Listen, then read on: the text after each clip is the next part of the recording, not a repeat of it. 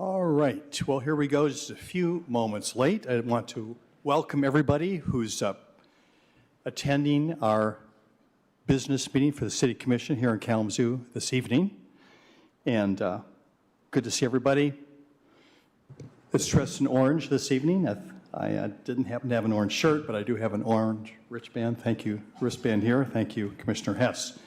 So I'm calling to order the business meeting of the Kalamazoo City Commission for Monday, June 5th, 2023. Our first order of business is to call the roll. Clerk Borling. Commissioner Decker. Present. Commissioner Hess. Present. Commissioner Hoffman. Present. Commissioner Juarez. Present. Commissioner Pradel. Present. Vice Mayor Cooney. Present. Mayor Anderson. Here. Thank you very much, Clerk Borling. For our opening ceremony tonight, we have Pastor Bill and Marilee Menser from the New Day Community Church. We're blessed to have you here with us. And I would ask if everybody could stand for the invocation and then remain standing for the Pledge of Allegiance. Thank you for the invitation. Let's pray. Father in heaven, we thank you for Kalamazoo, a beautiful place to live and a place that we've enjoyed for a lot of years. Thank you for all the favor that you've shown to our city through the thriving businesses, through the charitable organizations, the churches that worship your name here in this city. Thank you for this commission and our government that leads us, for every citizen, God. Lord, we recognize you as the compassionate and gracious God, slow to anger, abounding in steadfast love and faithfulness. We come to you with thankfulness and gratefulness this evening. Yeah, Lord, I just pray blessing over each of these commissioners and these leaders that you've raised up for this time and this place to lead. And so I pray you'd bless them, that you'd give them wisdom, that you'd give them peace, that you'd give them perspective from heaven as they make decisions to care for this city and these people that they care so much about. And so I pray that you'd meet all of their needs and that they would glorify you in their decisions that they make, that you would be honored. And we know that you bless those who live according to your way. And so I pray blessing over them. Thank you for this evening. In Jesus' name, amen. Amen. I pledge allegiance To the flag of the United States of America, and to the republic for which it stands, one nation, under God, indivisible, with liberty and justice for all.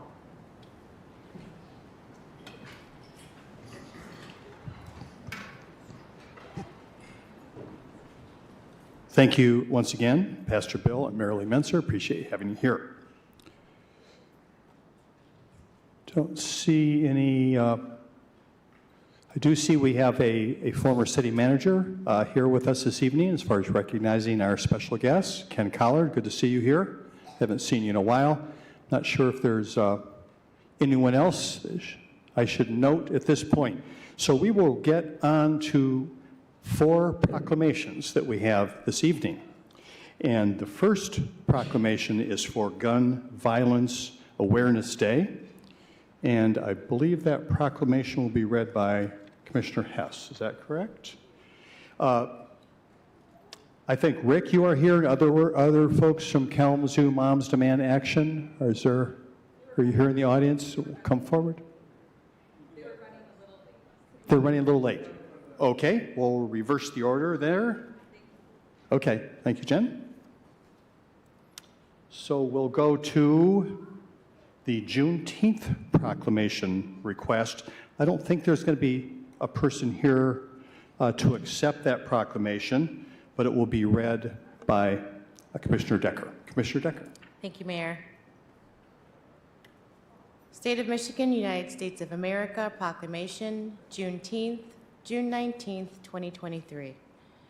Whereas the United States was established on July 4th, 1776, with the Declaration of Independence, the classic statement being, "We hold these truths to be self-evident, that all men are created equal, that they are endowed by their Creator with certain unalienable rights, that among these are life, liberty, and the pursuit of happiness.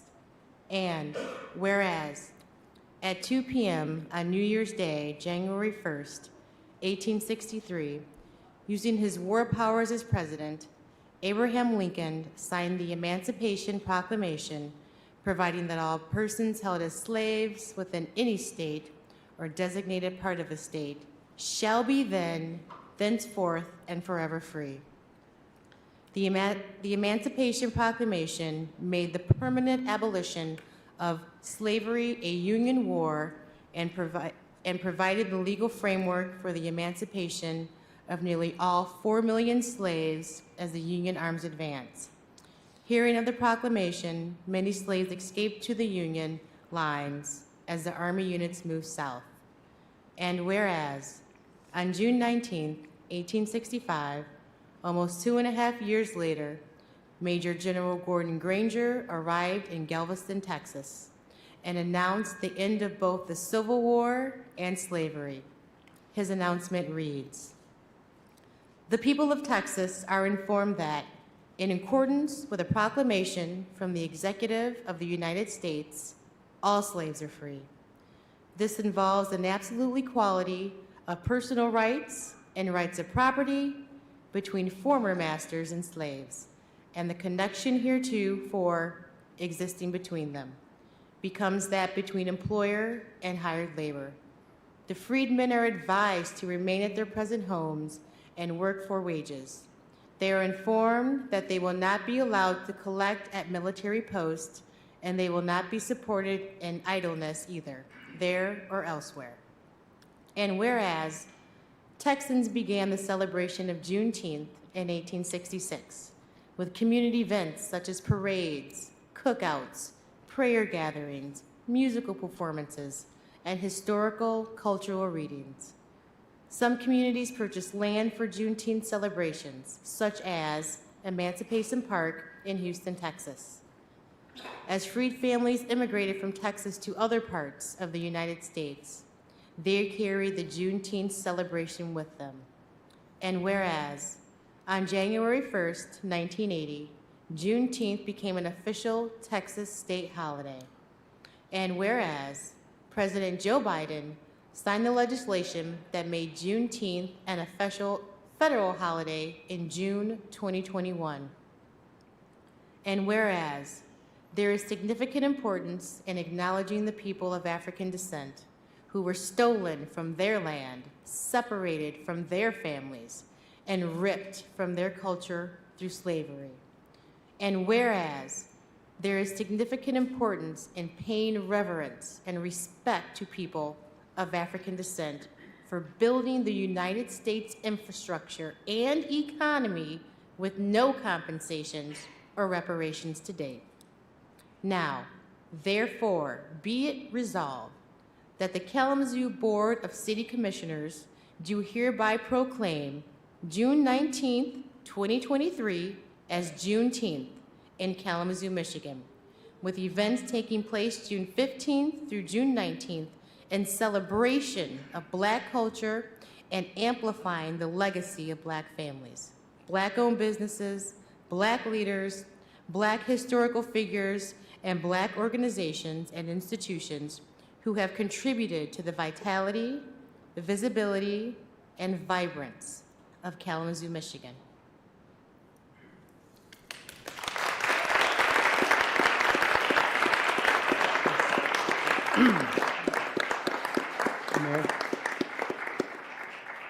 Mayor Anderson,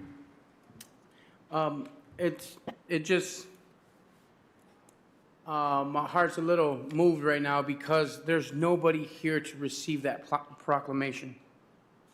And I would be remiss to not say something about that. And I would hope, well, okay, yeah, come on up. I would hope that somebody would come up and receive this, not because it's given by the city or the city has put his stamp of approval on giving this proclamation, but because it means something to somebody. Thank you for coming up and receiving this proclamation. I've been celebrating Juneteenth since I've been here. Okay. Yeah.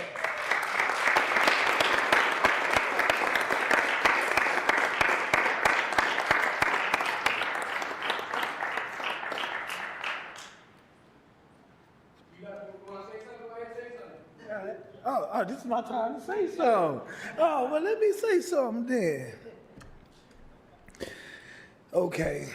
Once again, my name is Marcus Johnson, and I understand what Juneteenth means to a lot of people from the South, especially in the Texas, Louisiana area, since my father's from Louisiana. One of the things that no one never talks about when it comes to slavery and the systematic racism that's locked into the police force, right? The police force is needed, don't get me wrong, but we need a revamp of what the police is for in the community. They need an understanding what they are for in the community. Because back then, the police was strictly to hunt slaves. And that mentality have trickled down to this days and time. When the police see us, regardless of what we doing, we automatically is a threat. And they approached us as a threat until otherwise. When it's supposed to be the other way around, you innocent until proven guilty, well, it starts in the community. And they associate us with being guilty first.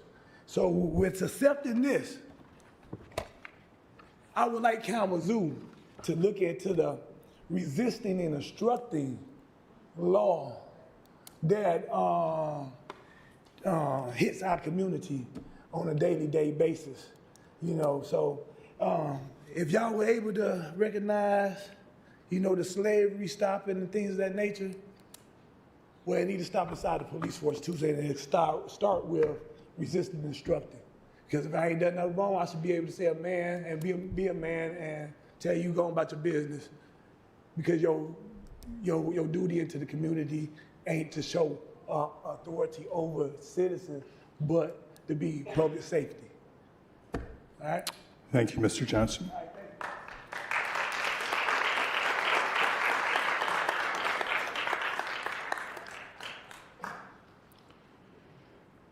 Next proclamation on our agenda is to recognize Pride Month in the city of Kalamazoo.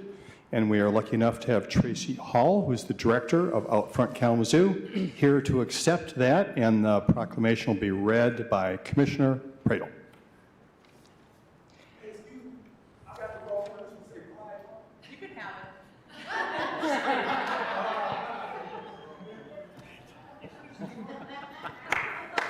Give it to Tracy.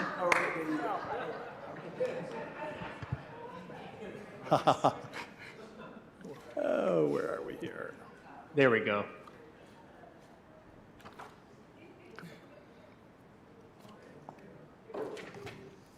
There you go.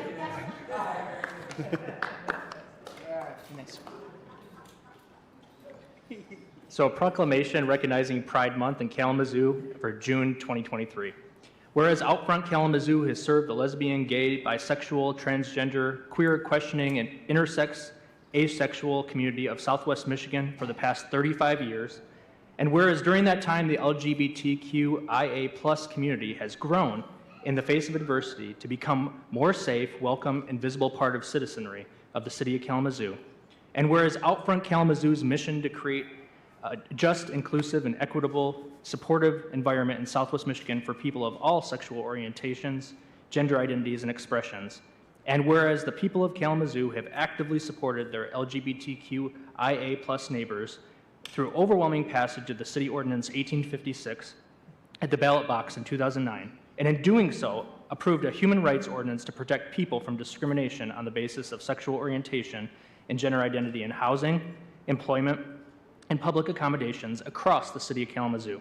And whereas the city of Kalamazoo has proudly hosted its own Pride Festival since 2007 and can lay claim to being one of the largest Pride festivals in the state of Michigan. And whereas Outfront Kalamazoo continues to provide the LGBTQIA+ and allied community members with needed access to resources necessary to help all people of our community be happy, healthy, and productive members of our society. And whereas the City of Kalamazoo and Outfront Kalamazoo celebrates diversity and embraces the city's values of belonging, economic opportunity, stability, equity, safety, security, a sense of community, and shared leadership to promote a community where everyone can truly love who they are. Now I, Commissioner Pradle, on behalf of the 54th City Commission and Mayor David F. Anderson, do hereby proclaim June 2023 as Pride Month in the City of Kalamazoo and encourage citizens to join me in recognizing and supporting Outfront Kalamazoo and their amazing contributions to strengthening our community. Thank you.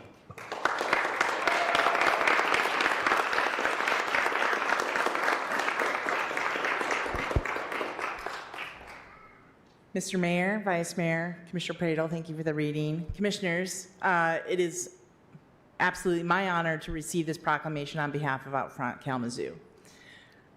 This is my first time up here. Last year we sent our amazing program director to come up, but I'm so happy to be here. Thank you for supporting the LGBTQIA community, for supporting Outfront. I've been thinking a lot about 1856. This year. As you know, the state of Michigan recently expanded the Elliott Larson Civil Rights Act.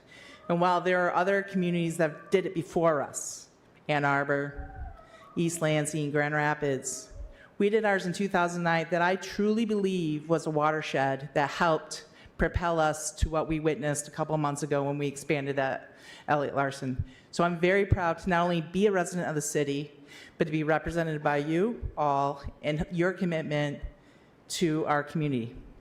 I would be remiss to not give a huge shout out and love to the city staff. They have been amazing partners in this work with me the past several months, if not year and longer, but really the last few months. And we are truly working together to make Kalamazoo a safer and better place for all residents, including the queer community. So thank you, thank you, thank you, and a huge love to the city staff. Thanks.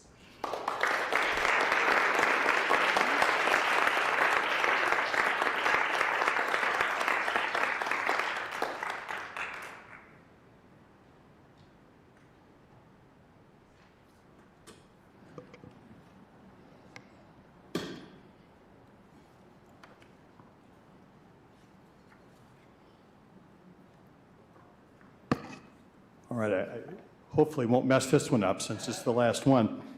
No, 2 more. Yes, I know. Oh, 2 more. Wow, I'm really lost tonight. Okay, so the next one is, yeah, we're already off order. I guess okay, thank you. So we are going to wait for the gun violence proclamation, and we have a special proclamation this evening honoring Women Veterans Recognition Day. And I know I saw Tony here. Hi. So whoever is accepting this, please come forward. Thank you. And it'll be read by Commissioner Huffman. Good evening. I'm honored to read this proclamation.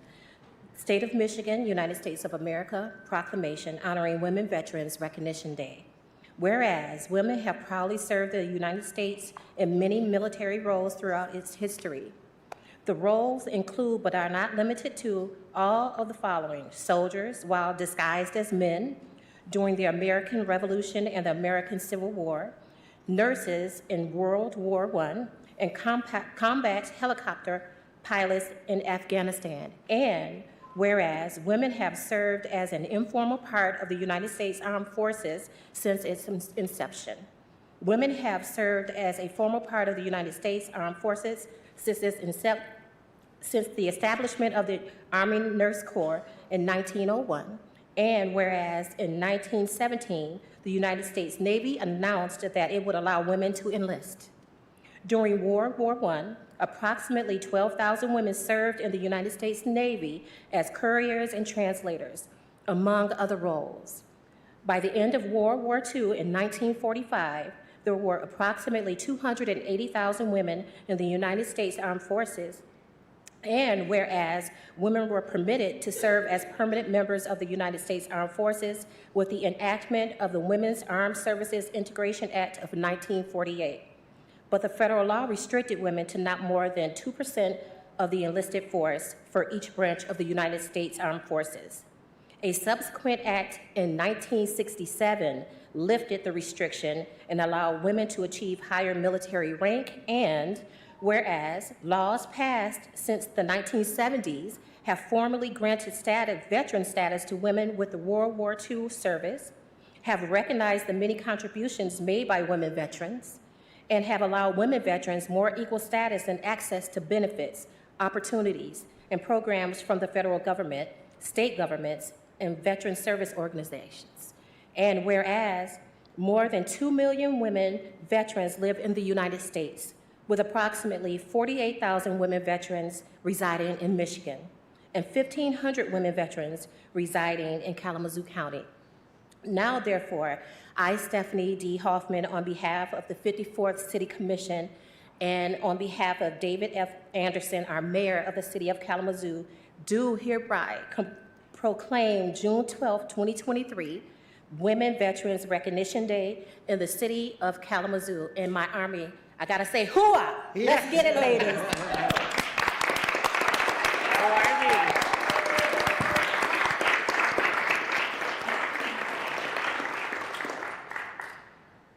So I'm not nearly as eloquent as the rest of the group, but I'm Tony Kennedy, United States Army veteran, veteran navigator.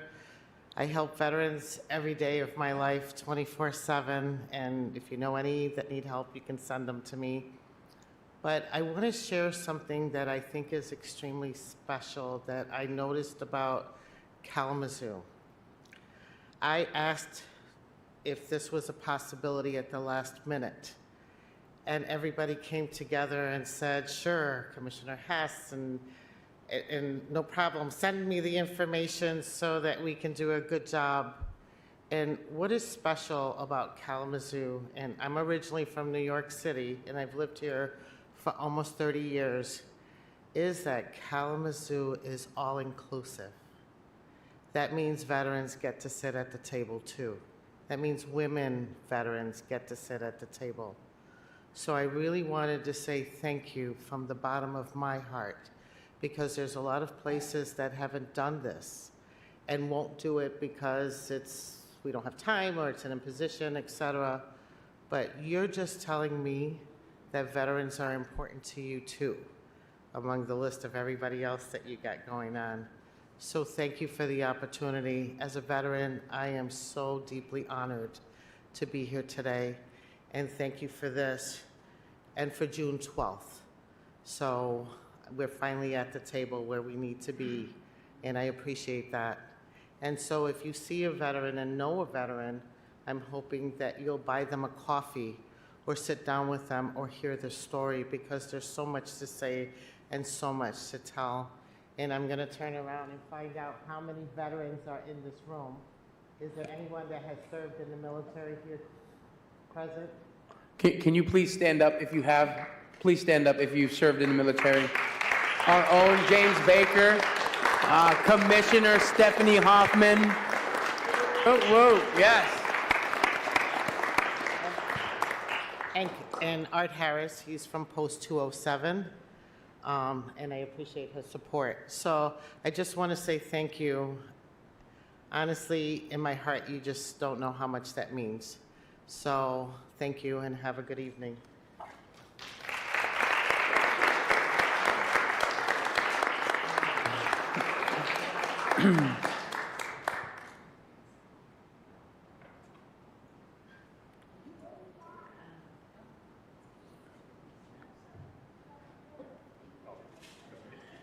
So I just want to give a quick shout out to you, Stephanie, for your service in the military. That's huge. And that is really awesome, right? To see a woman veteran on the city commission, right? So you represent a lot, not just woman, veteran, black woman. It's so much. Queen, yeah, right? Queen Stephanie Holman, right? But we appreciate your service, and I'd be remiss to just keep in our remembrance one female who didn't get the opportunity to be a veteran. Vanessa Guillen was a young Hispanic lady in Texas who was murdered by fellow military personnel. And I would be remiss to mention that life was lost. So I'd like to take a moment of silence for Vanessa.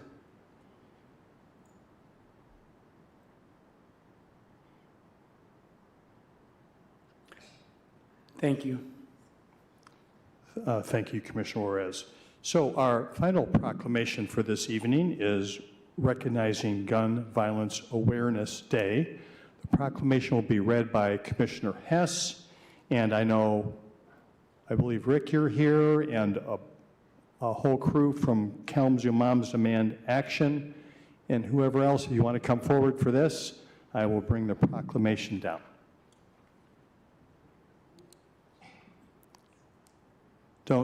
Everyone's welcome to come forward. Yeah, if you're wearing orange, please come forward.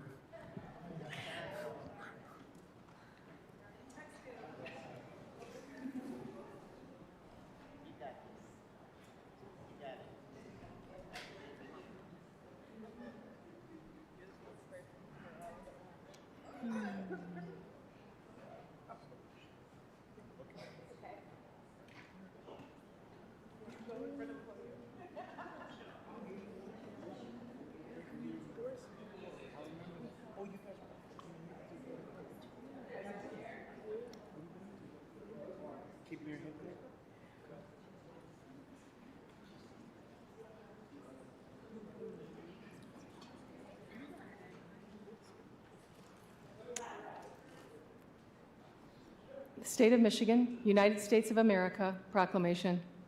Gun Violence Awareness Day, June 2nd, 2023.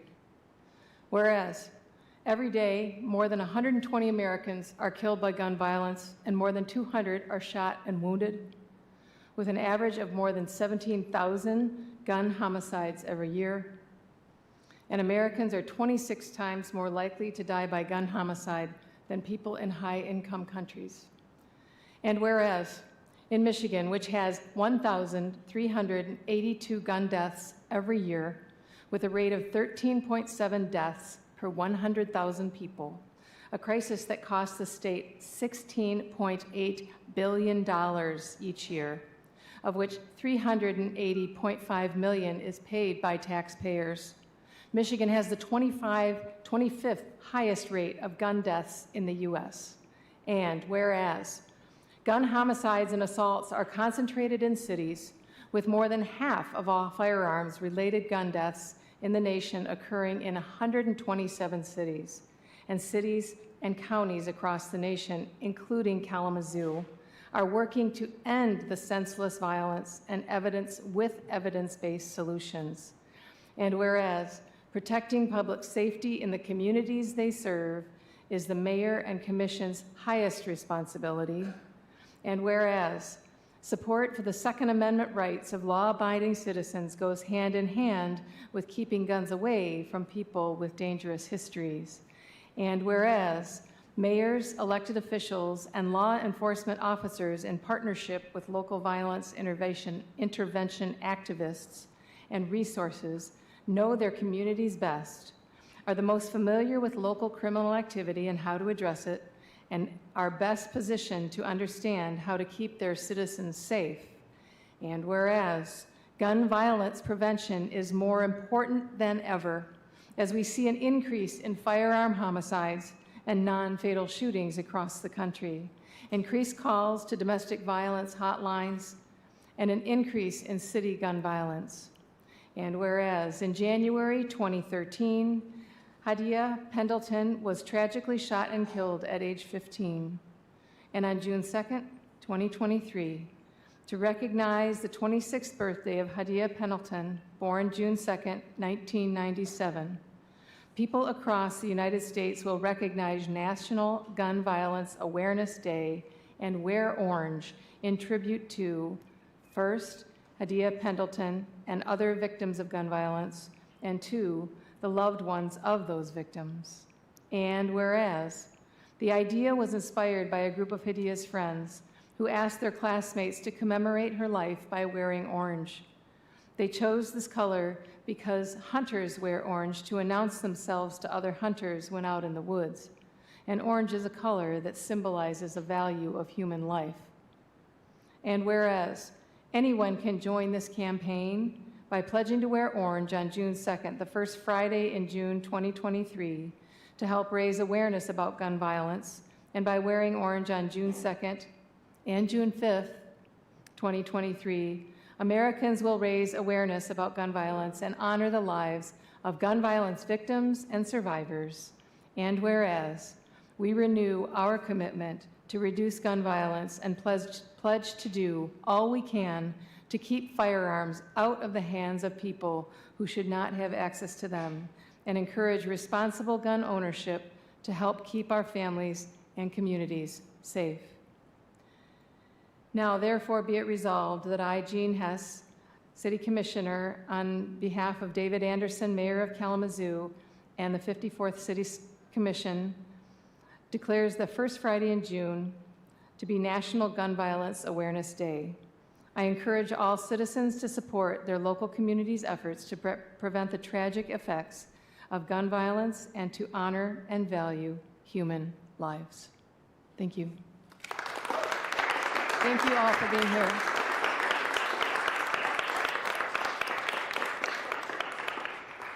Rick is not here, although I'm a newer mom of Moms Demand Action, because I'm still a newer mom. My kids are 3 and 6.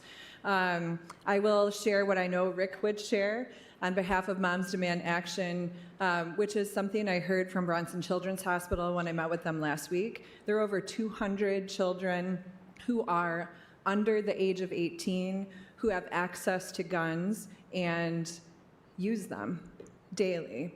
And that's unacceptable. So I just want to share the message of being safe, having gun safes, using gun locks. It's not a political issue. It's an issue about protecting our youth. Many youth who spoke today on stage at Bronson Park, and it's an issue of being a mama bear and what that means when it comes to protecting not only our own children, but the children around us. So I just want to share that on behalf of Moms Demand Action, and we'll get this to them. Thank you. Thank you, Jen.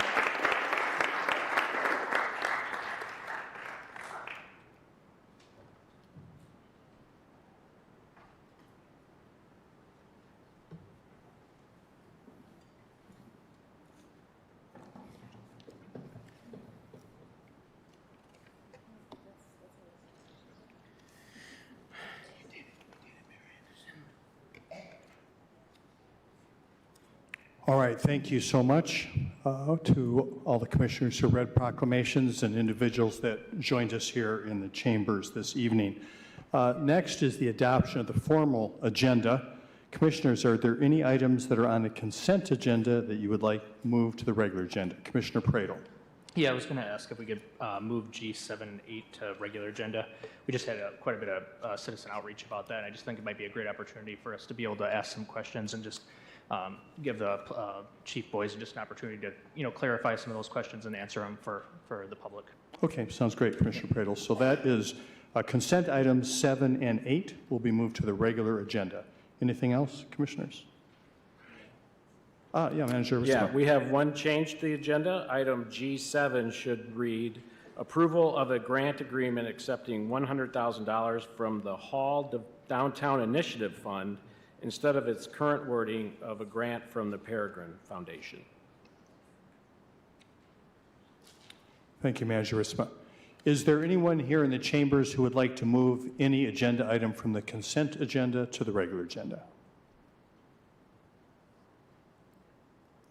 All right, the agenda is adopted. Next is communications.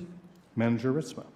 Thank you, Mayor. I'll call forward Jennifer Haymoss again for a presentation. Jennifer is the Vice President of Initiatives and Public Policy with the Kalamazoo Community Foundation, and she's going to give an update on the Kalamazoo Blueprint for Peace. And this is a long-term community-led violence prevention strategy. Welcome. Thank you. Thank you very much. You'll be hearing from me twice a year in perpetuity, probably. It says this is a long-term violence prevention plan. Thank you for the time today.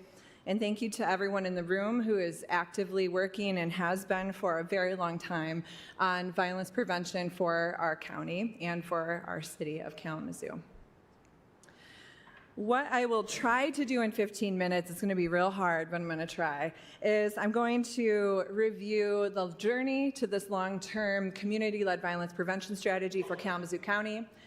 I'm going to review a public health approach to community violence prevention, and then just preview the 93 action steps from the community and the next steps for the Kalamazoo Blueprint for Peace. I do talk very quickly because I know I don't have a lot of time. Anyone, feel free to ask questions, or we can get coffee and I'll talk a lot slower.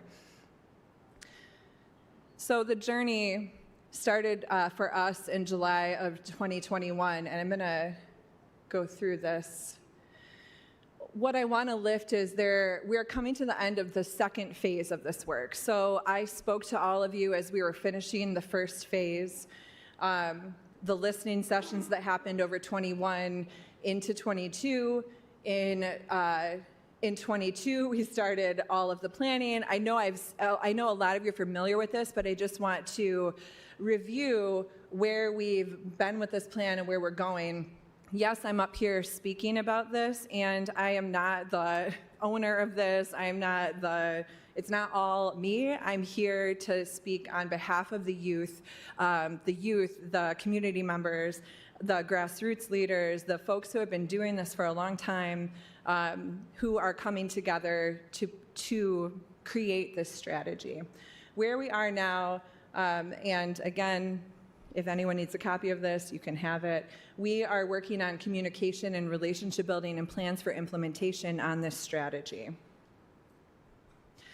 I just want to recognize here some individuals and groups that have contributed to this. So in phase one, it was our gun violence prevention network. So that was County Commissioner Tammy Ray, Gwendolyn Hooker, Ed Genesis, Stacy Ledbetter, Emily Oliveras, and Dr. Charlotte Davis, supported by Reggie Moore and Community Foundation leads. That was a large learning portion of the work around what gun violence as a public health crisis is and the beginning of these listening sessions. In phase two, we had facilitators who met with community groups since January. So that's Tia Whitley, Dr. Kinlana Ferguson, Stacy Jackson, Commissioner Stephanie Hoffman, Amy Mervack, and Laura Lamb, supported by Reggie Moore.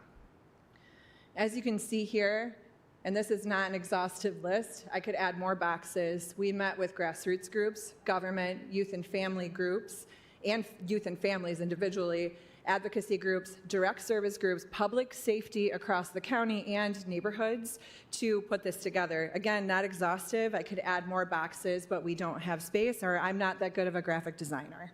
But I do just want to recognize the people that have been a part of this, many of you in this room, and thank you for that commitment to this work.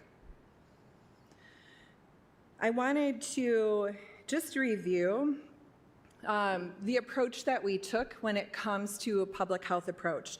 So in September of 21, the resolutions at the city and county level that were written with the leadership of Gwendolyn Hooker and from Hope Through Navigation and County Commissioner Tammy Ray asked that we take a public health approach. This is just a reminder of what this is. Thank you to Cradle Kalamazoo at the YWCA and Bronson for this framework.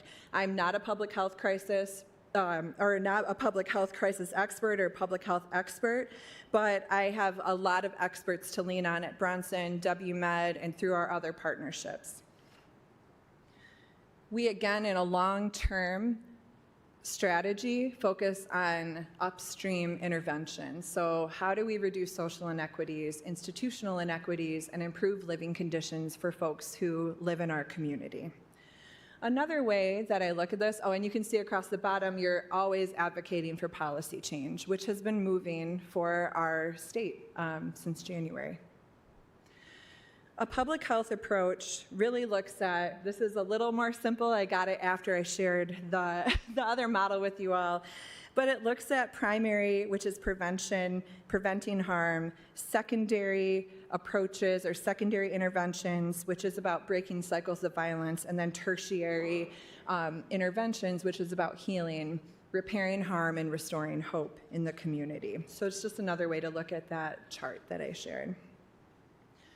Just a reminder that a long-term strategy through a public health lens focuses on upstream prevention and understands there are immediate needs around coordination and the flow of resources to support direct service and community violence intervention.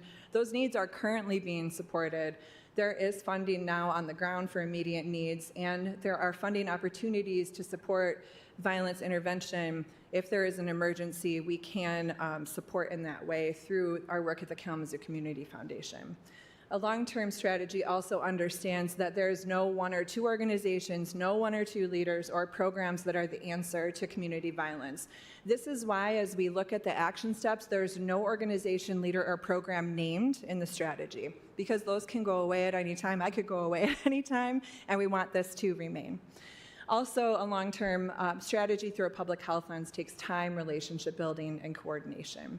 So as you look at this and as folks listen to it, action steps may state work that's already existing and work that may need to be lifted for resources or stronger coordination across sectors. So just because it's listed, it doesn't mean it doesn't exist. It just means community has said this is very important and we need to focus time, attention, talent, and treasure towards this. Just a short review. We have 6 goals vetted by community members, 28 strategies vetted by community members, and 93 actions created by community members and cleaned up by folks on the ground who are doing this every day. We have put in, since January, just in phase 2, at least 80 hours of convenings with community members across the county. There have been 146 contributors, from individuals to grassroots groups to public safety to institutions, and 215 programs and organizations that were named by community members in this strategy. So again, it's not just me. I know I'm here speaking about this, but there's so many other people who are part of this work. So let's get to it. I stated there are 93 action steps. We're not viewing all of them. What I did was pull action steps that I believe are aligned with one of your biggest priorities for the city of Kalamazoo, which is reducing gun violence for juveniles and supporting youth. So our first goal is stop the shooting and stop the violence. What I will do is, I'm not going to read this whole slide. What I will do is just lift up 2 that come up in a lot of conversation. I'll do that for each slide because the commissioners have this. I know folks can see this, and this will be available publicly. So what I would like to share, and if you haven't been following this work, the action steps are newer. That's what we are sharing today. The first thing is under number 2, reducing violence with proactive prevention methods. We talked a lot about increasing community awareness and the use of transformative practices and diversion programs for youth and adults. So that's been a large conversation and a large gap that needs to be filled across our county. The second thing in this area I wanted to raise, because it comes up in so many conversations with young people, is decreasing illegal gun activity and having more community education on firearm possession, straw purchases, and ghost guns. That is a large issue in our county and is something that we all need to understand better moving forward. The second goal is increasing access and building capacity for healing and community restoration. I want to really focus on this after the rally today in the park, where Orange, we heard about the trauma, how it impacts individuals, how it impacts family as a ripple effect to community. I'm going to lift up 3 of these that have come up in constant conversation. So first, under promote healing, behavioral health, and trauma reduction, it's supporting professionals who address violence and others experiencing secondary trauma. As we looked around to see what existed in community, we know people are doing this work all the time. They're impacted by secondary trauma, and there's not an easily accessible way for people to get support when they're dealing with secondary trauma. The second thing is providing no-cost mental health care for youth and families, especially those impacted by violence.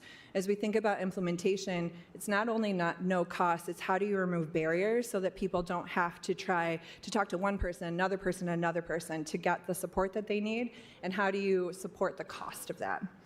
The third thing I wanted to lift is under number 5, which is about strengthening and preserving healthy relationships, is thinking about strengthening restorative practices in our courts, child welfare institutions, schools, and community settings as a means to advance healing and repair relationships for survivors and perpetrators of violence and broader social networks. And a lot of that impacts our young people. The third goal, which you will see, commissioners, there's a ton here because I just wanted you to see everything that really goes along with what you are passionate about and talk about as a goal. I will lift 4 from this page that come up in constant conversation. Number 1 is promoting healthy families and quality early learning for healthy youth development. And we are really talking about how you build access to high quality and no cost early learning supports and facilities, so daycare and preschool in priority areas. The second one to highlight is under number 3, ensure youth are connected to positive, caring, and reliable adults. And that's thinking about strengthening the quality, access, and coordination of out-of-school time and summer programs for priority youth. This is something you all are already investing in, and this is something community has said is important to them, so I wanted to highlight that. Number 4, is expanding access for priority youth to access reliable transportation to school and or work, a conversation that has been going on since I was working in the schools in 2005 to 2013 and youth development from 2013 to 2017. And it's not something we have a solution to because it's very difficult to figure out. And community has said this is important for them. Under number 5, I wanted to just lift up the increasing youth learning by promoting school attendance and motivating factors with a culturally responsive approach that mitigates barriers. And I raise this because in speaking with Kalamazoo Public Schools, there are thousands of missing youth who are not in school right now. And we have to ask ourselves as a community, what are the barriers that need to be mitigated for us to get more youth back into schools throughout the county and in the city of Kalamazoo. Number 4, cultivating economic stability. I wanted to highlight 2 things here. One is providing and you can see intersections within this. It's under number 2, strengthening economic supports for families. And it's how do you provide access to resources that support stabilization in employment, housing, childcare, and transportation. Many things that have come up already. The second thing is establishing systems for promoting living wages for 0 to 3 caregivers. So if we know we need more of access to early childhood for supports in daycare and preschool, and you can't have that if you don't have equitable wages and systems for living wages for folks that are taking care of our children. Number 5 is fostering safe and strong neighborhoods. I want to lift 2 from here. Under number 1, create safe and accessible community spaces. I wanted to just lift up creating and strengthening neighborhood centers in our priority areas to provide a 2-gen or multi-gen approach for families and resources. This does include extracurricular activities as well. Under number 3, building resident leadership and collective action.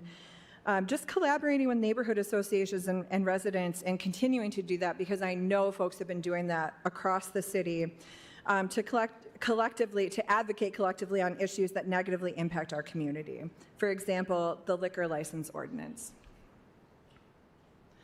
Number 6 is one of the hardest ones to think about and it will take the longest, but it's strengthening capacity and coordination. And I wanted to lift 3 from that come up in constant conversation. Under number 1, building capacity for systems change and increased collaboration across organizations and sectors, it's both bullets. So I can't continue to convene on my own. I need to work with everyone who's involved in this work to establish and sustain a coordinating council that provides leadership, coordination, and oversight of the implementation of the blueprint. The second is we have to build and staff community violence intervention strategy that includes recruitment and training for a community violence interventionist. This has been a huge conversation, especially over the last 6 months. Number 3, I just wanted to lift this because I'm a funder and I'm constantly bringing funders together to discuss this. We need to bring funders together to support alignment with the policy change, alignment with the long-term goals and strategy, and the cultivation of community cohesion and what that looks like moving forward. That was very fast, but what's next is communication and evaluation. So we need to share out what has happened over the second phase. We need to share with all stakeholders. We need to prioritize these actions, knowing, okay, we have 93, what is our focus for the first 3 years? And doing that with community. And then we also need to create an inventory of the 215 individuals and organizations that were named throughout the plan to know what are you doing, what areas are you doing it, what have your outcomes been, and what do you need moving forward. We need to build capacity. As I discussed with the coordinating council, I'm hiring a director of systemic change initiatives who will help us build out this work. And we need to bring on another person to do that. In the city of Cleveland, they have 4 people who have been hired to build their blueprint for peace for the city of Cleveland. And right now, we're working with a lot of volunteers. We also need to begin a community violence intervention curriculum design team to provide capacity for what those needs are for our folks who are on the ground. So hiring, creating, coordinating. Lastly, we need to implement and we need to build out the plan for the next 3 years in what's manageable, what can we do, where is the political and community will, and what does it look like for us to build this out and check it every year, every 3 years. Y'all know I love quotes, so I just wanted to end by talking about true collaboration. It's the ultimate intertwining of skills, passions, and knowledge, and it is what concocts the most shatter-proof forms of change-making. Without true collaboration, it'll break because it'll be weak. And we need to really figure out how to be stronger as a whole and de-silo the work that happens. It happens in every community, and we need to figure out how to do that here. So thank you. You can scan that if you'd like my business card, anyone, or you can email me for more information or if you have more questions. And I think that was less than 15 minutes, but I don't know. So I'm open to any questions that you all have. Thank you so much. The limitation of time is not the most important issue here. So thank you, Jen Moss, for all your work on this and coming and keeping us included in it as well, and for people sitting on the dais here who've been participating in that in particular. Questions for Jen Moss at this time? Yes, Commissioner Juarez. I just have to make a comment and just, thank you for the work that you're doing and for the, how you just mention the people who have gone before you and the people who are on the ground. And, it's in that approach, in that mindset of saying, well, I'm speaking, but it's much more than just me or what the foundation is doing, right? You got first responders, you got all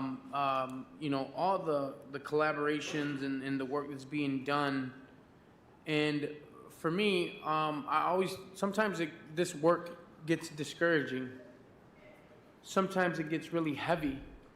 Sometimes it gets really hard because you're not just carrying, the information of another person dying, due to gun violence, but you're carrying that because our community is affected by it.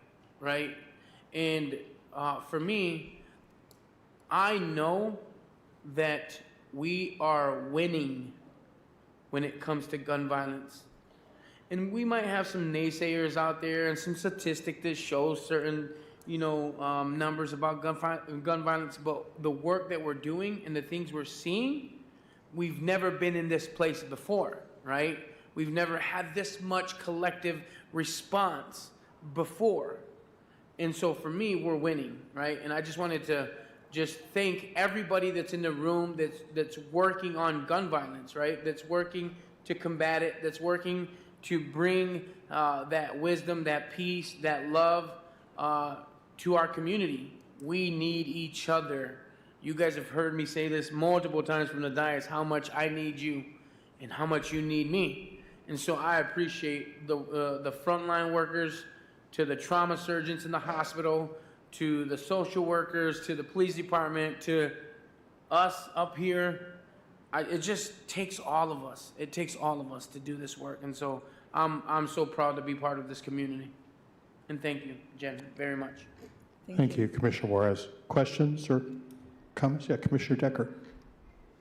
Thank you, Mayor. Thank you so much for that presentation. And as I look at I want to say the second page as you turn the packet, this is a journey. And, I appreciate everyone who's on this journey. I know a lot of organizations, individuals, families, schools, leaders, non-leaders, kids have come together to help everyone who had a hand in this blueprint work together. And it's just now beginning. And I echo everything that Commissioner Juarez said. We're beginning. We thank everyone that is doing this, and I'm excited to see what's going to happen going forward as you start to build your team, because it looks like right now you're sharing, prioritizing, and building your inventory. So I'm excited to see who you're going to hire, create, and coordinate. Me too. Thank you. Thank you, Commissioner Decker. Commissioner Hess. Well, thank you for being here and for that classroom, Jen. I appreciate you. What a great education. As we do this work, I think it's important. We said in a meeting last week where we were talking about youth, and someone reminded us to say, what are we doing right? So yes, there's a lot wrong with what's happening and the outcomes with gun violence, but I would also ask us to include what we're doing right in this whole thing. And the first thing is putting you in charge. So as we know, every educational institution needs a great leader, and you are that. And they are the first ones to defer to everyone else doing the work. So my gratitude to you, but to everyone else doing the work, because it is definitely our top priority as a commission. So thank you. Do you have anything to say about what we're doing right so far?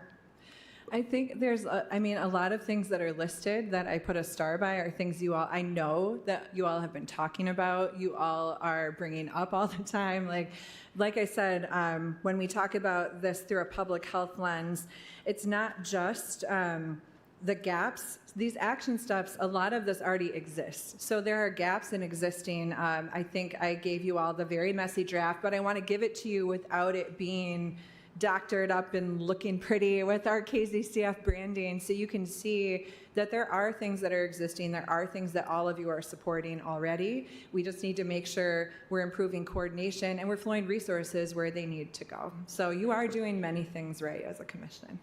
We are. Thank you. And I did hear you speak, today at the stage about injecting love, right? Yeah. Injecting love, and that's what we have to do.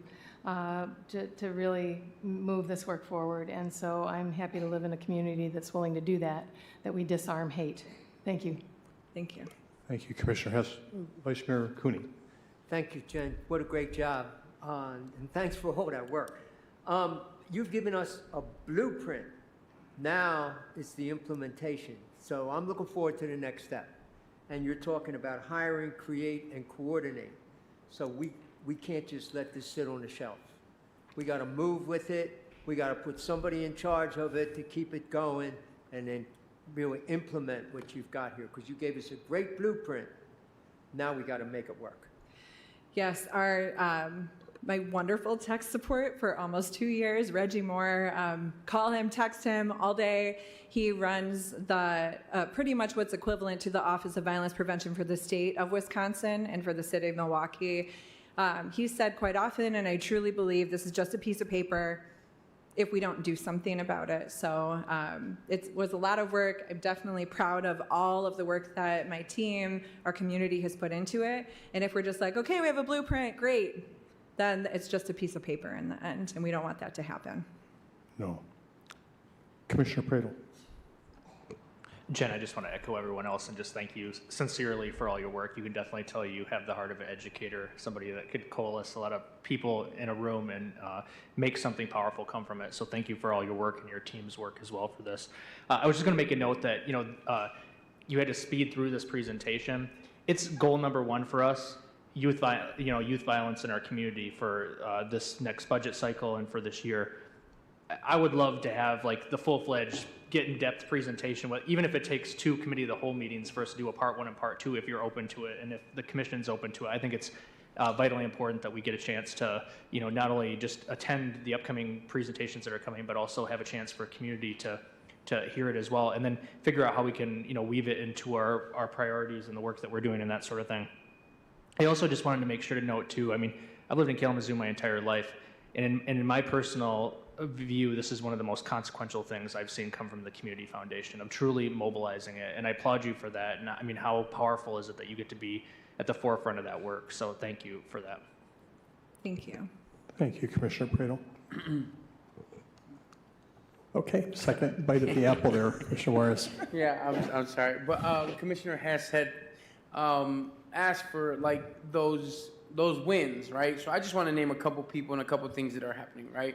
So Gwen Hooker, we applaud you for the work you're doing with JABS and the youth you're working on. She just had her grand opening a couple weeks ago in the Edison neighborhood. They bought a house that's going to serve the Edison neighborhood, and it's going to do amazing things. So that is a huge thing, being in the residence, right? Being in the community. And that house is going to be a beacon of light, right? It's going to serve many different purposes, but that's a win for gun violence, right? Charlotte Davis, the stuff she's constantly doing, trying to just empower people, mobilize people, to get them on the same page, and she fights to get people to stay at the table, right? As much as we can disagree on certain things or push and pull, or even when we get into certain arguments and our voices get really high, and then we're like, okay, let's figure this. And that is an amazing gift to have at the table, right? You got Michael Wilder and Yefencio doing Peace During War. You got GVI who's doing, that frontline work. You got Ed Genesis and Blocks Club United, right? You got so much wins that are happening in our community, and it's so beautiful to see, because when we start focusing on the highlights and the wins, Commissioner Hess, it'll start to change the narrative and the way we think about gun violence.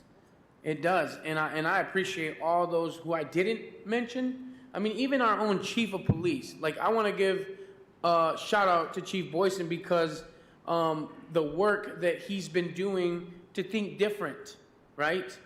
When I was a youth, when I was young, I didn't like the police, and I had my reasons, but I had to realize that it took me building a relationship with this man to understand we can change each other. And if we stay at the table and we stay connected to those conversations, and we fight to de-silo this work, the impact that we would have. So there's so much happening. I just wanted to mention that. It's just so amazing, so amazing. Keep up the good work, guys. Thank you, Commissioner Juarez. So once again, thank you, Jen Hamos, for being here. I know you're going to be coming back to us and keeping us in the loop. So really appreciate your presence and your work. Thank you. Thank you. Thank you for the support. Appreciate it. Yes.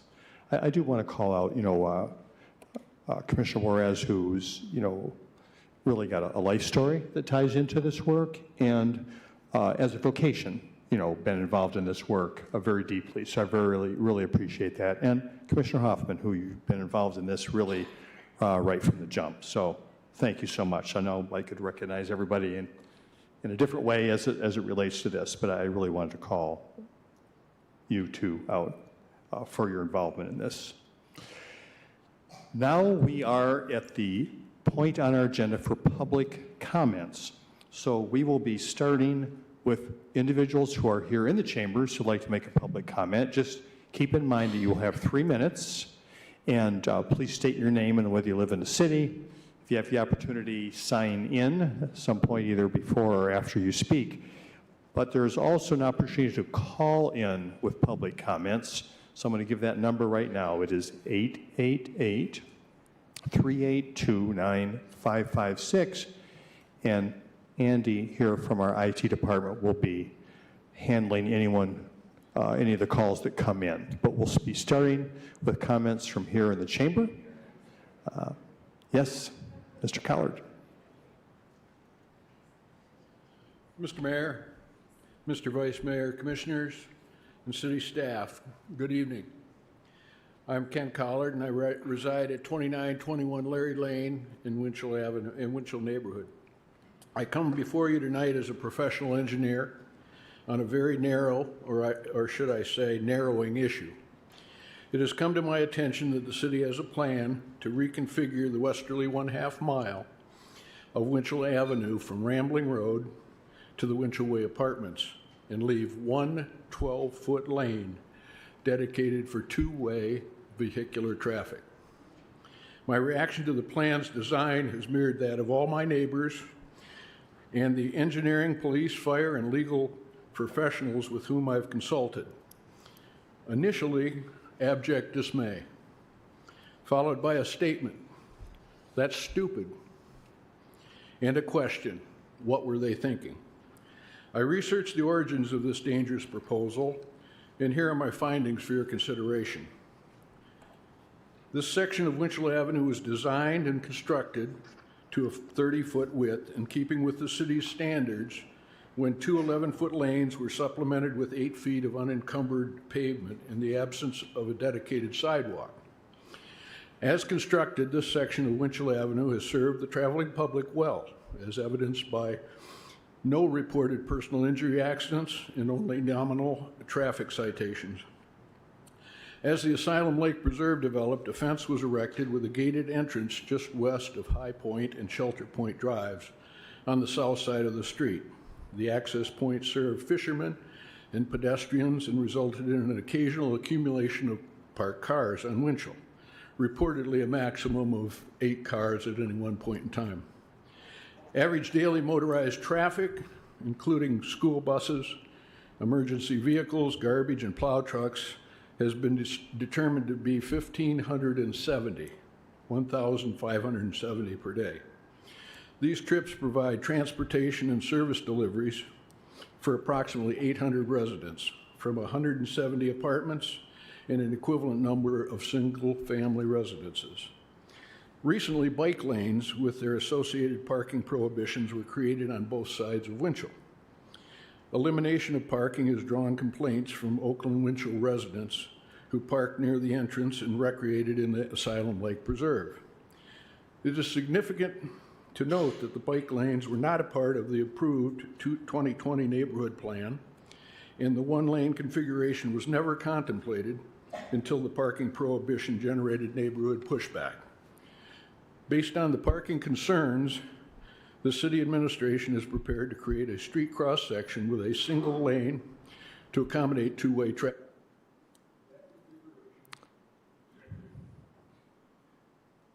Minutes is up. Bruce Merchant is here to complete my statement.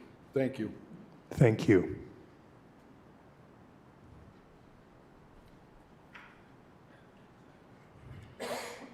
Bruce Merchant. I live at 1924 Autumn Crest Lane in the city of Kalamazoo. Continuing Ken's comment, that configuration will subject the residents to the distinct likelihood of head-on collisions. A nominal parking problem of the city's own making is being addressed with a dangerous plan that establishes a readily apparent public safety risk. I offer 2 rhetorical questions for your consideration. Why create an obvious safety hazard for the public and a city liability on a street carrying 570,000 vehicles per year and as many as 1 million passengers a year? Remember that these trips are made at all times of the day and night in all kinds of weather and pavement conditions and with drivers in varying states of alertness over rolling terrain with limited sightlines. Number 2, why could I find no record of any similar design standard utilized on any of the approximately 1.2 million miles of American urban streets? In summary, a professional engineer's first obligation is to do no harm. And I contend that this design does exactly the opposite. It creates an unsafe, conflicted space with a high potential for vehicular crashes resulting in personal injury and/or fatalities and associated property damage. Furthermore, the public will have unusually persuasive engineering arguments with which to seek financial redress when damage occurs in this space. In my professional judgment, the administration with this one-lane design has taken the complete streets road diet concept to an excess and will be generating unique and unprecedented risks for the traveling public instead of providing the additional safety promised in the complete streets policy. As a workable solution to the parking dilemma created by the new bike lanes, the City Commission should simply direct the administration to follow the 2020 neighborhood plan by removing the bike lanes and replacing them with the bike route signs called for in the plan. This will give the traveling public notice of bicycle traffic in the area while returning the roadway to a condition that has served the traveling public very well for the last 60 years. On a personal note, my family and I make approximately 1,000 of the 570,000 annual trips. Please don't allow the administration to proceed with traffic engineering experiment, which puts our lives and the lives of our neighbors in danger. Thank you for listening, and thank you for your service to our community. I echo Ken's comments. Thank you. Thank you. Next, please.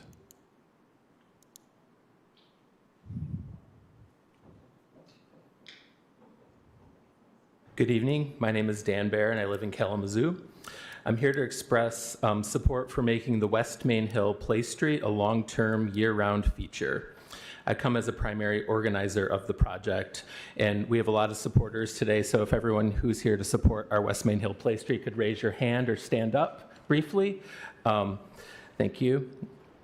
First, before I get into that, I want to invite everyone here in the chamber, including you all, to our West Main Hill Ice Cream Social, which will also function as the grand opening of the Play Street on this Saturday, June 10th at 2 p.m. in Jones Park. So you'll get to see the Play Street, you'll get to see the park. It'll be a joyful celebration, so everyone's welcome to that. I also want to thank the mayor, city commission, and city staff for their guidance, support, and expertise as we have navigated the process of creating Michigan's first Play Street right here in Kalamazoo. I also want to thank the many neighbors who have supported the project. The Play Street also aligns with the goals of Imagine Kalamazoo, and I just wanted to raise that up also. So this change will result in a very small 237-foot detour for cars. And it is a step toward making our city a safe place for walkers, bikers, strollers, and motorists aged 8 to 80. It is a step toward making a culture in our city where people can transport themselves in a safe and dignified manner without a car, including children, elderly, disabled people, etc. The idea came to me in 2019 while I was walking with my one-year-old daughter along Jones Park. She's here today, she's 4 now. This is a common route in the street for people to run, bike, and walk. And a motorist rolled through the stop sign, which is also common at this location, and rapidly accelerated toward me and my daughter while we were walking. It was close enough for me to stop, look around, and wonder, why do we have this redundant street along a city park open to vehicles in the neighborhood when there's another street just on the other side of the park that parallels this street? So what could we do in an interesting and fun way to calm the motorists in this area? The incident didn't happen in a vacuum. I love walking around the city, and during the first 2 years of my daughter's life, I was shocked at how hostile the streets of the city are to someone trying to navigate via stroller. Dangerous right-on-red situations all over downtown, missing curb cuts, things like that. And as a pedestrian, I'm interested in working on solutions to these issues. So this is one of our solutions. Neighbors and I first proposed the West Main Hill Play Street to our neighborhood board in the fall of 2019, and after 2+ years of organizing later, in 2022, we had a joyful and well-attended celebration, including Mr. Mayor Anderson was there also, who attended our celebration for the trial run of the project. So that was last year. So this year we'll be opening it as a permanent feature of our neighborhood. We hope everyone in the city can come and see it at the celebration and any of. Thank you. Yes, next, please. Good evening. My name is Jen Stroven, and I live at 1625 West South Street in West Main Hill. I live directly on Jones Park in the neighborhood. My home is positioned closest to the Play Street location, and I want to convey tonight my gratitude to the city for supporting this amazing and very innovative community project. The bay window of my living room is about 80 feet from one of the entrances of the play street. Having lived here for 5 years, we've observed a ridiculous number of problems which are going to be alleviated by the existence of the play street. Early on during the winter, we dubbed this little valley corner the Bermuda Triangle, where cars go to die. Minimal snow coverage results in numerous cars getting stuck. We've witnessed a school bus get stuck, numerous delivery trucks, mail carriers, and can you believe it, a tow truck that arrived to remove a delivery truck from our front lawn. It's a shockingly regular occurrence. Because this strip of road around Jones Park is often used as a pass-through for West Main drivers, people drive quickly and do not observe the stop signs located there. It's very easy to observe that the large majority of drivers do not obey these stop signs at all, and it's at a location where children are constantly playing and pedestrians enjoy walking. This is dangerous and untenable. And then in October of 2021, a shootout occurred out of the windows of 4 cars that were parked along the location of the play street. This private-feeling, car-accessible road unfortunately lends itself to a place where such activity can occur unhindered, undisturbed.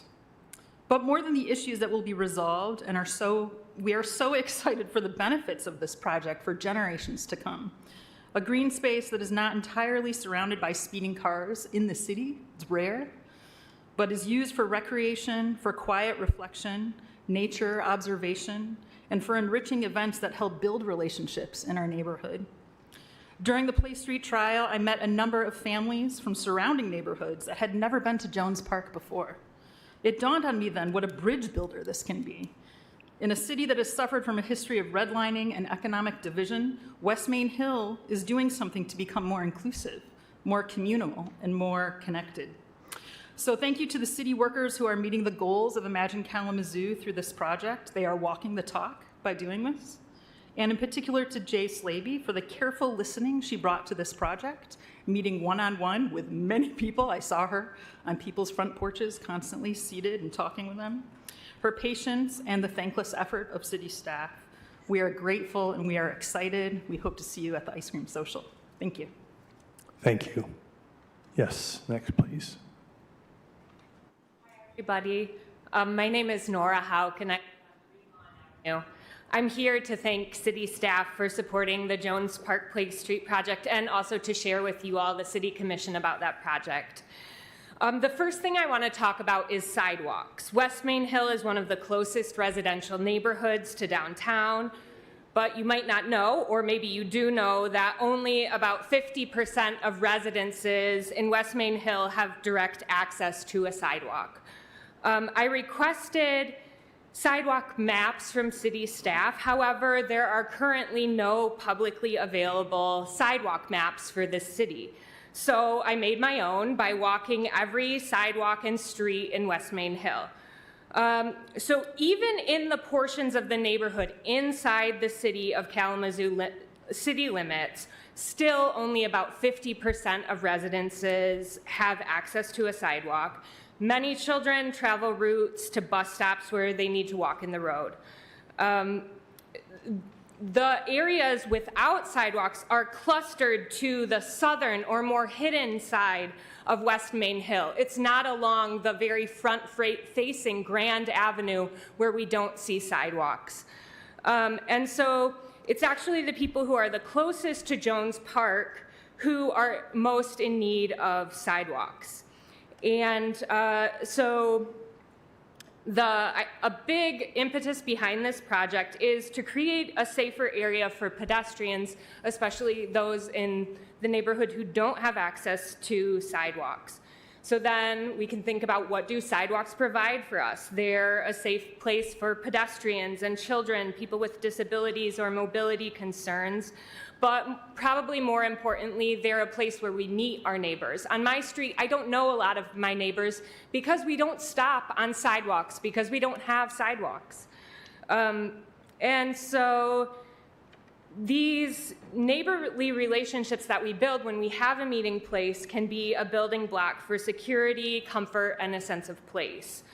I know that each member of the city commission, if you could snap your fingers, you would give sidewalks to every neighborhood in this city. but that takes time and major investment.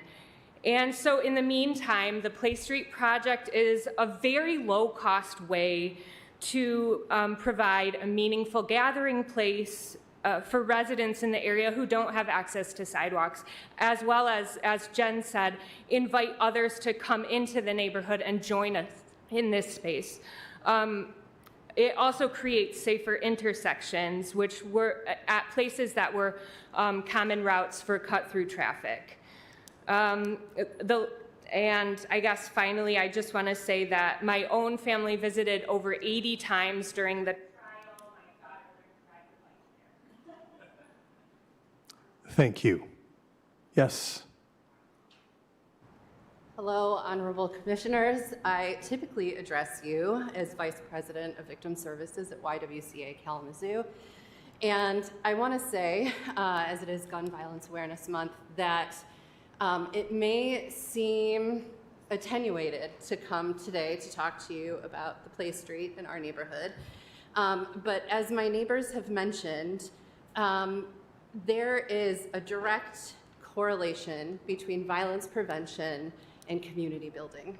And what we know is one of the greatest interventions that we could possibly provide in our community are spaces for neighbors to convene and get to know one another. And that absolutely has happened as a result of the Play Street and your excellent city staff's work on this effort. My children actually asked to come here tonight. One is sleeping in the gallery and is missing his moment. And my daughter Lucy is here to actually address you. She's been practicing her speech. They asked why no one has talked to the kids in this process, because they are the ones who most directly benefit. So Lucy, did you want to say something? Do you want to say it now? So I can tell you, Lucy had said that the kids, so adults get everything, kids get nothing, and they're just asking for one street, please. That's what she practiced. You want to say thank you? Thank you. Thank you. Thank you.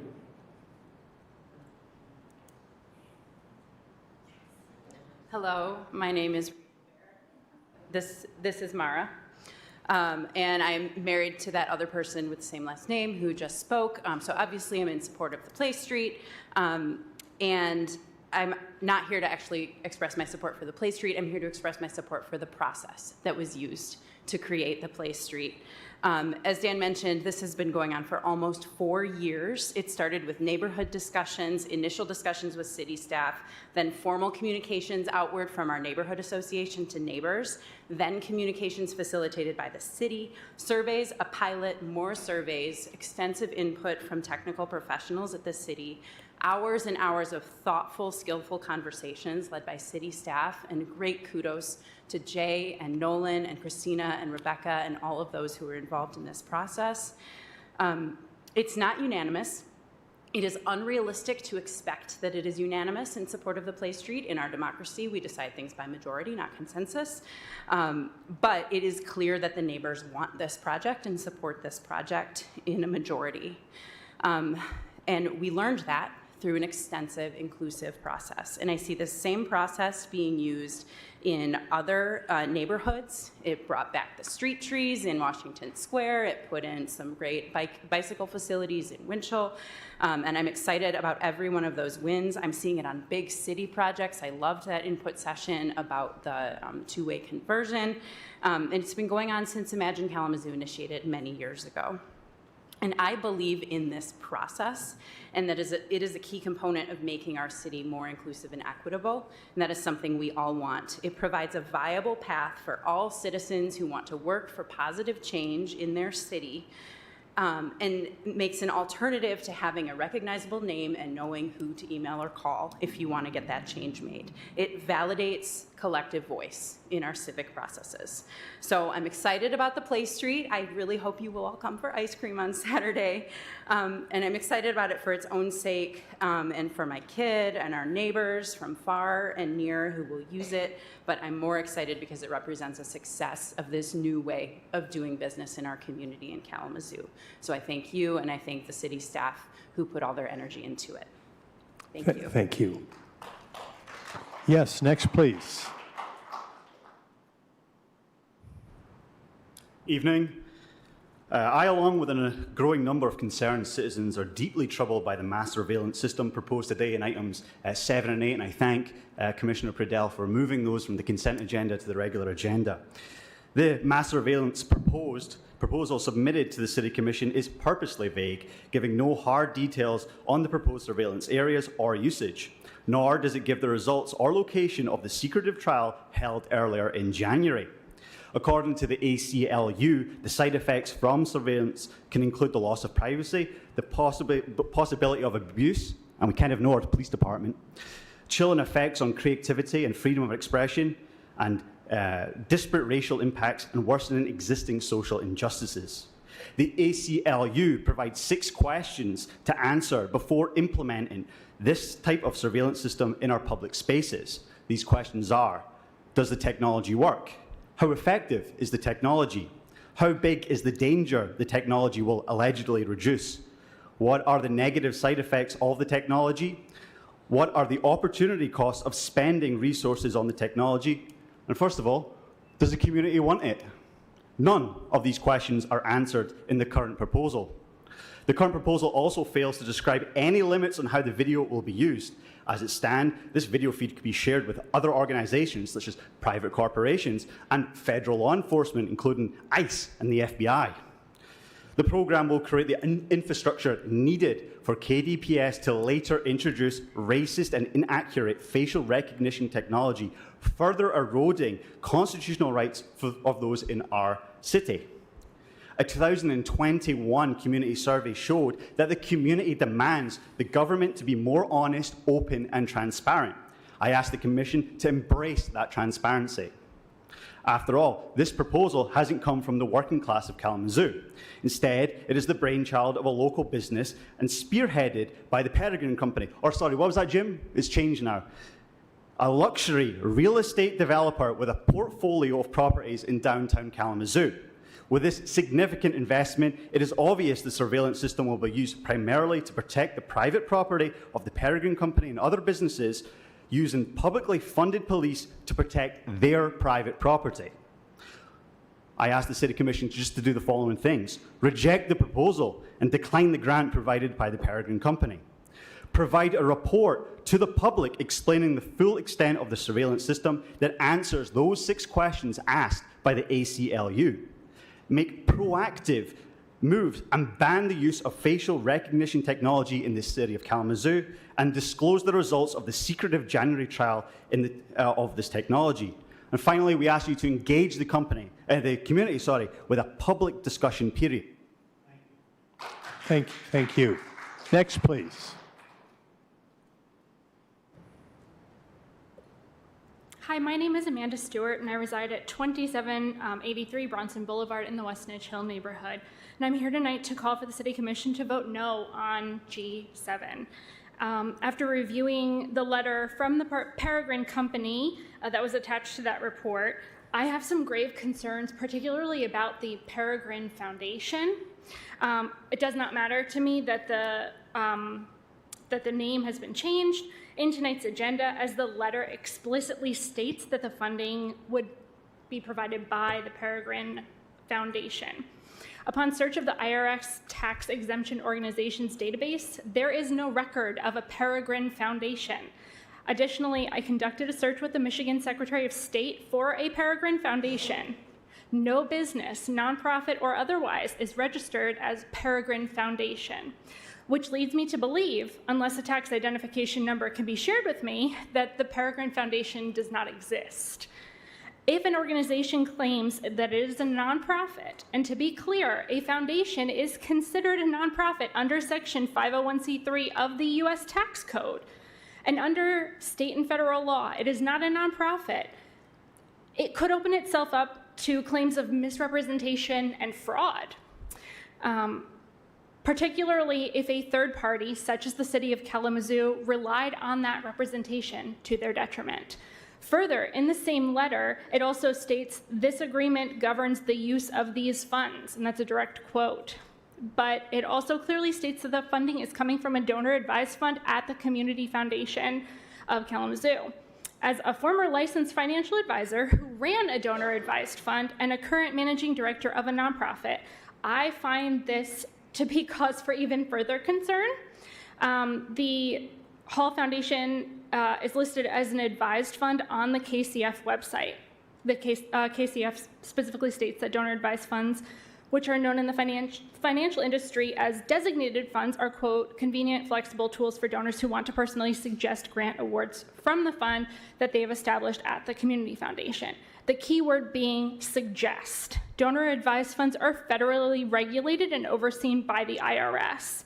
KCF is considered the sponsor, meaning they are the 501c3 nonprofit in full possession and control of the money within the fund. And the grant funds, as well as the grant award letter and agreement, would need to come directly from KCF. Only KCF has the authority to place restrictions on the funding.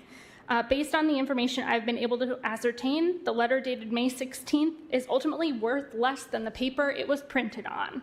The City Commission has a fiduciary duty to the people of Kalamazoo. So if Peregrine Foundation does not exist, where is this funding coming from?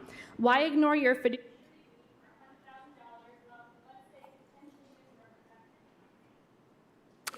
Thank you. Next, please.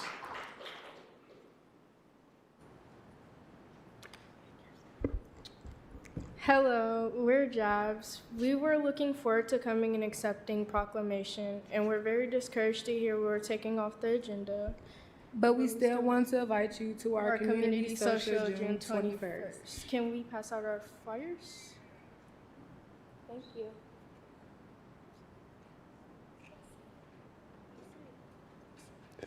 Thank you. Next, please. Hi, my name is Dylan Purnell, and I'm here to speak about the gun violence. I'm here to speak about the gun violence in New Village Park. I'm also with the Jabs. We usually have Jabs Club in New Village Park in the community center, but recently we have not been able to do that because of the gun violence going on in New Village Park. And Jabs, we have started a petition, an online petition that we hope to print out soon so that people can sign it in person as well. And we're trying to do all we can, but we can't do much. Seeing that I am the only person who lives in New Village, I know Jabs is helping as much as they can, but I'm the only person in, well, no, I'm not. I am in Jabs, but I live in New Village as well. And I have 2 younger sisters. And I have 8 siblings actually, but most of them are grown. And the gun violence out there is just ridiculous. Kids are scared to walk to their bus stops in the morning. Parents won't let their kids go outside and play at the park or even sit on their porch. Some people are scared to go to work sometimes, and it happens all throughout the day. One time there was a shooting 3 o'clock in the morning. Next day there was one 11 o'clock in the afternoon. It's just ridiculous. And sometimes it seems like the office don't try to do anything. So right now we had to move our location as of now to the Douglas Center, and that's where we're going to be for a while. So yeah, that's all I have to say. Thank you. Thank you. Yes, next, please.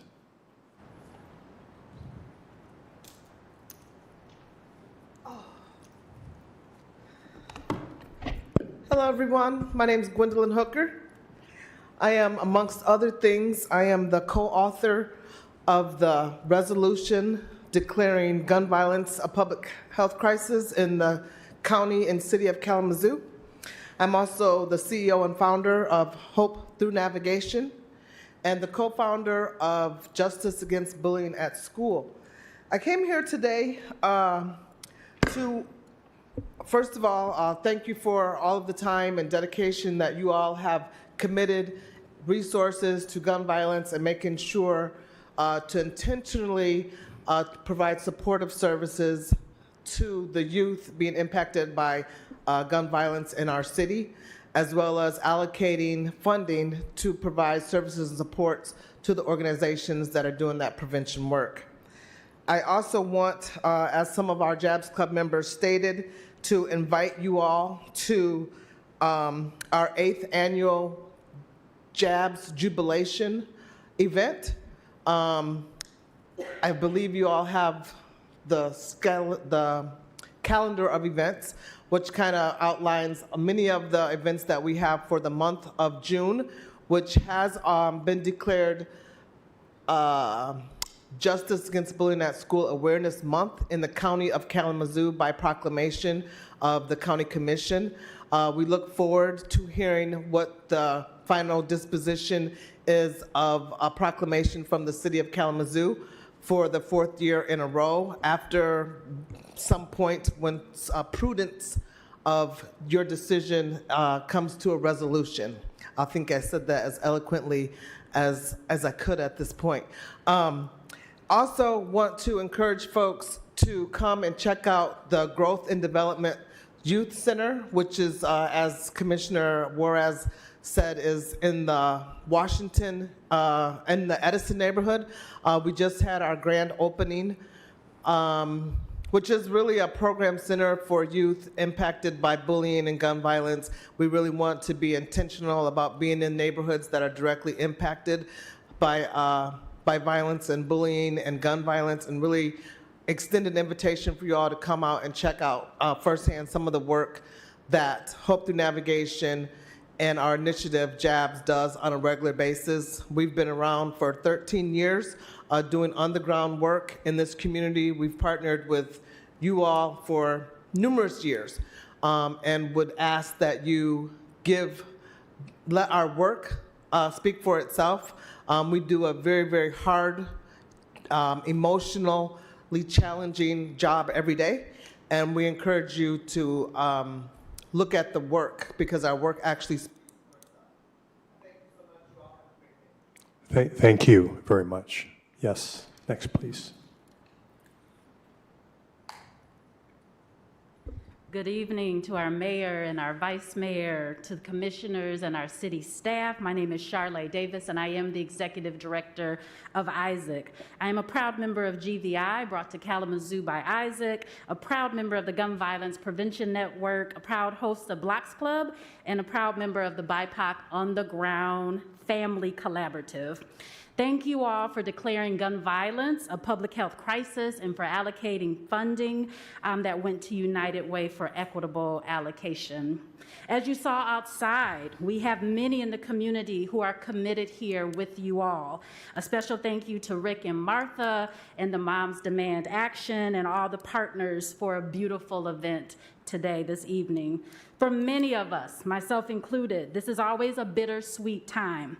Wear Orange is a time to be energized and to mobilize, to be unified, and we recognize where we have common ground and where we need to move.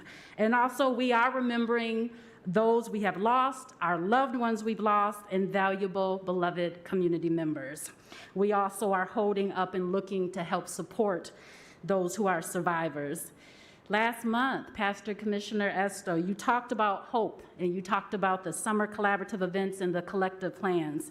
Thank you so very much. That work is still intentionally happening, the immediate and the long term, because we have hope.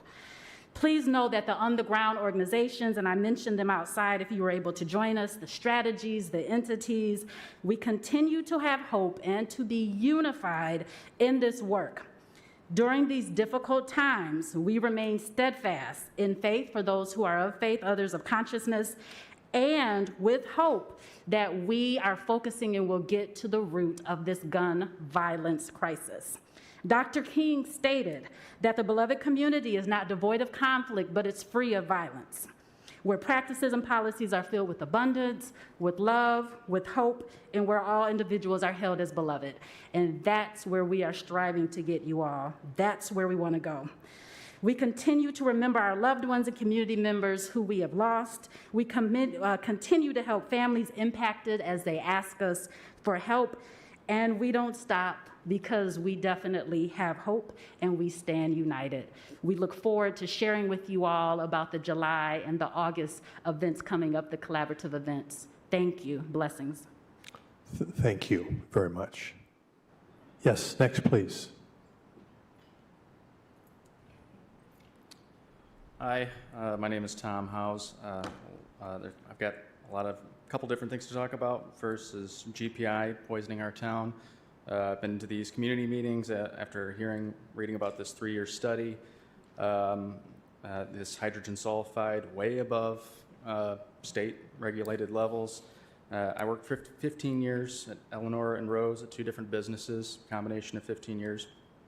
I'd always smell that smell early in the morning. Truck drivers, I'd be unloading trucks with truck drivers, and they'd say, "What the heck is that smell?" I'm like, "I don't know. I think it's the paper plant, and it smells like rotten eggs." And they're like, "It smells like that all the time?" "Yeah, every day." I'm like, "Nice town." These are people from all over the country that I spoke with, and they're just like, "You have to smell that every day?" And now we find out it's poison. At these community meetings, I saw a lot of important people up at the front speaking with Michigan Department of Health and Human Services, saying, "It's not my department, it's not my area, I can't regulate that, we can't hold these people responsible." So who can? Mayor Anderson, you were one of them. I'd also like to comment on the real-time crime center proposal that I just read about only 2 days ago. Since we've only had about 2 days to consider this, I'll just recite some things on the MLive article. ICLU attorney says the report does not describe any limits on Kalamazoo, how Kalamazoo would share the information it collects with other private or public entities such as corporations and immigration officials. That's a big concern. Also states that he'd like to see more details about facial recognition. He continues, the public deserves more time for meaningful review and input so they may ask questions and get thorough answers before the City Commission votes on this proposal. Could not agree more with that, and I have a feeling that other people in Kalamazoo agree. What's more, I respect some of the other comments that other people made about this, especially the Peregrine Foundation. The article also says that this $100,000 project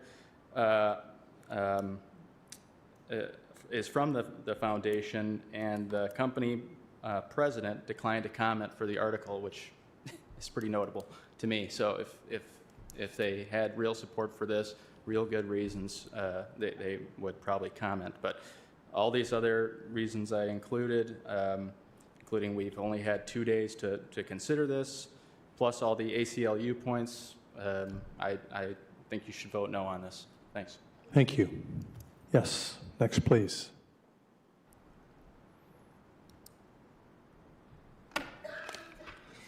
Hi, my name is Graham. I live on the corner of Oak and Cedar down in the Vine neighborhood, and I'm here today to ask the Commission to vote no on items 7 and 8, the proposed contract with Fusus for a so-called real-time crime center.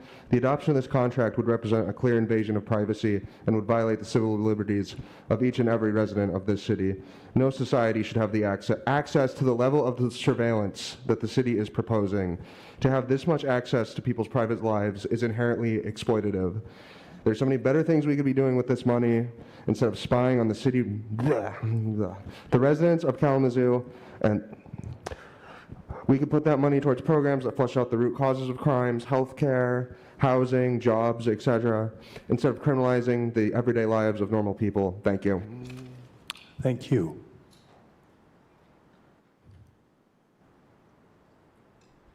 Hello, Commissioners. My name is Iris Potter. I live at 1204 Manor.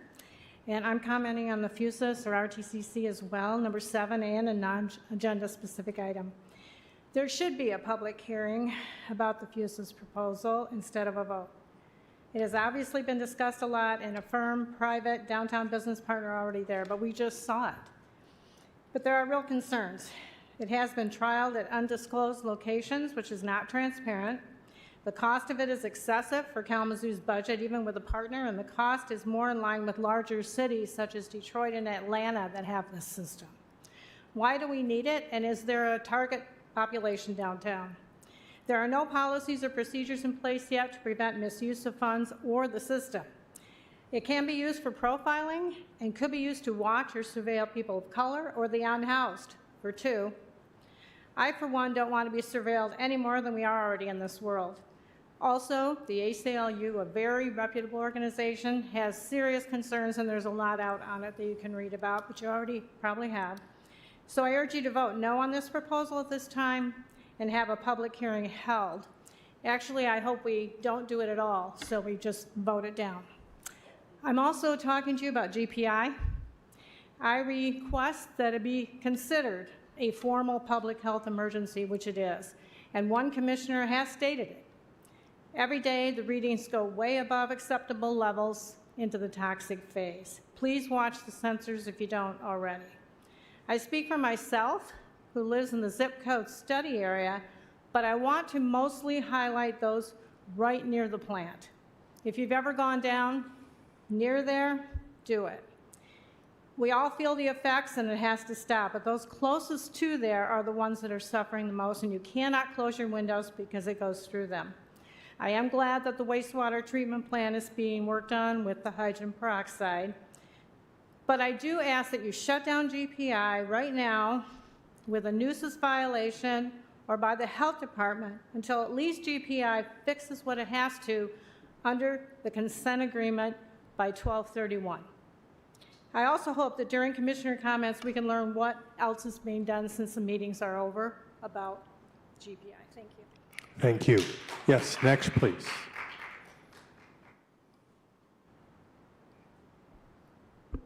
Good afternoon, everyone. Good evening. My name is Wendy Fields, and I stand before you as the president of the Kalamazoo branch of the NAACP. As an organization, our value, our mission statement is to fight against discrimination, to fight for equality, equity, and all the things that civil rights work goes with. And if we were at any time to violate that and discriminate against a class of people or anything like that, there are consequences for our action because we've gone against the mission of what the NAACP stand for. And that same philosophy should apply to any organization. If it goes against what they stand for, if an organization or the action of one within an organization causes harm, causes destruction, is contrary to the belief, then there are consequences for those actions. When we are doing wonderful, good, positive things, the consequences are wonderful and good. When we choose to be and make unhealthy decisions, bad decisions, then we have to be willing to suffer the consequences of those actions as well. Sometimes, even when we have a history of doing great things, which we do in the NAACP, a bad decision could change the whole course or look of what the NAACP would stand for. That applies across the board. And so even when there are hard decisions to make, you have to make them because you're not only making them for yourself, you're making them for children. We cannot talk out of both sides of our mouth. It's as simple as that. We have consequences for our actions. When I was 16, I was arrested for shoplifting. My mother allowed me to go to the juvenile home. Those were the consequences. I didn't ever think I was. I went there for 2 days, and guess what? I learned a lesson. I learned a lesson. If anybody tells you Wendy's still, they're lying. I don't put my hand on anything. And it's as simple as that. You all have children and or grandchildren.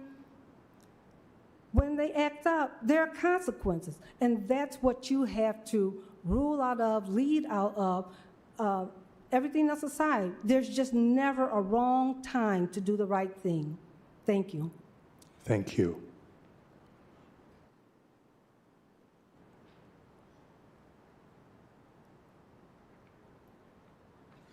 Good evening.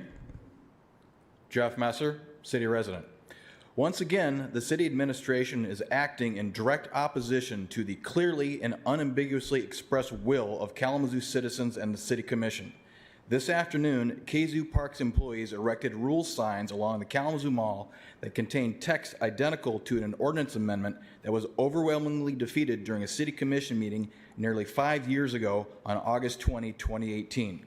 The commission chamber was filled to capacity that night with citizens angered over the proposed rewrite of Parks Code. That anger led to a 1-month-long protest occupation of Bronson Park that generated statewide news coverage. This all began in 2015 when the City Commission directed the City Attorney's Office to decriminalize city ordinances. Unfortunately, the City Administration interpreted this directive to mean rewrite the City Code. Instead of only decriminalizing city ordinances, many new rules were written to benefit city staff and hidden behind the label decriminalization. Out of this effort, on August 6, 2018, the City Attorney's Office delivered to the City Commission a major rewrite of Parks Code that contained many new rules and enhanced prohibitions that were again hidden behind the label decriminalization. The most onerous of these regulations was one that limited use of any city park to 2 hours within a 12-hour period. The intent of this rule was clearly discriminatory. It would be enforced against disadvantaged members of a community and not a nice white family that laid out a blanket in the park and held a 3-hour picnic. Upset by their massive defeat, the city administration set out to quietly circumvent the will of the public. In August 2021, new park rule signs were erected in many of the parks in and adjacent to downtown Kalamazoo. The signs contained the exact text of the ordinance amendment that was defeated 3 years prior. The Parks Director was able to do this apparently because of Ordinance Section 3324A, which states that a person may not engage in activities that are prohibited by posted rules. Apparently, the Parks Director has the unilateral power to establish parks rules without the consent of the public or City Commission. Then we come to today, where there is an attempt to extend these onerous, targeted, and discriminatory park rules to the Kalamazoo Mall, despite the fact that the Kalamazoo Mall is not a park, is not owned by the Parks Department, and is not maintained by the Parks Department. Tonight, I am asking the City Commission to promptly amend City Code to state that the only existing park rules are those contained in City Ordinance, and to remove the Parks Director's unilateral power to establish park rules simply by posting a sign. Thank you for your time and consideration. I will be giving City Clerk Borling a copy of my remarks that has my contact information on it. I know that's a lot of information and history to comprehend, so please contact City Clerk Scott Borling's office for a copy of the remarks, contact information, and let me know what you think. Thank you. Thank you very much. So is there anyone else in the chambers who would like to make a comment for this meeting this evening? Better come up now. If you want to make a comment, please come forward. State your name, where you live in the city, and you'll have 3 minutes.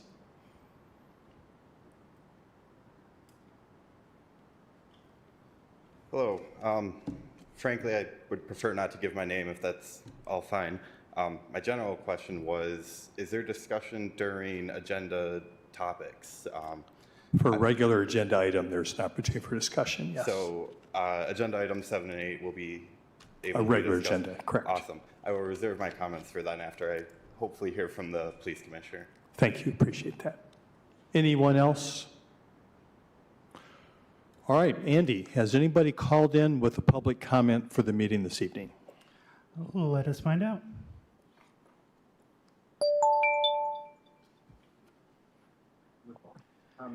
Thank you for calling. Please go ahead with your 3-minute comment. Hi, I'm calling tonight to voice opposition. Hello? Go ahead. Can you hear me? Yes. I'm calling tonight to voice opposition to the FUSIS contract with KDPS. Police surveillance systems, like all police infrastructure, work to uphold white supremacy. Giving the cops totalitarian tools won't make life better for Kalamazoo queers, for black folks, or for unhoused neighbors. Housing will, money will, and healthcare will. Wealthy white downtown business owners giving you all $100,000 for full-time security might be good enough for some people, but KDPS has a history of anti-black, anti-indigenous, anti-woman, anti-trans, and anti-homeless brutality, regardless of what some politicians tonight have said. Environmental racism is also alive and well in Kalamazoo, and I'd be remiss not to shout out graphic packaging. I hope that graphic packaging gets shut down and that it provides reparations to harmed residents. That's all. Thank you. Bye.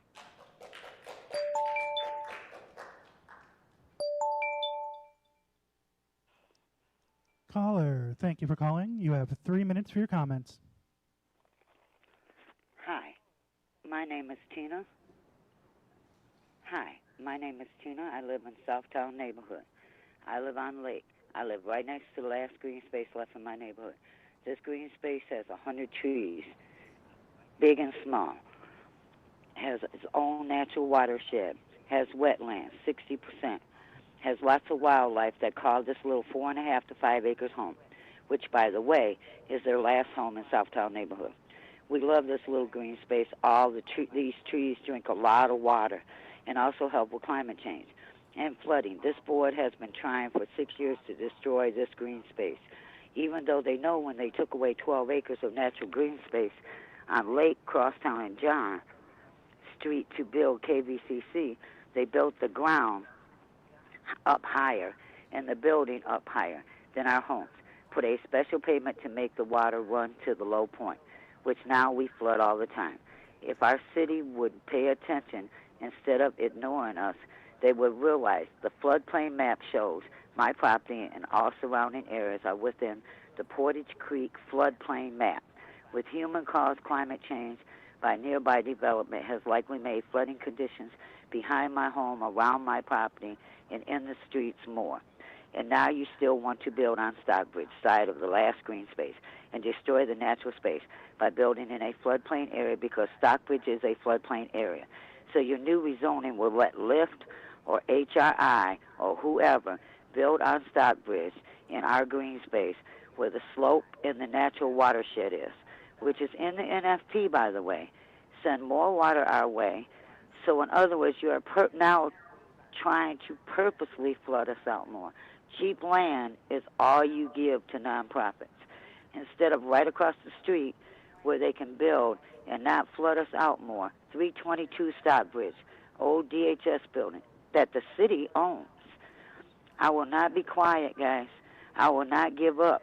You should know this by now. I will not let you destroy our homes and our green space and put our homes underwater more because you are zoning to put low-income apartments in a floodplain area.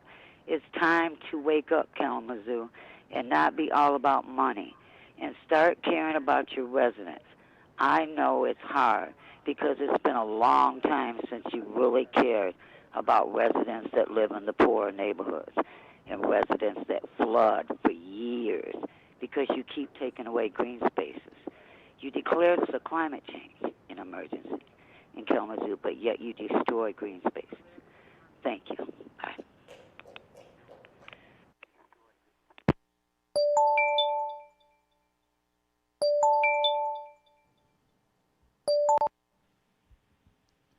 Thank you for calling. Please go ahead with your 3-minute comments.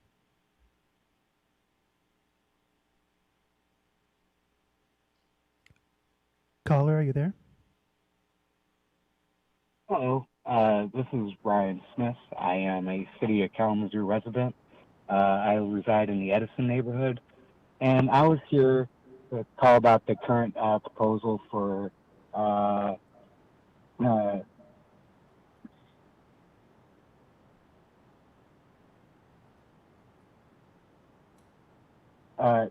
the police system that's going in downtown. I really do not understand why would we even consider it. I am asking the commission to reject it and decline the $375,000 grant. You know, the infrastructure could be going to many different things like public bathrooms and, you know, the ACLU mentions how it's really an, what is it,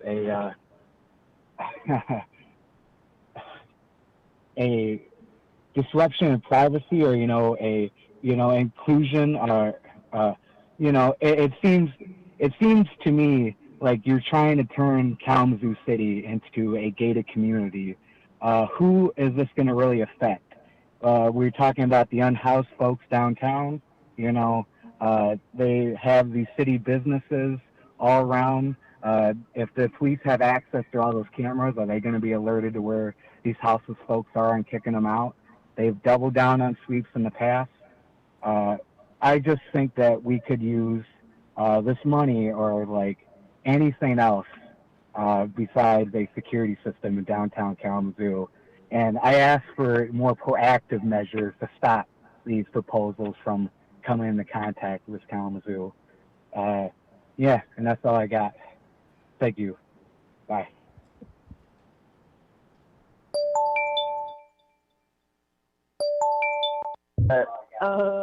Thank you for calling. Please go ahead with your comments. You have 3 minutes. Hi. I'd rather not give my name. I live in the city of Kalamazoo, which is stolen Anishinaabe land. I'm calling to demand the city reject the proposal for a, quote, real-time crime center, to say that, quote, constant police surveillance through a network of cameras, unquote, is a totalitarian overstep, is to put it mild. Passing this ridiculous, corporate pacifying proposal would simply put the most vulnerable people of our community at further risk of police violence, which they already experience abundantly. Much has been said tonight about gun violence, but the police proliferate gun violence, just as corporations such as graphic packaging proliferate the violence inherent in environmental racism. All of these things are connected. Can you see that? How can you not?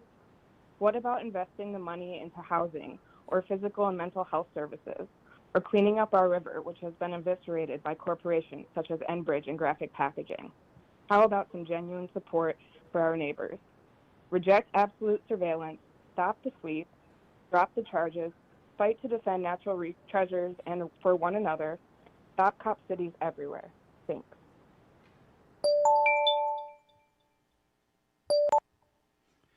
Thank you for calling. Please go ahead with your comments. You have 3 minutes. Hello, my name is Sharon. I am a City of Kalamazoo resident. I couldn't hear the last few comments because I was waiting on hold, but I just wanted to say that I disagree with trying to very quickly approve of the FUSUS agenda item, and that we need more public comment time to consider the implications that this would mean for our community. This is going to be disproportionately hurting our most vulnerable community members, and we do not need more policing. We need more investment in our community to help our community in the first place. That is all.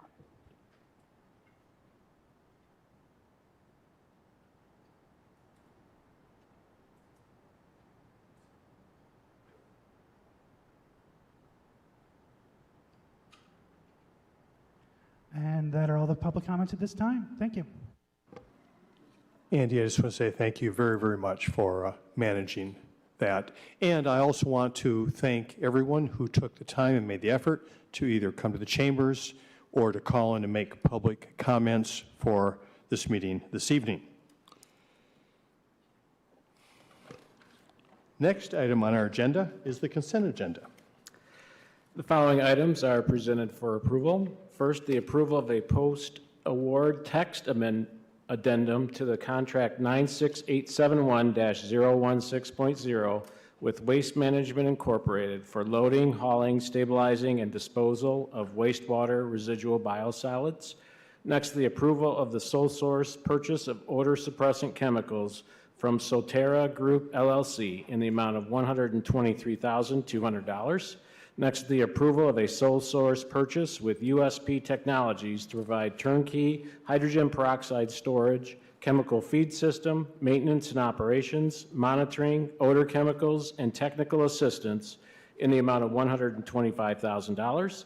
Next is the approval of a one-year contract extension with Molders Landscape Supplies Incorporated to provide landscaping supplies for the Parks and Recreation and Public Services departments in the amount of $228,061.71.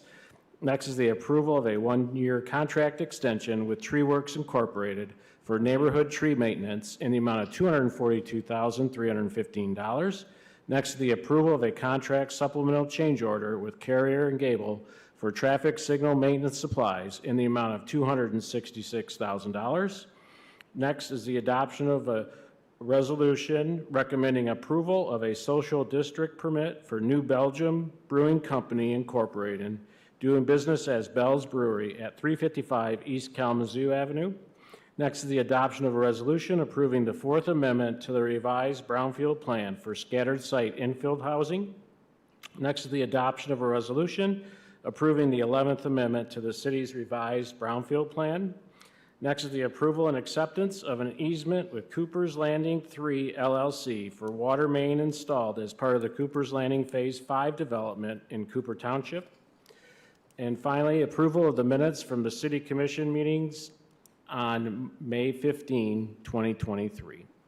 Thank you, Manager Ritzma. So, Commissioners, the requested action is a motion to approve items 1 through 6 and 9 through 13, and authorize the city manager to sign all related documents on behalf of the city. Is there a motion? So moved. Commissioner Hoffman, Support. supported by Vice Mayor Cooney. Clerk Borling, please call the roll. Commissioner Hess. Yes. Commissioner Hoffman. Yes. Commissioner Juarez. Yes. Commissioner Pradle. Yes. Vice Mayor Cooney. Yes. Mayor Anderson. Yes. Commissioner Decker. Yes.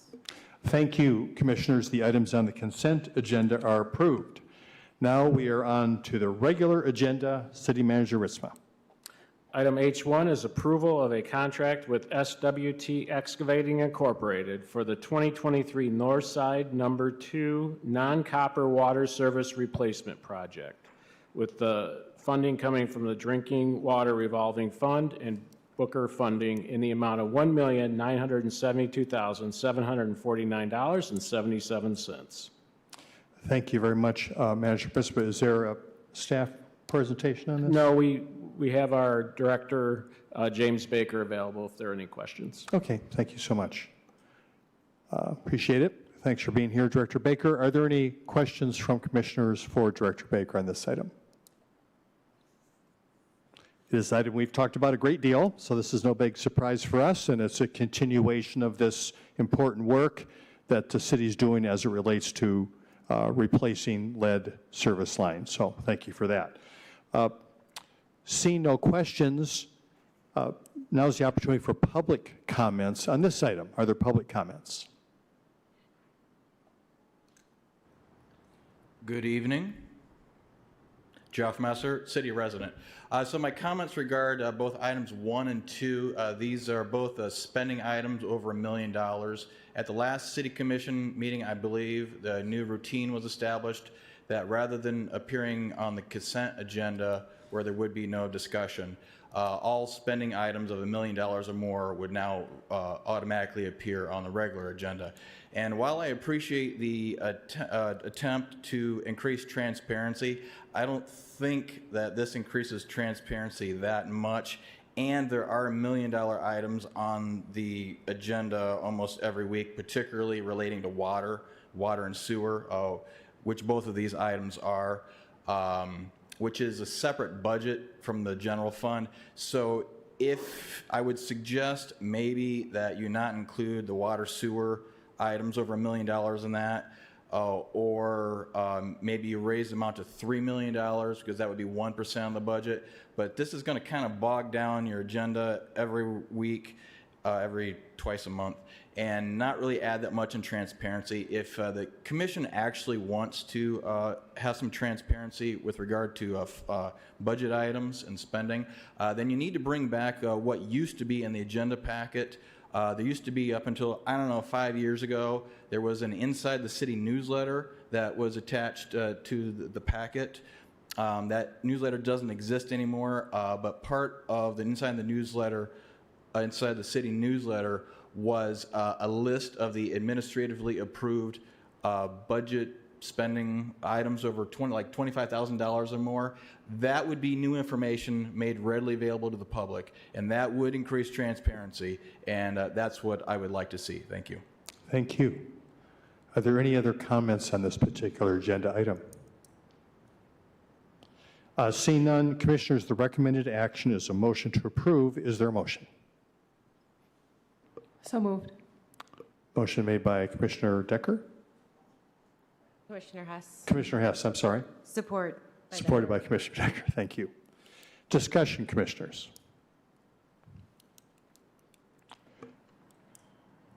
Okay, seeing none at this point, these are items that there has been a great deal of discussion about, both at committee of the whole meetings and previously in discussing the budget and our areas of focus and goals as it relates to the enterprise funds. These are both related to the water rather than sewer. So I appreciate that. There has been some discussion about it in advance, but it's important work due, and now we are authorizing the actual spending. Clerk Borling, please call the roll. Commissioner Hoffman. Yes. Commissioner Juarez. Yes. Commissioner Pradel. Yes. Vice Mayor Cooney. Yes. Mayor Anderson. Yes. Commissioner Decker. Yes. Commissioner Hess. Yes. Thank you, Commissioners. Item H1 is approved. Next item on the regular agenda, City Manager Ritzma. H2 is approval of a contract with Furpal Construction USA LLC for the cured-in-place pipelining project for water main in the Millwood neighborhood in the amount of $2,198,915. Thank you, Manager Ritzma. I presume we're a similar situation here. Correct. Director Baker is available for questions. Questions? Commissioner Pradel?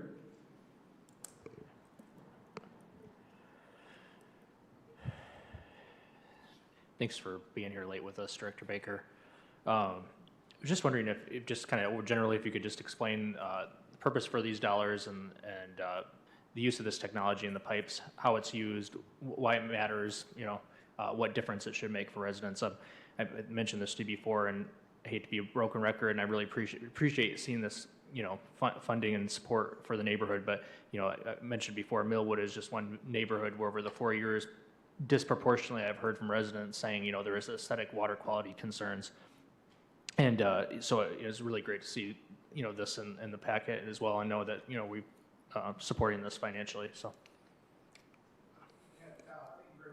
For the questions, Commissioner Pradel, and good evening, Mayor, Vice Mayor, City Manager, City Commissioners. So these projects, these cast-in-place pipe lining projects for drinking water is something relatively new for us. We did a few pilot projects last year. We lined under a bridge on Stockbridge. We were really happy with the process. We put a bunch of these pipe projects for the Knollwood neighborhood in our 2024 fiscal year drinking water revolving loan project plan, and I talked to the City Commission about that at your April 17th meeting. We talked about that first because the project plan requirements require for us to talk about that. This conventional awarded projects we usually talk about with the City Commission when we make those award recommendations. So the Millwood project was always programmed to occur in 2023, and the Knollwood program was always planned to occur in 2024 and 2025. This work is commonly used to extend the useful life of water main similarly to replacement. And it's in similar cost to water main replacement. There are some advantages to water main replacement in that it is less intrusive to the neighborhood, so we don't have to dig up the entire street. There will be some dig ups that happen, but this is essentially a liner that goes inside the pipe, and it creates a new pipe inside an outer pipe. So we're looking for pipes that are older, that do have some significant break history, and that we don't want to upsize. So we have other areas that we may want to upsize, so we'll go forward with replacement. So it has reliability and structural benefits, the same as water main replacement. Another benefit would be the aesthetic water quality improvement. So if you had pipe that had internal corrosion, which we know the Millwood pipes do have internal corrosion, that's rust that's forming on the inside of the pipe, this is going to line and prevent that. This material that we're putting in the pipe does not rust. It is not made of cast iron. There are sources of iron that still would be inherent to Millwood customers, same as Knollwood customers. Our system is a groundwater system that does have iron in it, but iron from rusty pipes would go away in these areas. This project's about 7,500 feet and is going to do a Royce, Miles, and Lakeway from Lover's Lane to Portage. So it's a little triangle area. Not much in comparison to the overall total system, but it is a pretty big project area for us. Other questions, Commissioner Prado? Commissioner Juarez? Do you see this being like going throughout the whole city, like in the Edison neighborhood, the North Side neighborhood, East Side neighborhood? Do you see this project taking place in those neighborhoods also? Yeah, that's a great question, Commissioner. You know that we could see this program being utilized in other neighborhoods and continue to use it as a tool in our toolbox to help extend, that useful life of pipe. I can't guarantee that every neighborhood is going to get it, at some date certain, like we are with lead service line replacement. Lead service line replacement, we've got $100 million dedicated to that in our budget right now. And we've got lined out replacement through every neighborhood in Kalamazoo through by 2037 or before. And so we've got that lined out. We can guarantee that we're going to do that work for lead service line replacement.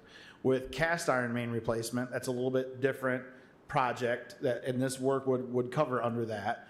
We've got about $300 to $600 million in today's cost of outstanding cast iron replacement needs. So, and we have not funded that. So there is a lot of work out there. If you look at how big the Edison neighborhood is in comparison with this little sliver in Millwood, this was $2.5 million. And you can see just by a map in perspective how big Edison is, let alone the entire system. We have 839 miles of pipe in our system, and we're doing 7,450 feet with this project. So a lot of work to do, but yes, this is a new tool in our toolbox, and that we would like to work that in additional neighborhoods. Thank you. Other questions for Director Baker? See none at this time. Thank you very much for being present. Commissioners, before I jump the gun here, now is the opportunity for public comments on this item. Is there anyone in the chambers who wants to comment on item H2? See no one. Commissioners, the recommended action is a motion to approve. Is there a motion? Motion made by Commissioner Juarez. Second. Support by Commissioner Hoffman. Any other discussion, Commissioners? Seeing none, Clerk Borling, please call the roll. Commissioner Juarez. Yes. Commissioner Pradel. Yes. Vice Mayor Cooney. Yes. Mayor Anderson. Yes. Commissioner Decker. Yes. Commissioner Hess. Yes. Commissioner Hoffman. Yes. Thank you, Commissioners. Item H2 is approved. Next item on the regular agenda, City Manager Ritzma. Item H3 is first reading of an ordinance amending the city's traffic ordinance to prohibit distracted driving as permitted by state statute. Thank you, Manager Ritzma. Is there a report on this item? Our city attorney is available for questions. Okay. Well, we'll give you a moment here. Are there any questions for our city attorney? Commissioner Prado. I had a question for you. So on the list of non-allowable actions on your phone, and then there was a list of like permissible actions on your phone. It lists things like watching videos or like usually using social media platforms. But the thing that just kind of struck me is like, well, what if I'm reading an article, or what if I'm, it doesn't fall into those buckets, and I guess I'm just wondering why the language, if it's state-directed language, or if it's language that we could use that could be a little bit something to the effect of using your phone to digest information or post information, something. Because social media and video watching is, just maybe a portion of what people do. Attorney Robinson. Thank you for the question. First off, this is a bit of legislation that was passed in late May by the legislature. It is on the governor's desk for signature. She's not signed it yet into a law, but I anticipate her doing it. If she does it, it would become effective June 30th. That's why it's before the commission this evening, because if the governor does sign it, there is a provision in the act that you can adopt a local ordinance that substantially complies with the state law. So in essence, what I took was the state law and adopted it verbatim as a city ordinance, of which we are permitted to do. And I think that, and I thank you for the opportunity, you raised some good questions, but the intent of the legislation is rather broad because it says that you may not hold or use a mobile electronic device while operating a motor vehicle. To do so is a $100 civil infraction for a first offense, $200 civil infraction for a second offense. So, and then you ask, okay, what does that mean? And it basically says that you may not send or receive a phone call, send, receive, or read a text message, view, record, or transmit video, access, read, or post a social network. So those are the things that, and it says it includes but is not limited to. So they gave some examples. So the example that you provided, while it's not specifically listed in the statute, it is similar to some of those things that have been mentioned. And I don't think a court would have much of a problem in finding that while it's not explicitly said in here, these are only examples that the legislature laid out. If your conduct mirrors one of those examples, you're going to be found responsible for a civil infraction. So what you're saying is, like, if an officer pulls me over and I'm perusing the latest article from Brad Devereaux and I'm live about video surveillance in downtown Kalamazoo, that won't get me off the hook. No, it won't. I'm afraid it won't. Now, there are some exceptions, and I think that's, and you pointed that out. For instance, if you have a CB in your car, that's okay. If you are engaged in, oftentimes commercial vehicles have a two-way communication. Obviously, law enforcement, ambulance drivers, they're exempted as well. You may use your phone to report 911 an emergency, to report a suspected reckless or drunk driver. You can use it for that purpose, or to report an accident or a crime being committed. You can use your GPS, provided that, again, it's handheld or it's, in a holder, and you're not pushing the button or something. But you can, on the other hand, oftentimes on steering wheels, you can adjust your radio, you can move the station. That's okay. If you can do that with your mobile device, where you've got something permanently in your car as a GPS, and I know there are some, if you can access that without having to reach over and fiddle with it, you're going to be okay. So it's got to be a hand-free motion or a single press kind of situation. So there are some exceptions, but I fully expect that this is an attempt to keep people off their phones while they're operating. And I'll just say anecdotally, over the weekend, as my wife and I were driving to and from the art fair and other places around the community, we drive by. I was driving my wife's watch. She says, I said, I know. When 1 month from now, that won't be legal. So I think it will take some education, but that's the whole point of getting this out to the commission this early, so we can start that educational campaign sooner rather than later, because June 30th is going to be here very soon, and I wouldn't be surprised if there would be at least some communities, certainly maybe the state police, will say, here's a new tool in the toolbox that we can prevent distracted driving and hopefully cut down on the number of accidents and injuries and even fatalities. Great. Thank you for clarifying. Thank you, Commissioner Pradel. Vice Mayor Cooney. So what does passing an ordinance add to the state statute? Just the education part? Is this?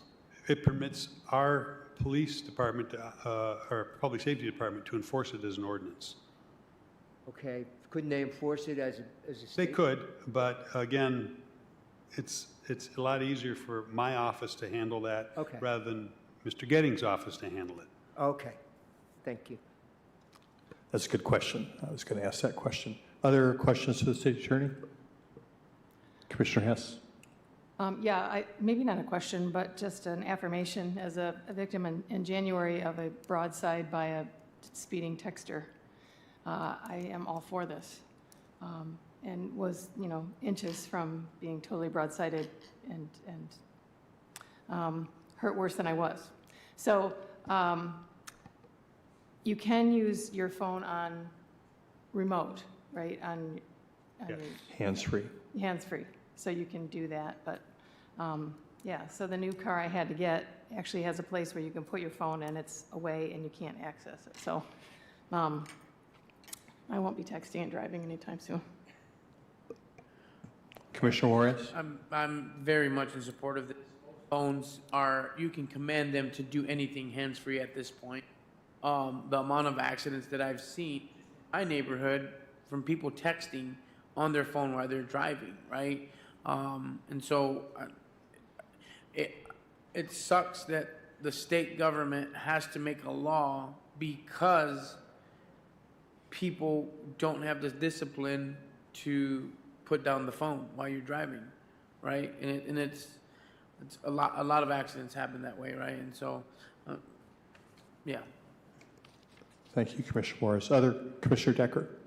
Thank you, Mayor. I was just going to say, for the first reading of this ordinance, I travel out of state a lot, specifically in the state of Georgia, and this is also a law there, and it is crazy driving on those, 8, 9 lane highways. And I just think about if they didn't have that, how many more accidents there would be. And I think us kind of following suit with the governor, it's going to keep our city a little bit safer. Because I will admit I have been a distracted driver, and this will just make me pay a little bit more attention. Thank you, Commissioner Decker. Other questions for Attorney Robinson? Attorney Robinson. I would also add that a lot of people think that once they're stopped at a stoplight or a stop sign, they can continue. The law says, nope, operating a vehicle includes being stopped at a stoplight and using your phone.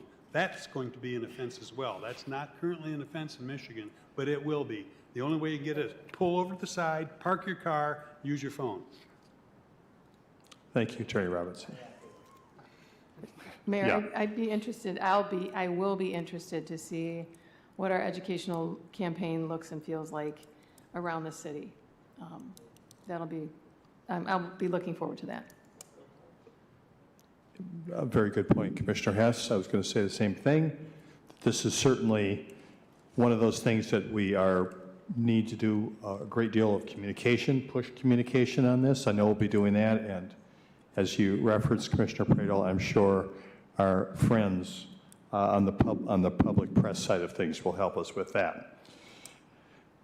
Seeing no more questions for staff, are there any comments on this item from anyone here in the chambers?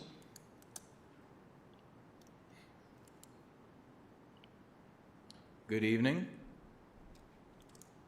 Jeff Messer, city resident. Two things. In response to Dr. Cooney's question about why are we doing this as an ordinance when we could also enforce it under state law, I would like a correction on this from City Attorney Robinson, whether this is true or not.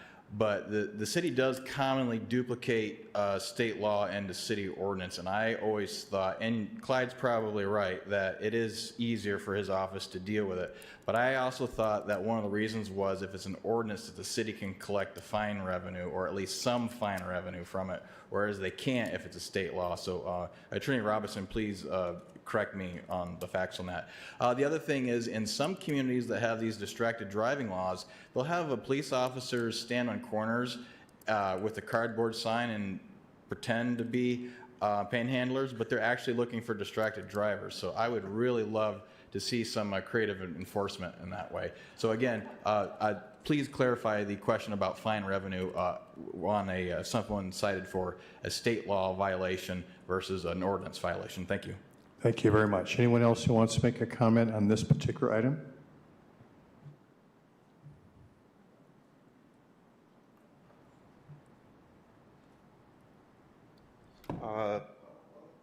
I'm speaking on this item today. However, I do have some thoughts on it.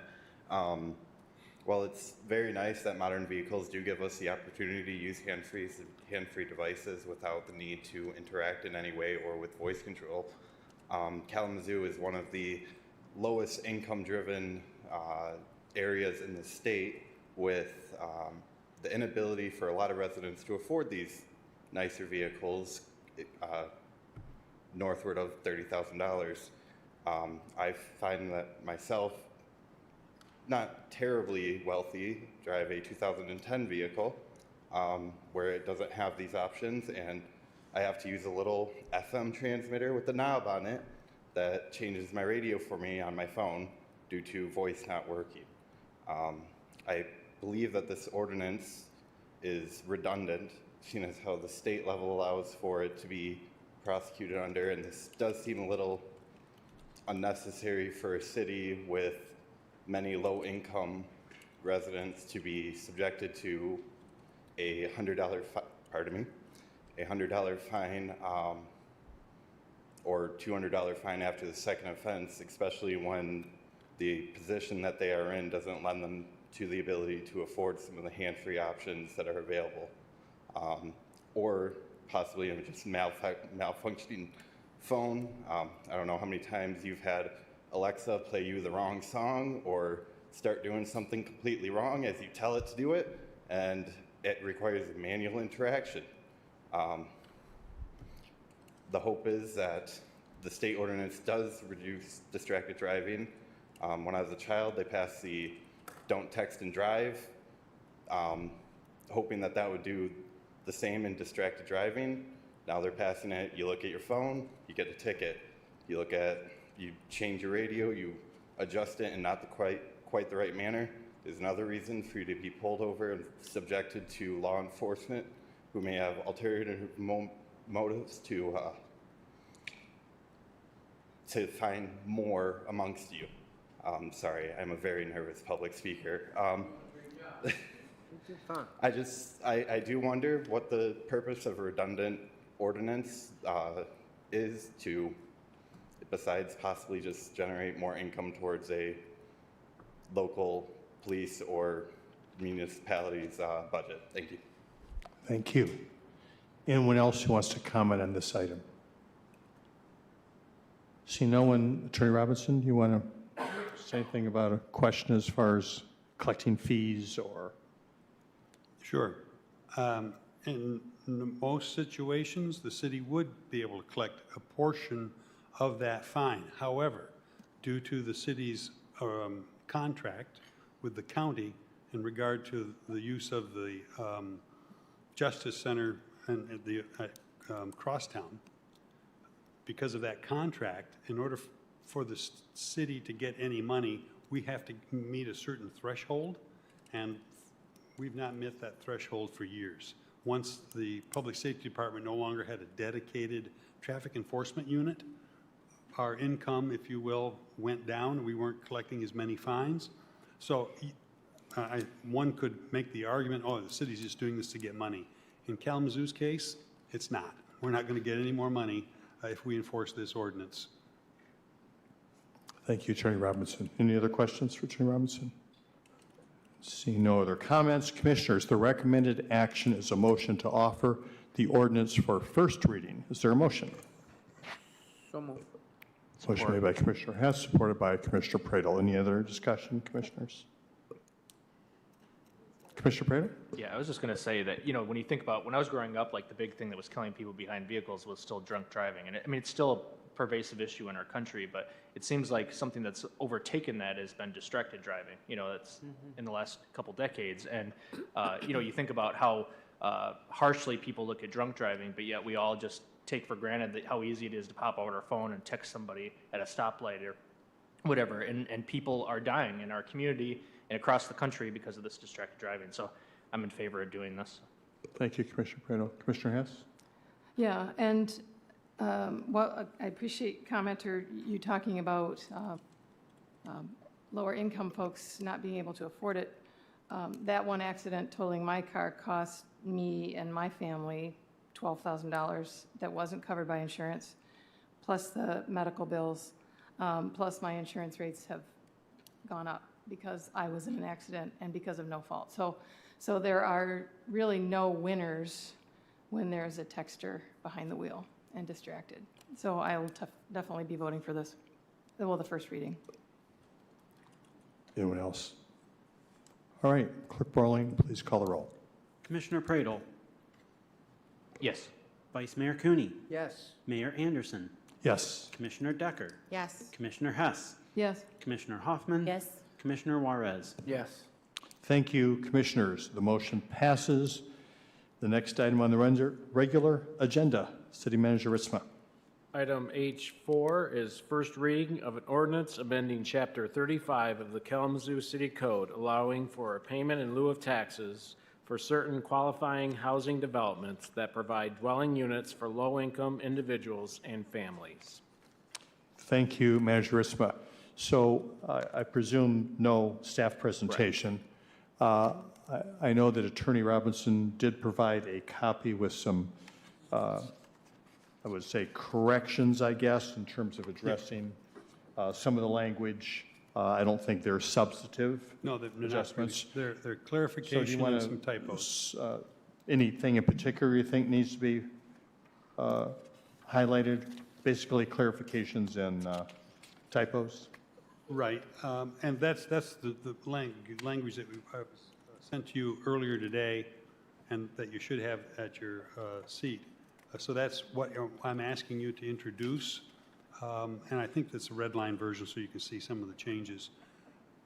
What I want to bring to your attention is that in November, I think that's correct, in November of last year, the state legislature amended the statute governing this type of ability for a community to permit a payment in lieu of taxes for a tax-exempt housing development that are serving low-income families and individuals. And that was an addition. It used to be just low-income families, but they added "and individuals," which I thought was a good change. And the city staff, in particular, wanted to make sure that the ordinance reflected the policy that has been set by this commission. And so we're really aiming at, in order to get this treatment under the statute and our ordinance now, is that you have to make a really strong commitment to having housing available to families and individuals at 60% or less of area local median income. So that is going to be the trigger point, if you will. And what we've done, because as I understand it, there's a new round of application for MISTA approval projects coming up in July. And so we want to have this ordinance in place so that possible sponsors seeking that the mortgage loan from MISTA can be successful and get points because we've got a compliant ordinance. Thank you, Attorney Robinson. Commissioner Juarez.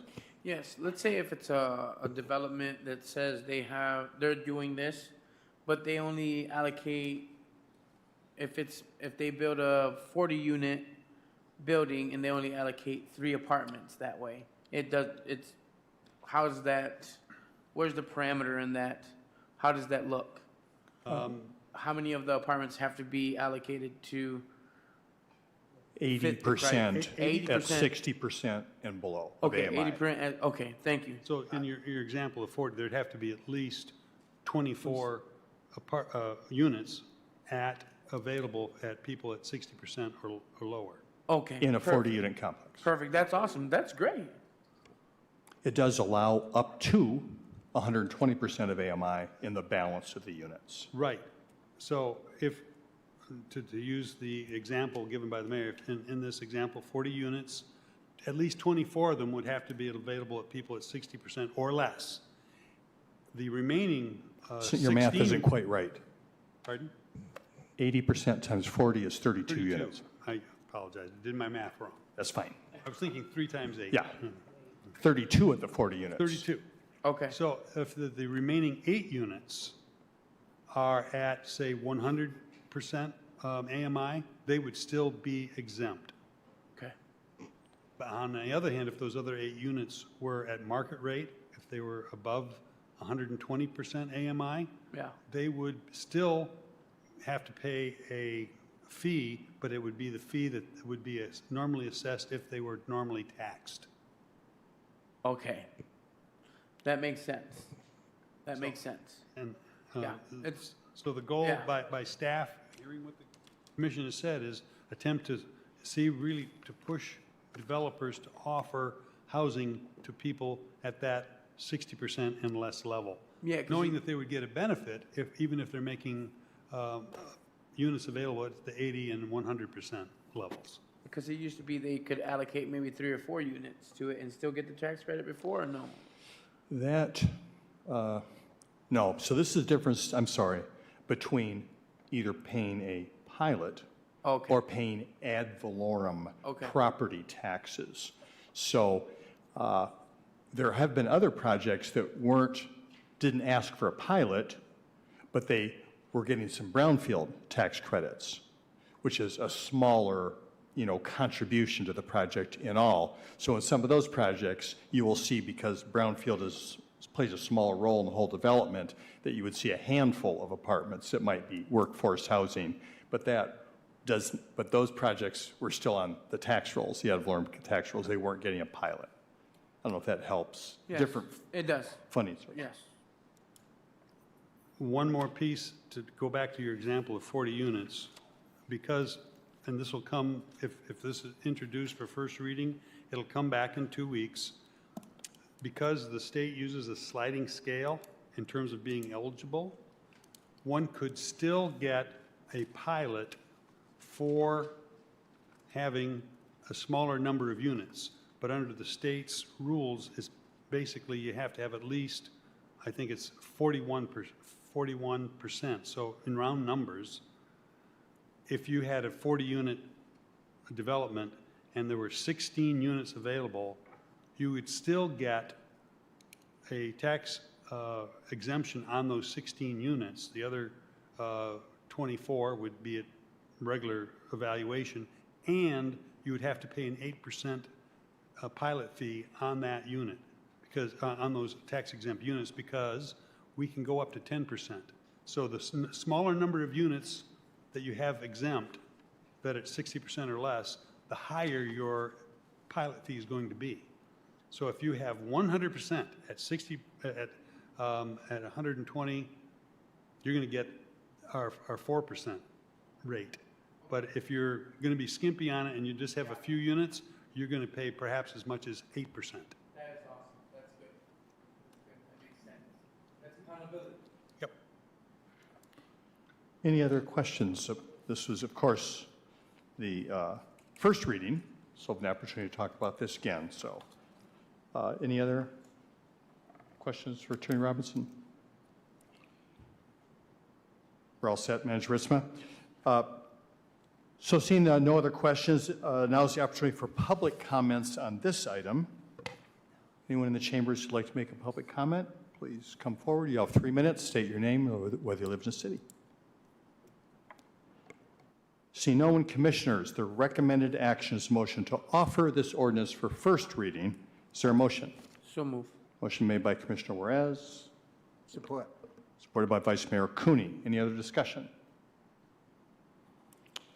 Seeing none, Clerk Borling, please call the roll. Vice Mayor Cooney. Yes. Mayor Anderson. Yes. Commissioner Decker. Yes. Commissioner Hess. Yes. Commissioner Hoffman. Yes. Commissioner Juarez. Yes. And Commissioner Pradel. Yes. Thank you, Commissioners. The motion is approved. Next item on the regular agenda, City Manager Ritzma. Item H5 is first reading of an ordinance to establish the Diversity, Equity, and Inclusion Department, whose director will be appointed by and report to the city manager. And we do have a presentation this evening from our DEI director, Tanya Hewitt-Smith. Tanya? Thank you for hanging in with us here this evening. Kept watching to see For if total we're going to head up. transparency, this is way past my bedtime. So bear with me tonight. I would like to share with you my diversity, equity, and inclusion roadmap. This actually shares a few components of my strategic plan. So tonight, here I am. In opening, I would like to share with you a quote by James Baldwin. Not everything that is faced can be changed, but nothing can be changed until it is faced. The Office of Diversity, Equity, and Inclusion is responsible for embedding DEI goals throughout the city government. By implementing this strategic roadmap, the City of Kalamazoo aims to create a more inclusive and equitable environment for all residents. Through collaboration, training, and policy changes, the city is committed to addressing disparities and fostering a sense of belonging for everyone in Kalamazoo. I would like to reintroduce myself as the DEI Director, and my office consists of myself and my DEI coordinator, Law Talangi. The Office of Diversity, Equity, and Inclusion, our mission within the Office of Diversity, Equity, and Inclusion is to ensure equitable opportunities and create a sense of belonging amongst those who live, work, and call Kalamazoo their home. Along with that mission, there is a mission in practice, which is empowering our team and community. To accomplish our mission, we will work with the stakeholders to promote inclusion, manage civil rights complaints, which is part of our Fair Housing Act, 18 in City Ordinance 18A, 18 in Chapter 18A, provide professional development, and promote access for all Kalamazoo residents. However, we will not stop there. We have a vision for the future of Kalamazoo with DEI embedded into the identity so that we can inspire positive change. Along with our mission follows our vision. Our vision is to be recognized as a community where diversity, equity, and inclusion and belonging are woven into the very fabric of our identity. To expound on our vision, I would like to share with advancing our vision. We want to make sure that our community recognizes the power in our diversity by making sure that who we are represents equity and inclusion, so everyone feels that sense of belonging. So to do that, we want to foster community education and awareness, ensure policies and practices are inclusive and equitable. In doing so, we have already established a diverse group of individuals through an accountability team, engage and empower historically marginalized communities in our city, and cultivate collaborative community partnerships for ongoing success. In doing so, we will continue working with the pillars of our community. The city's commitment to DEI.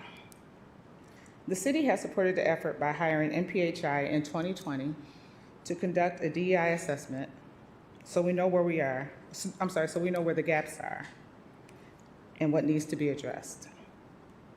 Our City Commission approved Chapter 18, Non-Discrimination, and 18A, Fair Housing Ordinance amendments in September of 2020, which strengthens the protections of our Kalamazoo residents.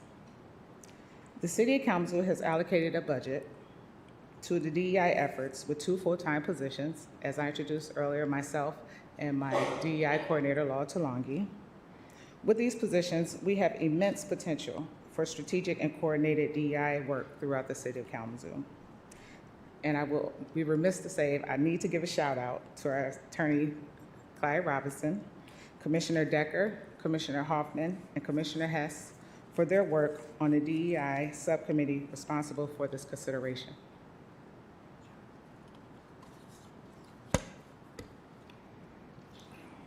With the progress through our commitment, we have already made some change agents at work. There is evidence that departments and individuals have committed to the mission of advancing DEI. For example, the Public Safety Department has led the charge with DEI training with their recruitment plan. Additionally, there has been an updated parental leave policy for eligible parents to receive up to 4 weeks of leave with pay. Also, following the updates to Chapter 18 of the Code of Ordinances in September 2020, the Civil Rights Board established to review allegations and violations of the local non-discrimination ordinance and the Fair Housing Ordinance. The board also recommends that the city on how practices and policies that lead to discrimination can be changed. What you have received, however, so far from the Department of DEI, trainings and with collaboration with Michigan Department, Diversity Council, and I also want to acknowledge True Culture Counseling and consulting services. So far, we have presented to you best practices for DEI business case implementation. As many of you are aware, Moral Courage College was already established prior to me receiving the role, but we have also completed that. Please apologize for the typo, because I have combined Disability Network and Outfront Kalamazoo, but they are most definitely two separate entities. So in the collaboration, I have worked with the Disability Network and Outfront Kalamazoo. Currently, we are in a partnership with Center for Cultural Agility, which is a 4-week training for our staff. In addition to that progress through the partnership, we have also presented Native American Summits, which was a webinar. Women in Leadership for Southeast and Southwest Michigan. Role of inclusive language. And there is more to come. Coming up this year, we will have DEI accountability and leadership, and also a 4-part learning for the cabinet, senior cabinet, for cultural attunement. I would also like to read a statement that was provided from my predecessor, Dorla Bonner. To achieve our goals in diversity, equity, and inclusion, we first have to understand where we are. We want our work to be focused and transformational, and we want equity to become ingrained into the culture of our organization so that our internal and community-facing work and relationships will reflect that culture. So as I mentioned, the journey ahead, we also have to address the gaps. But there is work underway to address those challenges that were identified through NPHI.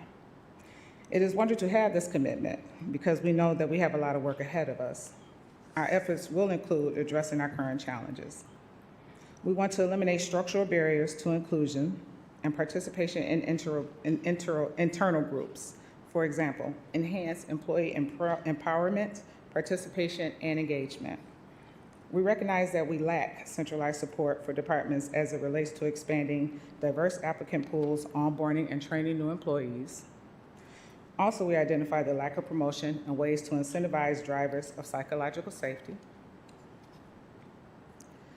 There were specific departments called out for fostering a culture of racial and gender discrimination, and also being able to identify ways to increase transparency surrounding decision-making on boards and commissions.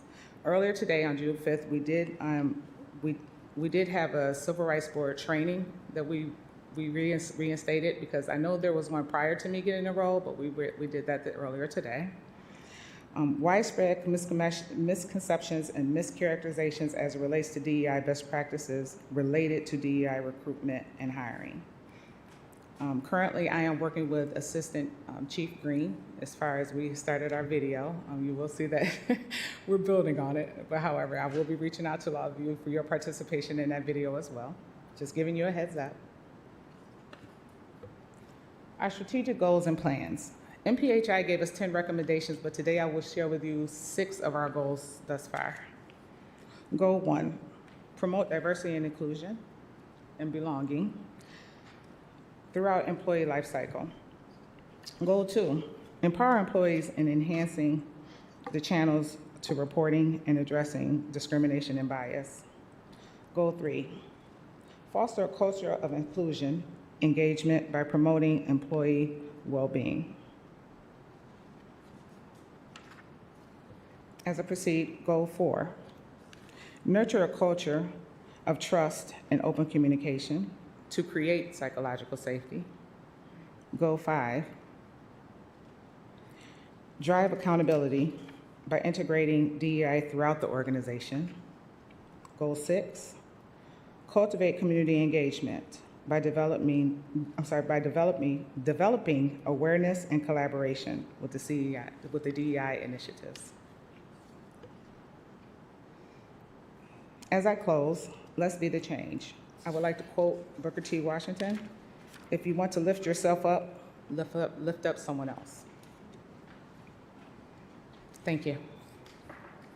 Thank you very much. I appreciate that. Questions from Commission for our DI coordinator at this time. Commissioner Decker. Thank you, Mayor. Thank you, Tanya. That was great. I also do want to extend a thankful to Attorney Robinson, Commissioner Hess, DCM Lamb, Commissioner Hoffman, and yourself for being in those meetings. I think this is great. You know, when we thought about putting this committee together, I think it was back in January of this year.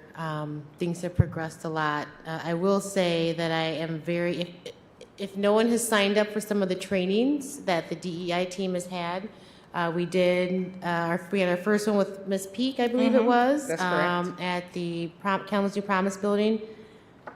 Phenomenal.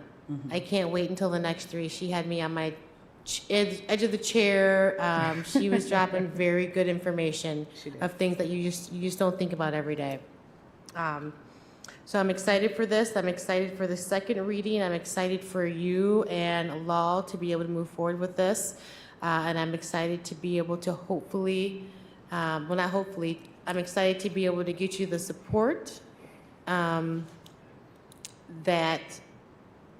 I believe the institution will need to move forward and to, again, I wouldn't say push this down individuals' minds and throats, but to bring them along on the journey to experience differences. So thank you. Thank you. Thank you, Commissioner Decker. Other questions? Commissioner Pradel. I just wanted to thank you and Lal because just some of the work that you've done in the short time you've been in this role has been phenomenal. And I want to share a couple examples of where there were two trainings that I went to. One of them was the case for DI and the business leaders. The thing that was so special about that is it wasn't just our senior leadership, our employees, our elected officials. You brought people from the community along for that. I mean, we had other nonprofit leaders, other people from other jurisdictions there. My favorite one was when we did the out front pronouns training, and the city manager from Portage is there, and you have him practicing pronoun usage in front of everybody.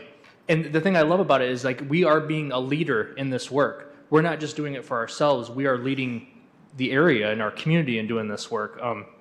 And the other ways that I just seen it happen in the city manager office's break room, there's a giant poster that I don't even know what dimension it is, but it's this long, and it says everything you need to know about DEI. It's about getting everybody on that shared base understanding. I can't remember what frequency, but every so often we get an email, and everybody within the organization gets an email understanding a different DEI term. So there's that baseline understanding and whatever. That is remarkable, remarkable work, and in such a short a period of time to do that is fantastic. And then just making it accessible for people too.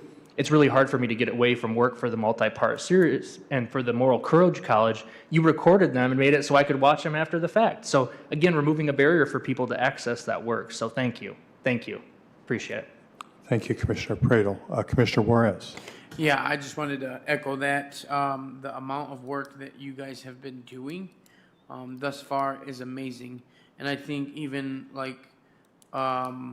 implementing that in the police department with new hires, right, and new recruits, and bringing them with a fresh start of understanding this is the culture, DEI, right, and this is what we stand by is just remarkable. And I think for me, that's a piece of transformation, right, where we can start to embed in the other understanding and the ideology of how we police our community and how we do that with other colleagues on the police department. And so I deeply appreciate that. Commissioner Hess? Oh, I'm sorry. Oh, I'm sorry. I do want to give that recognition to Chief Boyson and his team because they've been No, phenomenal. we'll just give you the recognition. You can, we'll I'll keep that take it. recognition in your lane. Yeah. That's funny. I think there's Commissioner. enough recognition to go around. That will get everybody. So let's just say, we talked in some of those meetings about adding belonging to DEI and not embedding the letters DEI, but for what the heart of what it stands for. And whether we are trying to change hearts and minds around people's idea of the way we drive in Kalamazoo with phones, or which way we drive, on which streets we drive, or how we think about the other, is an act of education. And we are doing that, and you are a perfect educator in this role at this time. You and Lal are doing wonderful work in having all feel like they belong here at the city, but then reaching out to the greater community. And I appreciate your work. You are an educator of hearts and minds, and so thank you. Thank you. Thank you, Commissioner Hess. Vice Mayor Cooney. So Tanya, thank you for all your great work. And you and Lal, I think one of the most important things to do for me is you keep this issue in front of us. All the time, we have to think about this, and we have to keep it right there. So thanks for doing that. Every Monday. That's right. Commissioner Hoffman, any? No? Okay. Commissioner Juarez? The other thing I just wanted to lift up and appreciate is that how you make every part of DEI, like diversity, you make it come to life, right? Equity, you make that come to life. And then inclusion, you make that come to life. It's not just some fancy word or a buzzword we're using. You're actually making these things come to life, right? And you're shining the light on it. And so I appreciate that very much. That's very unique. Okay, thank you. Commissioner Hoffman? Thank you, Mayor. I do want to say things. A whole bunch of accolades, and you're in the spotlight right now. I just want us to remember that the work of this 2-person department is heavy. It's heavy, it's serious, it's not easy, and yet here you are standing shoulder square, ready to do the work. And I just wanted to say congratulations to you. And I also want us to remember it was very important for us to push to get an ordinance in place. So what happened in Ottawa could not happen here in Kalamazoo. And so I thank you, Attorney Robinson, for working with a group of women who were very opinionated, guilty, and yet we're getting it done. So take all the accolades, but understand that I realize the heaviness and the weight of trying to change an institution that has historically been in a place that did not do what we need to be done at this time. So you have my full support, 1,000%. Thank you so much. And I honestly must say I have felt the support. I really have. I wouldn't say if I didn't. I look forward to that invitation that you It's coming. let us know is coming our way. It's coming. I appreciate that. So Director Hewitt-Smith, appreciate your continued commitment to this, and I look forward to progress in the future. Thank you. Yes. Attorney Robinson. Appreciate the opportunity. I want to respond to some of the things that have been said. Earlier this evening, Tracy Hall indicated that when Kalamazoo passed its anti-discrimination ordinance recognizing sexual identity and gender orientation, we were among the vanguard, if you will, in the state. In attempting to put together this ordinance, there was not a lot of examples to find. We are in the vanguard again on this issue by creating a department and giving it that type of status under our governmental organization. So I want to emphasize the fact that this ordinance that you're considering this evening is not just to check the box. It's not just symbolic. It is instead a commitment to DEI transformation that was started by Manager Ritzma when he appointed Dorla Bonner pre-COVID. But then COVID hit, and I think that while it slowed down the ability to make progress. So Ms. Bonner was busy trying to lay the groundwork, and with Ms. Hewitt-Smith, she's picked up the hammer, if you will, not only continued to lay the groundwork, but has now started to put the walls on the foundation. And so this is something that I also want to comment on the fact that, that it just happened to be coincidentally a group of females that I was working with. But when I was sitting with you, I did not see 4 or 5 women. I saw 4 or 5 leaders. So that had nothing to do with it. quite frankly. So I wanted to make sure that I appreciate your assistance in helping me put together an ordinance that is you're going to feel comfortable in adopting. Thank you. Thank you very much, Attorney Robinson. Seeing no other questions or comments, now is the opportunity for anyone here in the chambers who'd like to comment on this ordinance to establish Diversity, Equity, and Inclusion Department. Please come forward.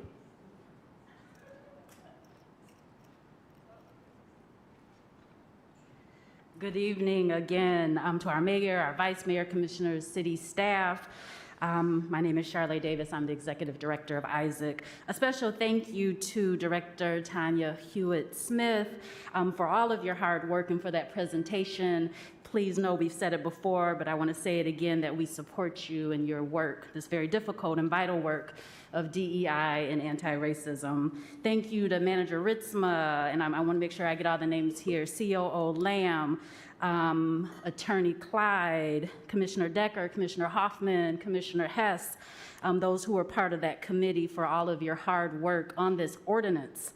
In light of all that is going on, and some of you spoke to this, we are so excited to see this ordinance, and we appreciate the work that has been put into place here in Kalamazoo, something that other cities have not yet done. So thank you for standing and stepping out and doing this vital work. As this is a first reading, I do want to offer just a few suggestions for consideration for the second reading. Commissioner Hoffman already said this, the DEI director position is not only vital, but it is difficult, you all, and no one can truly understand that except somebody who has leaned into those shoes and those roles. And thinking about the difficulty and the uniqueness of this staff position is very different from others. This is not only a role that celebrates diversity and culture, but it is also a role that has to, in a position that has to hold the system accountable when necessary and try to make those changes within a system that they are already working in. And so again, I have to lift that can be toxic, that can be harmful. And I'm not talking individuals, you all, I'm talking systems. That's what systems do. In thinking about this, I do want to invite you all to further think about what can go into writing. You all talked about support. What can go into writing of this ordinance around the support of the DEI director, thinking also about helping to dismantle any future obstacles, et cetera, and to deepen that support. And one suggestion would be even perhaps a supervisory collaborative role with our manager, as well as with the city commission. So just in thinking about that. Also, when you're thinking about DEI, you all have already stated that this is going to be an anti-racist organization, thinking about the ordinance and what language needs to be there. And then also, finally, looking to our local resources to look at the ordinance before this second reading, just for feedback. Erase comes to mind as they are a resource for identity, equity, and diversity. So again, you all really putting into writing the support for our DEI director and the staff, whoever it is, in the future. Thank you.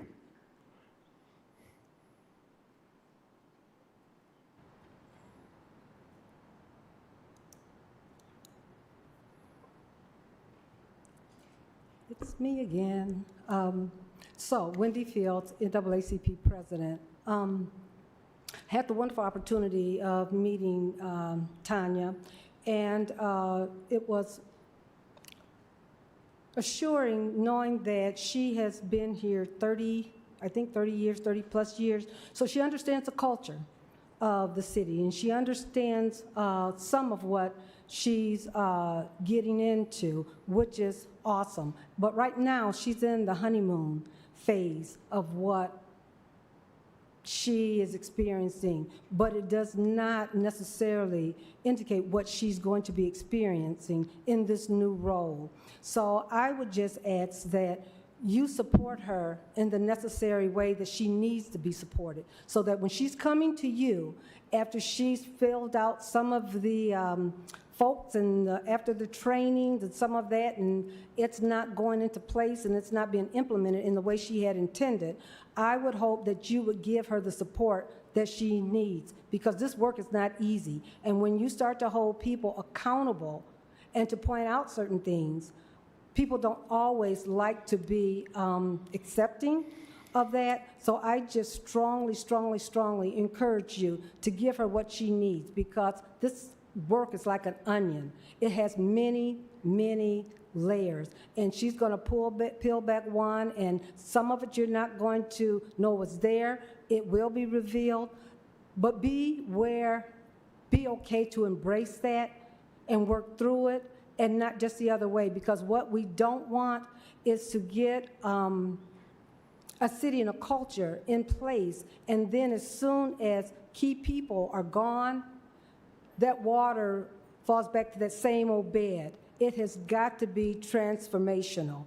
And I just ask that you hear her, that you work through it with her, that even as she continues to work and reveal this work and some of the issues with it, that might mean increasing staff. She has a person. She may need 2 or 3 more. But be willing and open to that if we really want this to work, because Kalamazoo has a wonderful opportunity to be transformational. Thank you. Thank you very much. Anyone else that wants to comment on this item? H5.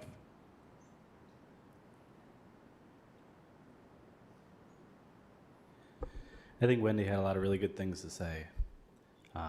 It's going to be hard.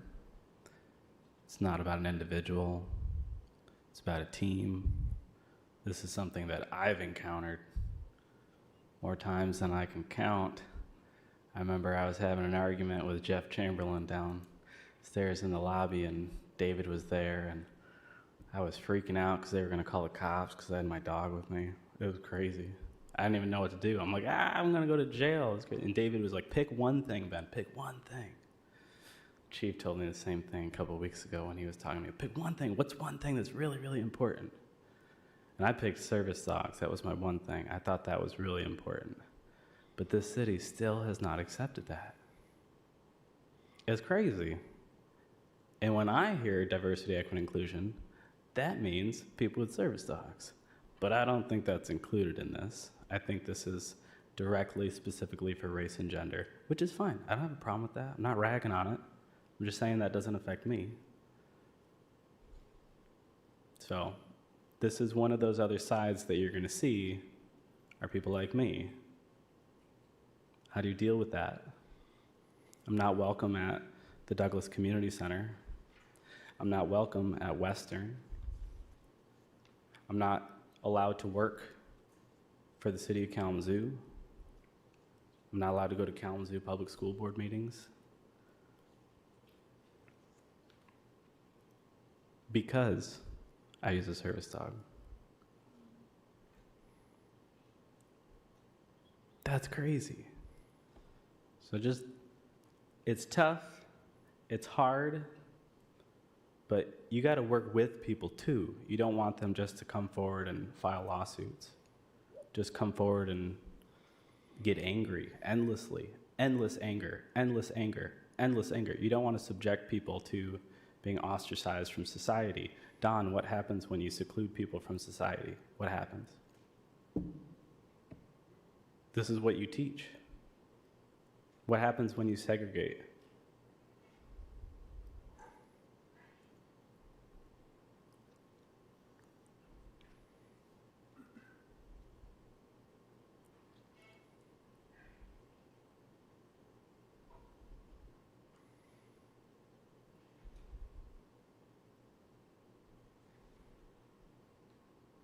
And then Clyde, the chief, told me that you have to be licensed media to film.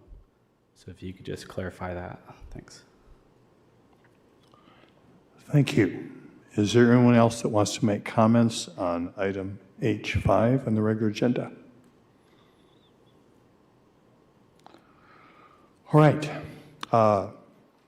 Seeing there's no more comments, commissioners, the recommended action is a motion to offer the ordinance for first reading. Is there a motion? So moved. Support. Motion made by Commissioner Hoffman, supported by Commissioner Decker. Any other discussion, commissioners?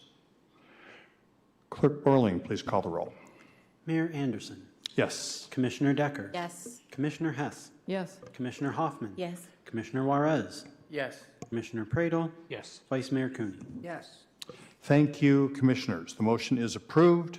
Next item on the regular agenda, City Manager Ritzma. Item H6 is first reading of an ordinance to amend Chapter 20B of Kalamazoo City Code regarding marijuana commercial businesses to permit the operation of a Class A micro business. Thank you, Manager Ritzma. Do you have?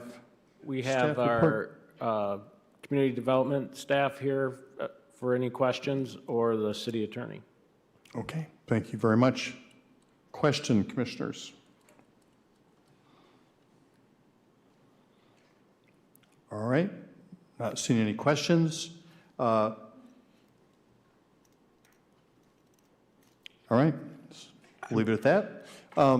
This is an opportunity for anyone who's here in the chambers to comment on this first reading of an ordinance to amend Chapter 20B of the Kalamazoo City Code regarding marijuana commercial businesses to permit the operation of Class A micro businesses. Are there any individuals in the chambers like to comment on this item?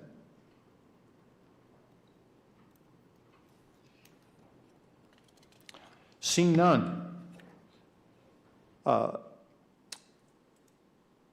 Commissioners, the recommended action is a motion to offer this ordinance for first reading. Is there a motion? So moved. Motion made by Commissioner Hess, Support. supported by Commissioner Decker. Discussion. Commissioner Hoffman. Yeah, so I just want to say that we have so many stores right now, and this is, I'm struggling. I just want you all to know I'm struggling with this because we have so much throughout our city, and yet there are people who cannot access or even get the capital to begin to get into the business. So I just want to put it on the record that I'm struggling with this. I'll leave it there. Thank you, Commissioner Hoffman. Commissioner Juarez, did you? So this then allows marijuana commercial businesses who already have shops and are operating, are micro business? Attorney Robinson, do you want to talk about this ordinance? Micro businesses are a unique kind of business that is authorized under administrative rule by the Michigan Cannabis Regulatory Agency. And when the city commission considered the licensing, while we created the category and defined a Class A micro business, they weren't permitted.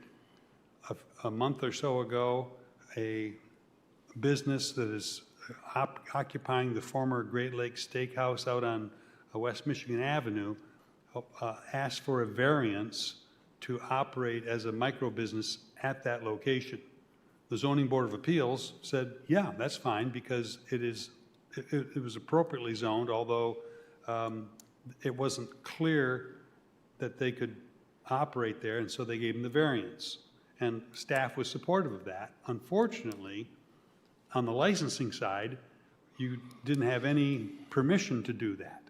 So this is kind of to close that kind of loophole that was created so as to permit this business that got the variance to operate a micro business. Now, to answer your question, yes, as long as you qualify with a state license as a micro business, and there's some restrictions that you have to follow, it is a little, it's kind of interesting because a Class A micro business is vertically integrated in that a regular micro business, you're limited to 150 plants, which you can grow, process, and then retail the processed product. A Class A micro business permits you to grow 300 plants, but you can outsource the processing, and then you get it back, and then you can sell. So it's another type of business organization or model that the state has authorized through the Cannabis Regulatory Agency. And so this would permit this business that has gotten a variance to apply for a Class A microbusiness with the state and the local permit. So we're trying to close the gap because they didn't do the necessary procedures? I wouldn't say they didn't do the necessary procedures. They started out with getting a variance to see if they could operate first. And now that the Zoning Board of Appeals gave them that permission, now the next step is how do they get the license to make that operation real? I mean, it's kind of a, did they put the cart before the horse? Yes. I don't think they necessarily did. Okay. Yeah, I think that's one of those things where we're starting to see, these shops pop up in places all over, right? And I think Antonio Mitchell was talking about we're kind of close to that capacity of, having these retail shops within the city limits. We still haven't had anything with GLH on Stockbridge come forth with why the real reason they're shut down. And I think there's some stuff behind that that still is not transparent and truthful, right?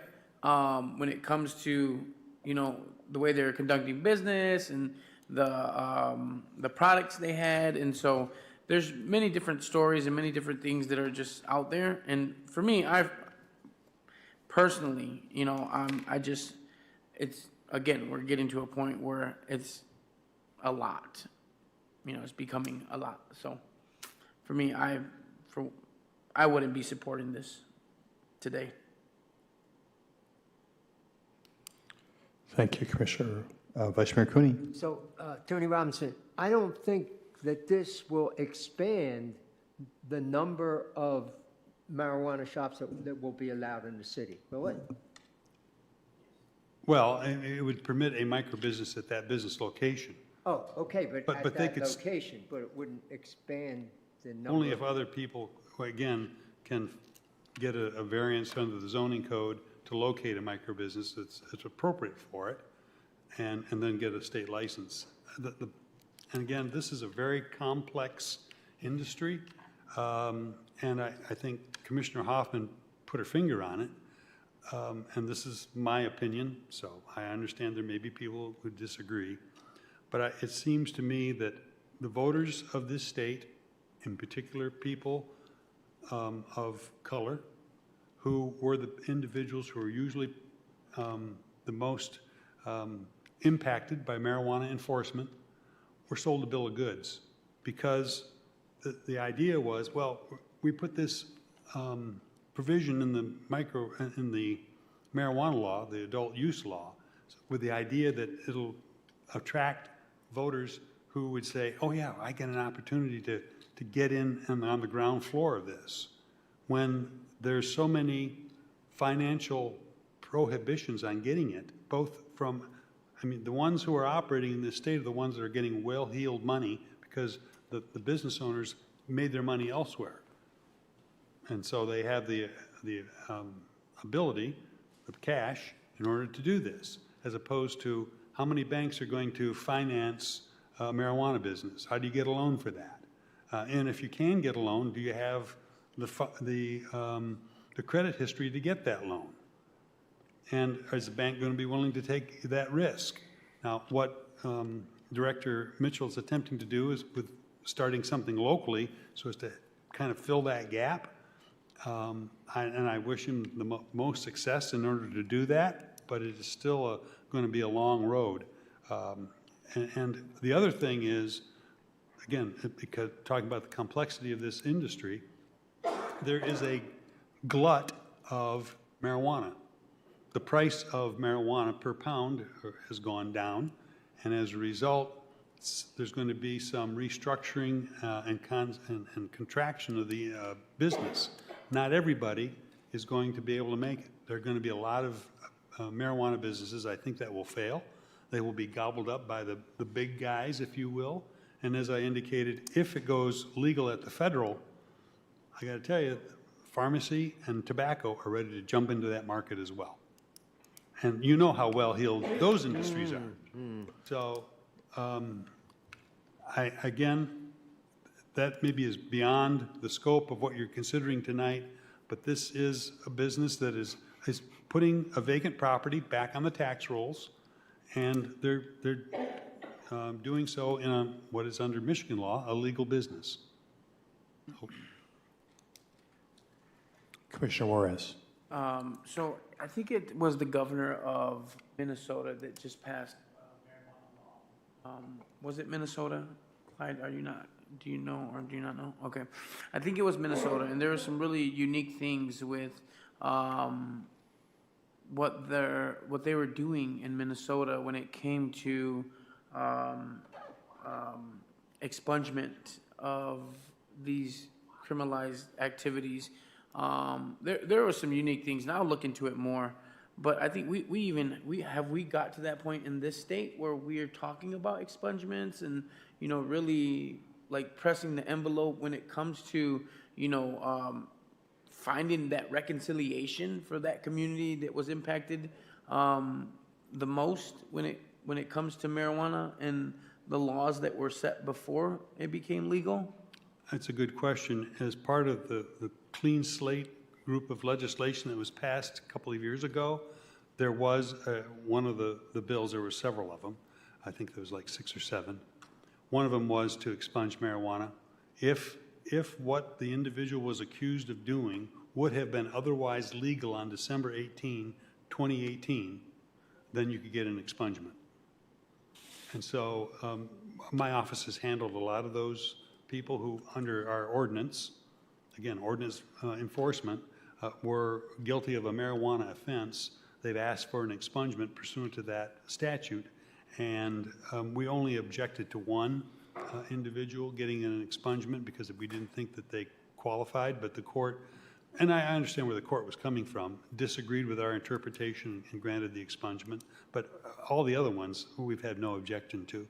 How many do you think up to date do you have, like ballpark figure, if you know, with expungements? In my office, just after the marijuana, because there's been a lot of other ones too. There's been traffic offenses, drinking, Just driving, marijuana. just marijuana. Without going through the records, I wouldn't know. I started doing that work, and I know I did probably a half dozen, and then I turned it over to one of the assistants, and she's been handling it ever since. So I don't know how many she's done. So, I mean, it's fairly regular. The only problem is, and again, oftentimes people are not using legal counsel to do it. They're doing it on their own, which is okay, but they got to follow the right steps. Yeah. And unfortunately, they don't always put me or my office on notice. They're required to. And so the first notice we get is a notice from the court saying, you've got to be in court on a particular day. So we're not even aware of this case because the expungement papers haven't been filed with my office. And so it's a little hard to respond to that when you've not been properly served. Yeah. But And I appreciate that, Clyde, and I think we need to be just like we are in the vanguard. We need to be in the vanguard of seeing that bill of sale come to fruition for our communities. I think we need to do something immediately about that, right? We need to take that stance and really push for that, because at the end of the day, like, it's just, again, we're suffering. We keep getting told this, and it's not happening, right? And so I think that's where it's like, it doesn't make sense to me. So thank you. Thank you, Commissioner Juarez. Commissioner Decker. Thank you, Mayor. I just kind of wanted to speak on the marijuana businesses. So they do need to come before the EDC board, and they bring in their application, they bring in their business plan. One thing that I have tried to be very thorough on, Commissioner Juarez, is when they come in and they have the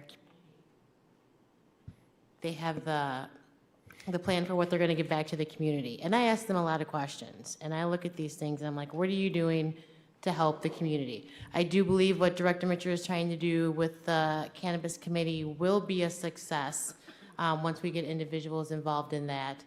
I can definitely understand how we feel like there's so many popping up, But as City Attorney Clyde Robinson said, it's a tough business right now. And we heard that at the last meeting when we were approving some, they are struggling. So a lot of these businesses will not, unfortunately, probably still be here going forward. But that being said, I think, again, some of the social equity plans that I have seen, there was one that came through and I said, we need to use this as a model because it was spot on. And I look forward to hearing what they have to say and coming back to us and showing us what they have done for the community, especially when you talk about hiring in our core neighborhoods. When you talk about, they talk about looking at, not letting a record inhibit somebody from getting a job. I definitely did speak with them, and I know they're working on something to do an outreach to the communities that are out there. How can we outreach some of these individuals that are in these core neighborhoods? Mr. Thuringer, he does a great job. He looks through everything, and also Clerk Borling when he gets the information. I believe that they're very thorough in looking at those, and I think now since we have a social equity plan, I think they're really realizing what that is and what that can do to benefit them and the community.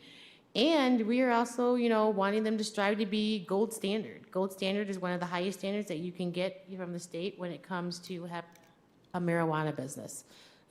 Things are happening. I agree. More things can, but we have to take it step by step. I think Director Mitchell and Mr. Thuringer have definitely put in a lot of work into this, and what I would suggest is maybe taking a look at some of the EDC minutes and board agenda packets and kind of taking a look and see what is really in these businesses' plans.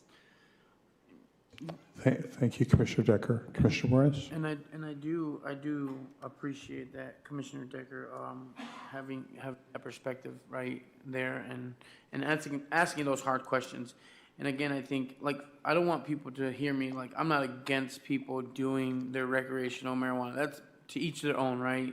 At the end of the day. And then when you have businesses in Kalamazoo who are going to be likely to fail, what does that say about us, right? If we let big corporations come and gobble up businesses that we just set, go ahead, start your business, but just know in the next 5 to 10 years, you might be going under, right? And then I remember a comment that Vice Chair Commissioner Tammy Ray was talking about when they were talking about the arena being built and the community bargaining agreement that put forth to do workforce development and giving people of color in this community an opportunity to have those opportunities, right? And the comment was geared around you're still going to give us the bottom, right? You're going to teach us how to be vendors, and you're going to give us opportunities to be janitors and give us the bottom, and that's what we just a lot of times get handed when we know that the bill of sale said it should be like this. And so for me, I just want to get back to that equity piece, right? When are we going to say, okay, let's step on the brakes and actually be about equity, not just put a plan on a piece of paper that sounds good and has a stamp of a silver approval star or whatever it is, but actually see it happen, right? Put it into action. And so I think for me, that's where I stand. I'm not against marijuana businesses. I'm not against people smoking marijuana. What I am against is people not being truthful about what we deserve as a people. And I'm sick and tired of getting the scraps and seeing our people being told, yeah, if you the turnout with the black community when that thing was on the ballot, the black and brown community showed up. And it's the only reason it got passed. By far. But now we're promised and being promised. And so that's just my frustration right there. That's it. Thank you, Commissioner Morris. Yes. Commissioner Decker? I hear you, Commissioner Juarez. We got to start somewhere. I think the funds that are going to be coming in from the marijuana businesses are going to be able to be there to assist. I hear you. I hear you 100%. And again, that could also come with maybe we need to look a bit more or maybe add some more to our social equity plan. Let's not just, teach certain individuals, as you say, to be a grower or this or that. Let's teach them how to run a business. Yeah? Okay. Any other discussion? Okay, so everyone's going to have to remind me, Clerk Borley, where are we at on this? Have we had a motion? We've and had a support? motion and a support, yeah. Okay. Any other discussion on this item? All right, seeing none, Clerk Borley, please call the roll. Commissioner Decker, Yes. Commissioner Hess, Yes. Commissioner Hoffman, Yes. Commissioner Juarez, No. Commissioner Pradle, Yes. Vice Mayor Cooney, Yes. Mayor Anderson. Yes. Thank you, Commissioners. The recommended action has been approved. We now have one more item on our regular agenda. Manager Ritzma. Two more items, right. So I'm going to do item G8 first because that's. G8? G8. Approval of a sole source 3-year contract with Fusus Incorporated for a real-time crime center video and collaboration platform in the amount of $375,000. Thank you, Manager Ritzma. Is there someone from your Yes, team who's going to report on this? I'd ask that our chief, David Boyson, come forward, and he's got some information, as well as our Community Planning Economic Development Director, Antonio Mitchell, on this, this item that you're being asked to approve this evening. Chief? Welcome, Chief Boyson. Commissioners and leadership, thanks for giving me a few minutes here after a very long meeting to discuss this topic. And so I can hopefully clarify some things about Fusus, what it is, and really more importantly, what it is not in many cases, because there's a lot of information going around. So hopefully we can bring some clarity to that. Clicker here. So Fusus pulls together private and public sources into a single platform. So this is not a mass surveillance system. This allows us to leverage existing cameras as we respond to crimes in progress. So again, it's just making more efficient use of the surveillance cameras that are already out there in the public and private sector. It's a way for us to integrate that. KDPS, and I got Director Mitchell will also talk about the partnership, because it is a public and partnership with our community. But KDPS has a long-standing practice of utilizing public and private camera technology to solve crimes. But right now, it's very inefficient how we do it. We have to go, let's say we have, for example, let's say we have purse snatching downtown. We have to go door to door and have an officer or detective ask a business if they have surveillance footage of a crime that occurred. And they can voluntarily give us that information. Usually they do. But one of the things we find often is maybe the person who knows how to run the system isn't there. Maybe they're at lunch, or hey, they're not going to be back till Monday. So a lot of times it'll take us, 2 days or more to get that video of a suspect, which is ready available. We just can't access the system. They want to share it with us, but sometimes they don't have the ability to do that. And so it really delays our solving of crimes. This really aligns with our data-driven approach and focused approach on policing. Because right now, let's say we have that same purse snatching scenario I just talked about, and we get a description as we're responding to that call that it's a male with a black t-shirt and shorts. Okay, how many males with black t-shirts and shorts could we encounter that's in downtown in any given area or at any given time? And so what that does is it creates more opportunities for my officers to see a person who matches that general description and stop an individual based on reasonable suspicion, and maybe stop the wrong person because that's all we had is a vague description. What this technology will allow us to do is get real-time access to those cameras, for those who agree to share that with us, as we are responding to that call. So now we can get a picture out of the suspect almost immediately. So as officers are responding to that call, now instead of just a general description, we have the exact picture, and we know, oh, this is the person, and we're going to stop the right people. So it's going to create less opportunities for us to stop the wrong people and really be more efficient, because a lot of times when we're responding to calls, we have to get there first to get the information before we can relay it to the officers. And many times we pass the suspect as we are responding to those scenes. So it's just going to make us much more efficient and effective in really our number one goal, which is to help keep this community safe. And one of the things that was kind of mentioned, a lot of the stuff we heard tonight from individuals was that this would disproportionately impact minorities and underprivileged people. And I will tell you that right now, those same groups are already disproportionately impacted by crime. And overwhelmingly, they are the victims of our crimes. Especially when it comes to our houseless population, they're our most vulnerable population. Many times they are the victims of crime. So what this system will allow us to do is really to keep everybody safe. It's not just for the business owners, it's not just for the homeowners, it's for really anyone in our city that has the potential to be the victim.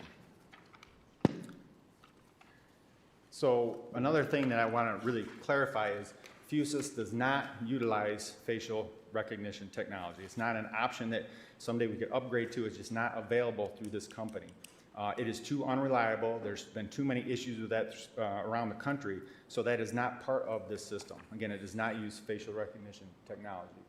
And it's permission-based, so that means that we can't access your videos unless you voluntarily share it with us. I have no way to remote into someone's camera that doesn't want to share it. They have to agree to get the core to share that information with us, or if we send them an email to share it that way.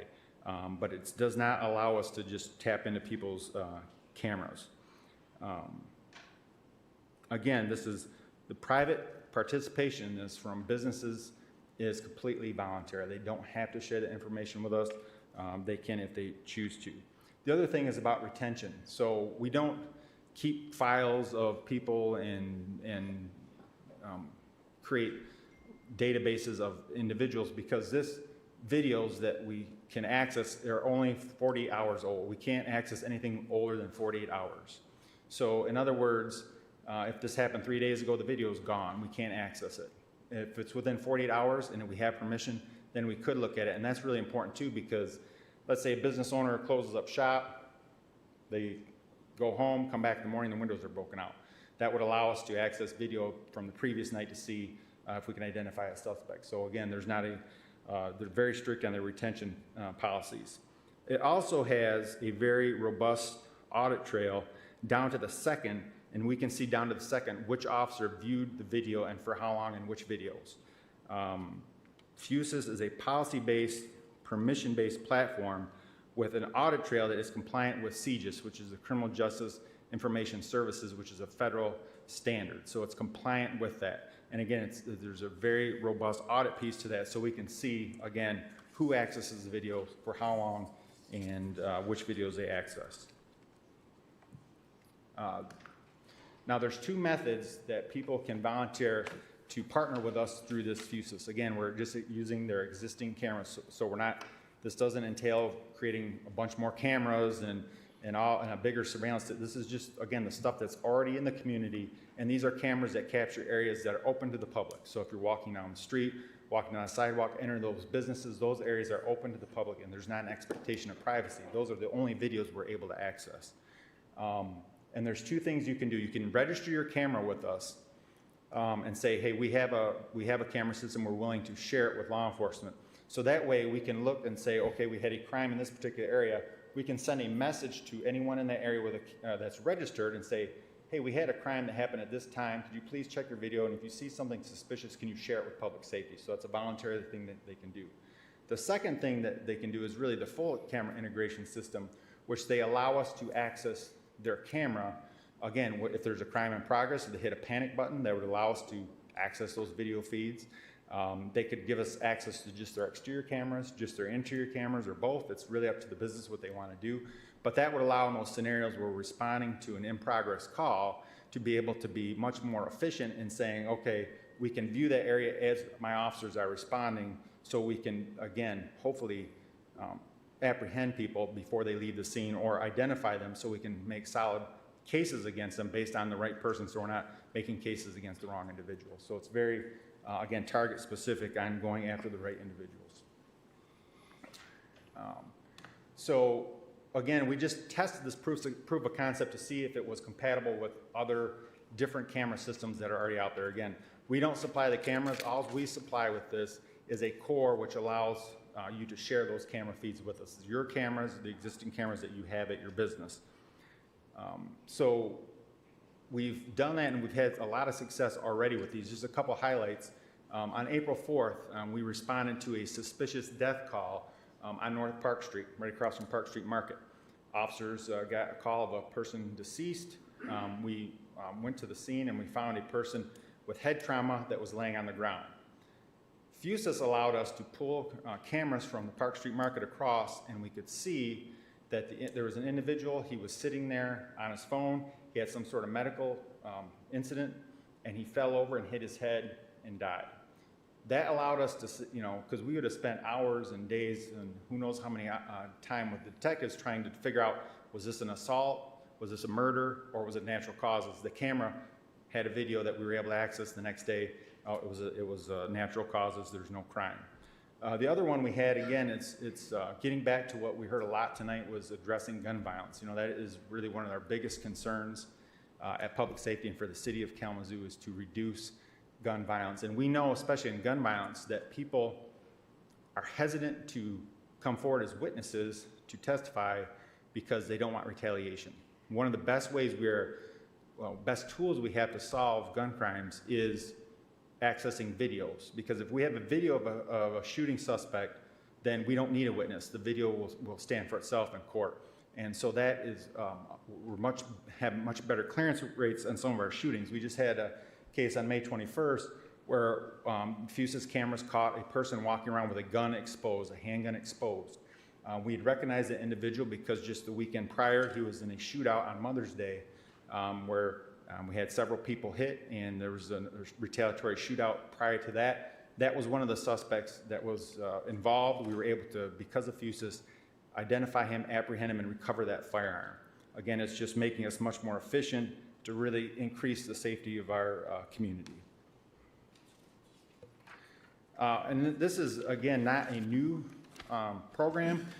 There are currently over 200 cities across the country that are partnering with FUSIS, including some of our closer neighbors, which is South Bend and Gary, Indiana, similar sizes to Kalamazoo, and we've visited them, and they've had success with that, again, in helping reduce crime. If you go to our neighbors over in Detroit, the green light system where businesses have green lights, and it's the same thing. They're sharing those camera feeds. Those businesses are sharing camera feeds with law enforcement. So we know that a lot of crimes take place at liquor stores and party stores, and we are able to hopefully, number one, discourage those types of crimes from happening in the first place. But if they do, we're much more efficient at solving those crimes. So again, this will really help us keep the community safe.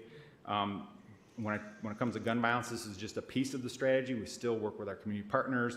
It's still that balance between outreach and enforcement. But on the enforcement side, we'll be much more efficient, and we'll be able to do so while at the same time really protecting people's civil liberties and their constitutional rights, and making sure that we're focusing our resources on those few individuals that are causing the most harm in our community. With that, Director Mitchell, if you want to add, he's going to talk more about the community partnership and collaboration. Thank you, Chief Boyson, and welcome, Director Mitchell. Hello, everyone. Good to be here. So I'm going to try to hopefully sum up this process with information that will help with this item of the 375, but also the 100. How did we get here? So as Chief pointed out, an interesting thing about tonight and the Gun Violence Awareness Day, this whole camera process started like 2.5, 3 years ago. And it started with the ring system. And it was the issue of the gun violence in the neighborhoods, and the issue that the chief brought up is that you can't get people to literally come up and testify because they're afraid of retaliation, things like that. But as been shared with you guys as commissioners and the mayor, there's been video ring cameras showing scenes of activities that were utilized to quote unquote seal up an investigation of a situation without having witnesses because it's on camera. So that started that conversation of how do we get more eyes on the streets? And this commission approved $100,000 to assist with ring camera development initiative to get in the community and to make that happen. And in that process, we did an RFP. Kalamazoo Builders Block worked with us to do the RFP. They got 200 ring cameras into the neighborhoods. 80% of them went into our 3 main neighborhoods, Edison, Northside, Eastside. And it was just not 200 cameras in the neighborhood, it was 200 cameras that got activated, meaning they work with Western students to assist in the process to help those individuals get, if you have a ring system, you just don't plug it in. There's a process, and we had a number of seniors that took advantage of the system to get that into the community. So that initiative was started there.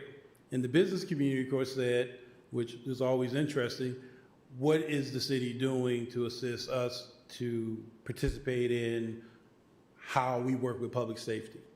And in the process, we had issues going on downtown, and businesses were saying, we need more police walking around.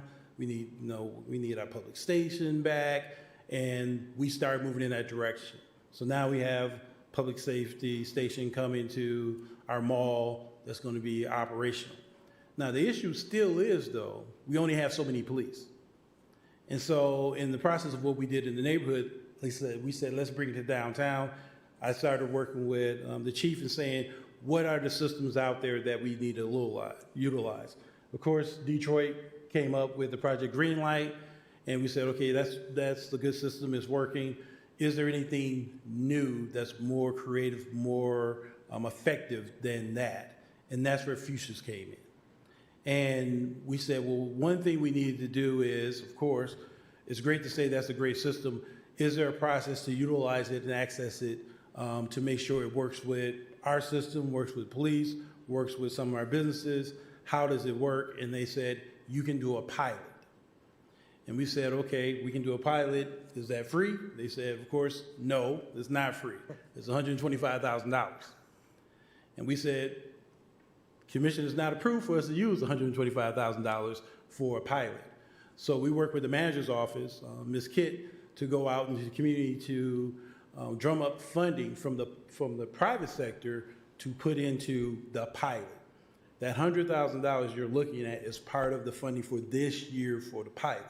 The $375 is for going forward for the next 3 years underneath the public safety's budget to utilize the program, which still costs $125,000 a year for all the service systems in the process of the system. So the component of the $375 is going forward. That $100,000 is part of the donation by private sector to pretty much assist us to pay for the pilot that we're going through right now to cover this year in 2023. So that is the history of how do we get here? Why did we get here? And it came about literally 2.5 years ago when we was looking at Kalamazoo's gun violence, intervention initiative by you guys saying we have to do something. And sorry to say, we didn't have the funds to start hiring more police, and it still wouldn't have covered, as I say, the eyes on the street on what we need to do. So we went to technology to enhance that ability, and we knew from experience working with the ring system and the results that public safety was getting, one thing me and the chief said, we need to get more rings out there. So more individuals have access not only to rings, but it gets individuals talking about it and being engaged in it. And hopefully 1.5 years from now, we'll go back out and we'll do, as we call a walking survey of how many doorbell cameras there are out there, but then also go out and see if there's an initiative to get more rings into the community once we do a survey of what's out there already. The key factor for us, though, was we needed to grow the system to also affect our downtown area. Our downtown area is not a residential thick component other than you're going up. So you got a door, you got cameras there. Could we utilize us not spending another $500,000 putting up cameras, utilize a system that would utilize existing camera systems? Futures worked in that process. It also worked in that process that it gave us live access to, when needed, to investigate certain situations in a timely fashion for police, to more importantly, to identify the correct person that has committed a crime so enforcement could happen and have documentation, digital documentation of crime and enforcement. So the mission was twofold. One, identify the right system that would work for the public safety to implement, but two, a system that would allow us to hopefully coordinate with the business community to have a relationship for retention and development, but also, number three, build on that system where we understand where our blind spots were as well with cameras so we can get other businesses or add additional cameras, which we are looking at adding additional cameras. So the public is correct in that process. But where we're going with that is our parking structures, because we've had issues in our downtown parking structures. So we plan on adding cameras there, which will give public safety the ability in the system, as we call it, to do a digital walk, where they can literally be in their car, access the system. Chief can access the system. He is on the scene. If something's going on, he can literally go through the whole structure through the camera system to see if that person that they're interested is in the parking structure. Or more importantly, 15 minutes ago, did they go into the parking structure? And if they did, they'll be able to identify, did they get in a car, what type of car they got into, and that goes into now their process of investigation. Now they can narrow it down to not only the person, but even the car they got into, and so that gives them a better process of even identifying the license plate, then they can do their license plate search and streamline that process even faster. So that is how we got to this point. And that's how those two items came about. Like I said, the first item, the 375, is for future investment to keep the program going because the pilot has been successful and we want to keep that going. And the second item is the investment into the pilot by the public and the private sector for that engagement. So hopefully that was helpful. Thank you very much, Director Mitchell. Commissioners, questions for Chief Boyson or Director Mitchell? Commissioner Juarez.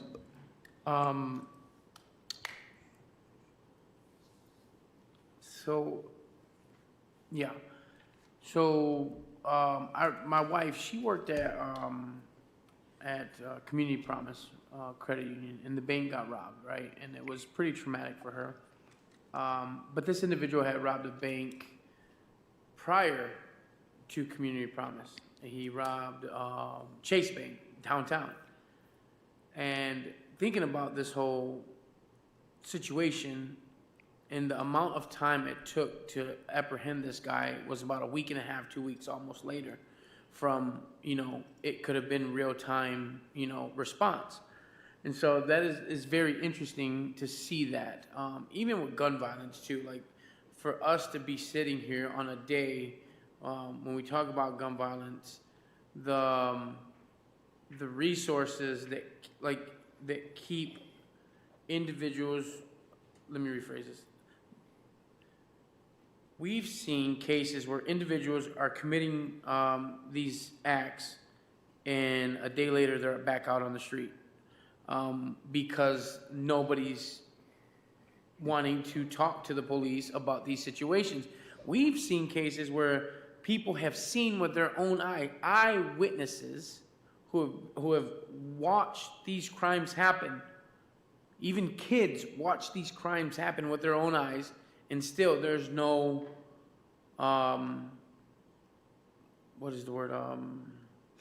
there's nobody coming and talking to the police about that, right? And we see that a lot of times, even like the other day, it was about 12 o'clock at night. Guy is shooting on my block, about 2 blocks down. The police end up apprehending him, and he has a Draco and another assault rifle and 2 pistols. And he was teed to the right. He had the ammunition he needed to do whatever he wanted to do, right? And so, for me, yes, I truly believe it could help with gun violence, but I think it go further than that, than just helping with gun violence, because we see, even Commissioner Hess was hinting towards some things with even school shootings. God forbid if that happens in our community. God forbid it. But to have real-time information, accuracy of where this individual is at in the school to be able to apprehend him or to subdue him, right, is very interesting to have. Because we seen in Texas, the situation that happened with the police department that had miscommunication, the individual, and so there's a lot of just benefits to be able to use what's already being, people are already being surveillanced. It's just a different way to use it as to help the police department in their efforts. Is there any other benefit from this, just outside of the police department? Is there anything else that's beneficial? Well, I'll just touch on one thing. One of our biggest concerns, I think one of the biggest problems facing any community in this country is mobile active shooter situations. And you don't have to go to Texas. You can go right down the road at Michigan State recently. That was a really tough scene for those officers to respond to, not to mention the students that were involved. But by the time they got there, the shooter had already left. And they had to search all these buildings and really traumatize all those kids, searching room to room in all these buildings for a shooter that had already left. A FUSIS system would have alerted those officers that the person, this is the suspect, he left, he's no longer in the area. You could have concentrated your resources on apprehending the person as opposed to searching a place that he'd left prior to their arrival. So it's going to make us more efficient and effective. And again, unfortunately, that's the kind of reality we live in, is we live with that danger. And if it happens, we need to be prepared and we need to be able to respond efficiently with the limited resources we have, and that would allow us to do that. So outside of policing, is there any other benefit to have FUSIS? Well, I will say on an economic development side, I think if we have a safe community and people feel safe in our downtowns and safe coming into Kalamazoo, it's going to make all of our lives better.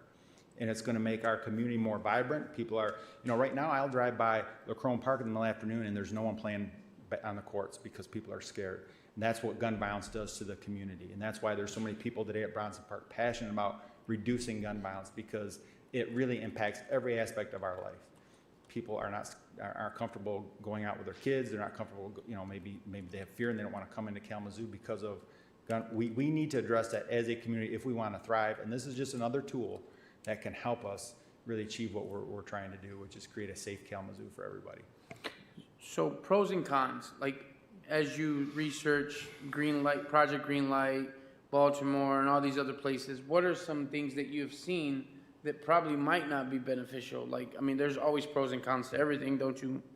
Yeah, so Greenlight, the reason we didn't go with that, and Mr. Mitchell can talk about that, Director Mitchell, but it's a huge cost. So you have to buy the particular camera, and it's not just we use your existing cameras. The cameras so businesses would have to shell a lot of money as opposed to a very inexpensive core that they have to get to access. So really, again, it's cameras that are already in the community. If you walk anywhere in public, someone somewhere has a Ring camera or a video surveillance camera that's capturing you. Right now, we have no way efficiently to access that. If people share that with us, we'll be much more efficient. So I think that is a big, and for the cost, these other systems, like we couldn't do like a real-time crime center with a huge infrastructure like Detroit has. This is something that from our mobile device and a cruiser from our laptop, we can see a scene before we get there. And so think about officer safety. If there's an active shooter or a person with a gun, before we just rush in, we can pull up the video, see where they are, and we can coordinate a response. So it'll be much safer for my officers that are responding to these things as well as the public. My last question. You said there's two different portions to this FUSIS. One was integrative, right, where you can get direct access to their cameras, and the other was like if they gave you permission, right? Now, could FUSIS access phone cameras or car cameras? No, and also the integrated access would only be for commercial surveillance systems. That wouldn't be for Ring. So Ring, we would still have to send you a message. If you're a private homeowner, we'd send you a message and you'd have to choose to share that with us. We don't have the ability to access that through Ring, but it'd be only for commercial surveillance cameras or traffic cameras or things like that. So it won't be able to access phone cameras, right? No. You're saying? Okay. No.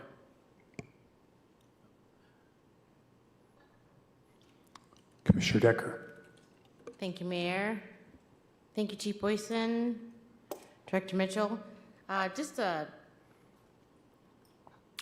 believe you gave a little bit of this presentation to us, or kind of told us about this at KDPS one day when we had a group meeting, or training, shall we say.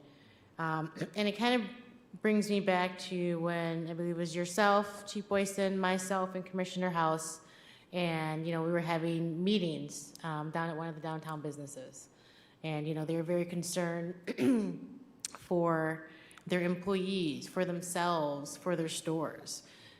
When we talk about economic development, and you talk about having a safe area that people want to come and start a business, shop, enjoy the downtown, visit our restaurants. We want our individuals and people that live in our community and that visit our community to feel safe.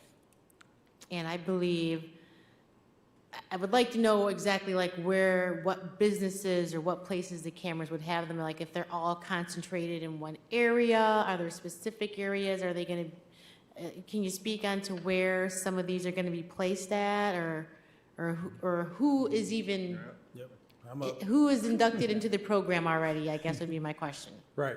So the initiation of this is what we call phase 1, phase 2, phase 3, phase 4. And then phase 5 is our corridors. So we're starting off in the downtown core, pretty much here, Bronson, going to downtown to the festival site. That's our main area and our parking ramps. So that's like phase 1. Phase 2 is going to be working with the additional businesses in the downtown area to expand that footprint of businesses and camera systems. In phase 2, we'll reassess our camera access points, make sure there's no blind spots and things like that, and see if we need to add additional cameras in certain areas like we have in Bronson Park. So we don't have blind spots in areas where pretty much cameras are not being provided by the commercial community. The key is this is a commercial investment, working with the businesses. On the economic development side, it puts us in a position on economic development when we're talking to businesses about how we work with them. That process of working with them is also working with public safety. So now it's a relationship with us on economic development, but there's also a public safety relationship they will have as well, which is, we always say, and we hear it nationally, see something, say something.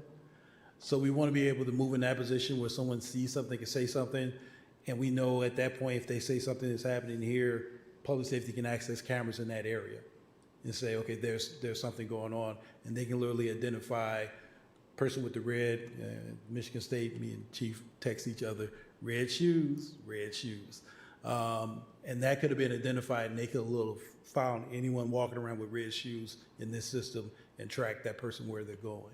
And so we want to be in that position where if you see something, you say something, we're able to react digitally as well as physically and be more proactive in that process. So we're starting in downtown, and then we're going to literally ripple effect it out. Chief is also talking to Western, KVCC, Kalamazoo College, Kalamazoo Public School System, as you brought up, to figure out how we can incorporate that relationship with them as well, and what that means, and what the access means. Because if there is an activity, that would then put us in a position, or the chief in position, to activate the system and really be able to track what's going on wherever it's at in that part of the community on those campus areas. So the initiative is starting downtown, moving out, hitting the schools, and as we say, and literally hitting the corridors, hitting the businesses. Remember, this is a commercial focus component. It's not a residential focus. Could it be residential way down the road? Yeah, if the community wants that. But we're going to focus on the commercial areas and the business relationship right now. The residential side, we'll still focus on the ring system and working with Neighborhood Watch and that process with the residents and that process with public safety. Thank you. So when you talk about the businesses, I'm just trying to get a clear picture here also. And you talk about the holds the live video feed. So you have a camera that's up there. Someone calls in and says, hey, this is happening. Mm-hmm. You guys can look into that. Right. So when you say it holds a live video feed, again, I'm just doing this more for the education of our community. Mm-hmm. When you say it holds the live video feed, is it the business's camera that holds the live video feed? Yes. And not The answer is Fusus? Yeah, well, I can touch on it. yeah, It's- let me touch on that. So basically, and I'm not a technical expert, but I will tell you that it's called a core, that they get a device, it looks like a Roku device, right? So Yes. maybe a little bigger, and then we give that to the business, and the IT installs it, so your cameras at your business go through that core. The core allows us to access your feed. We can't control your cameras, but it allows us to see what your cameras see through that core device. So that's when but it's still your data, your information. It just allows us to access that if you choose to. Now, some businesses can say, we'll only let you access that information if we hit like an emergency panic button. Then it automatically would spool up those cameras in the area. Or, like I said, you could look at it, they'd allow us to look at that when a crime occurs or if 911 is called. It's really up to the individual user, but it really is that technology that we never had that before, where it allows us to integrate cameras that are already there instead of knocking door to door and pulling an SD card out or something like that. Okay, so just to clarify,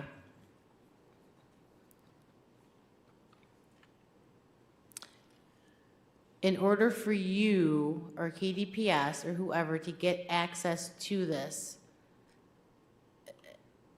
they have to give you permission. Like, you have to call and say, hey, can I look at your video? Is that how?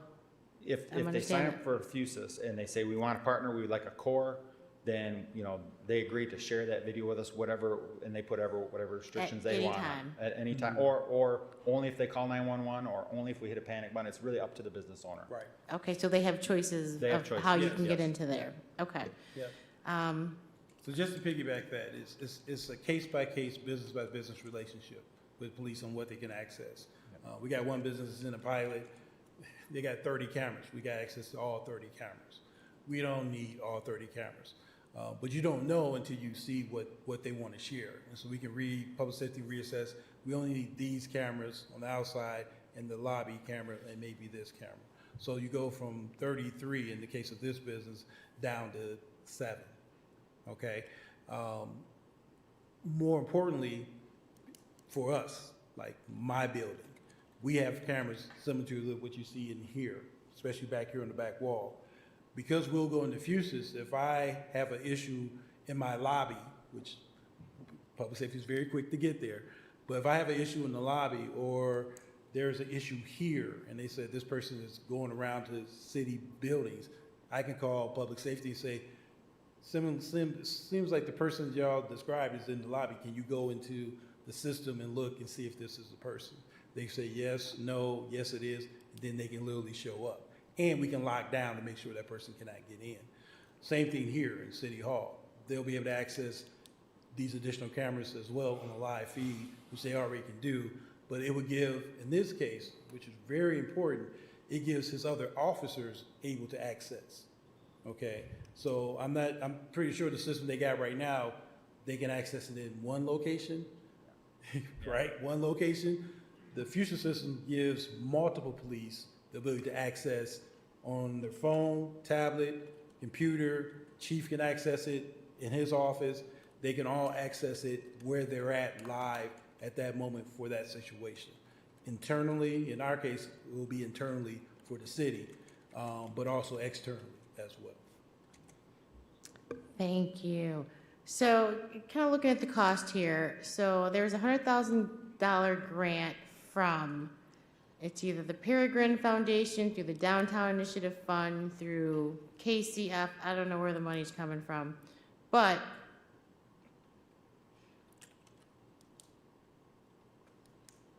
what would be the plan for paying for this going forward? Would we still be looking for those grants? Is this something that the city is going to take on full time, or how does that work? How do you envision that in the future after the 3 years? Right.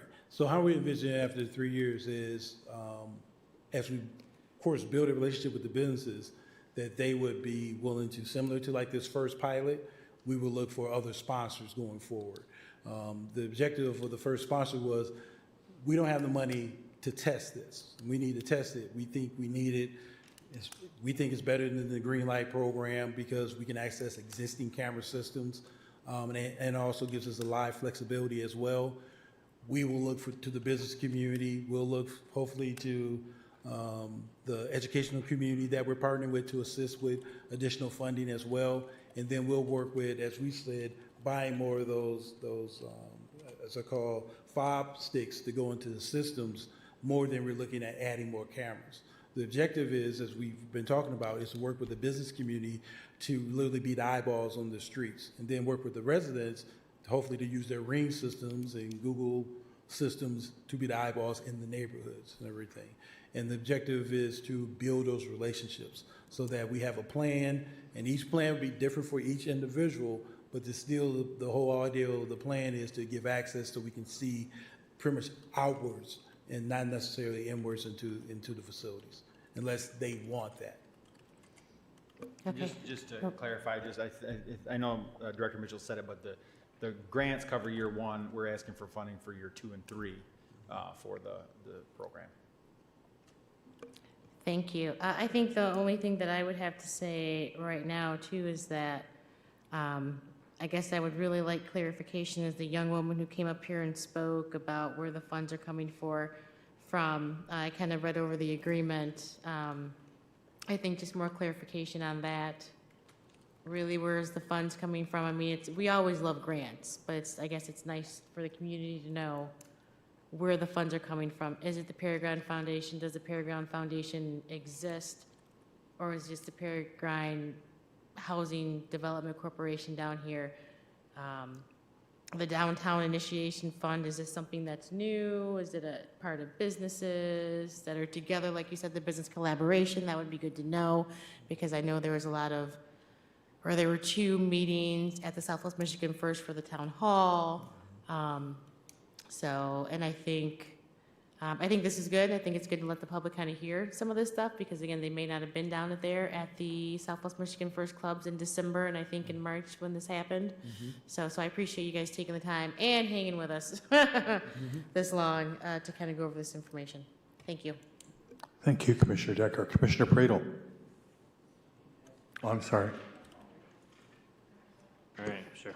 I really appreciate you staying late. I didn't think it was going to be quite this late, but I think it's really important when there's issues like this, because when you think about an ideal consent agenda item, it should be routine, procedural, non-controversial, right? And this is clearly controversial. And so if people have concerns or questions, the best way we're going to make people feel somewhat at ease, if they are concerned, is that we give a chance to ask, that we can ask questions.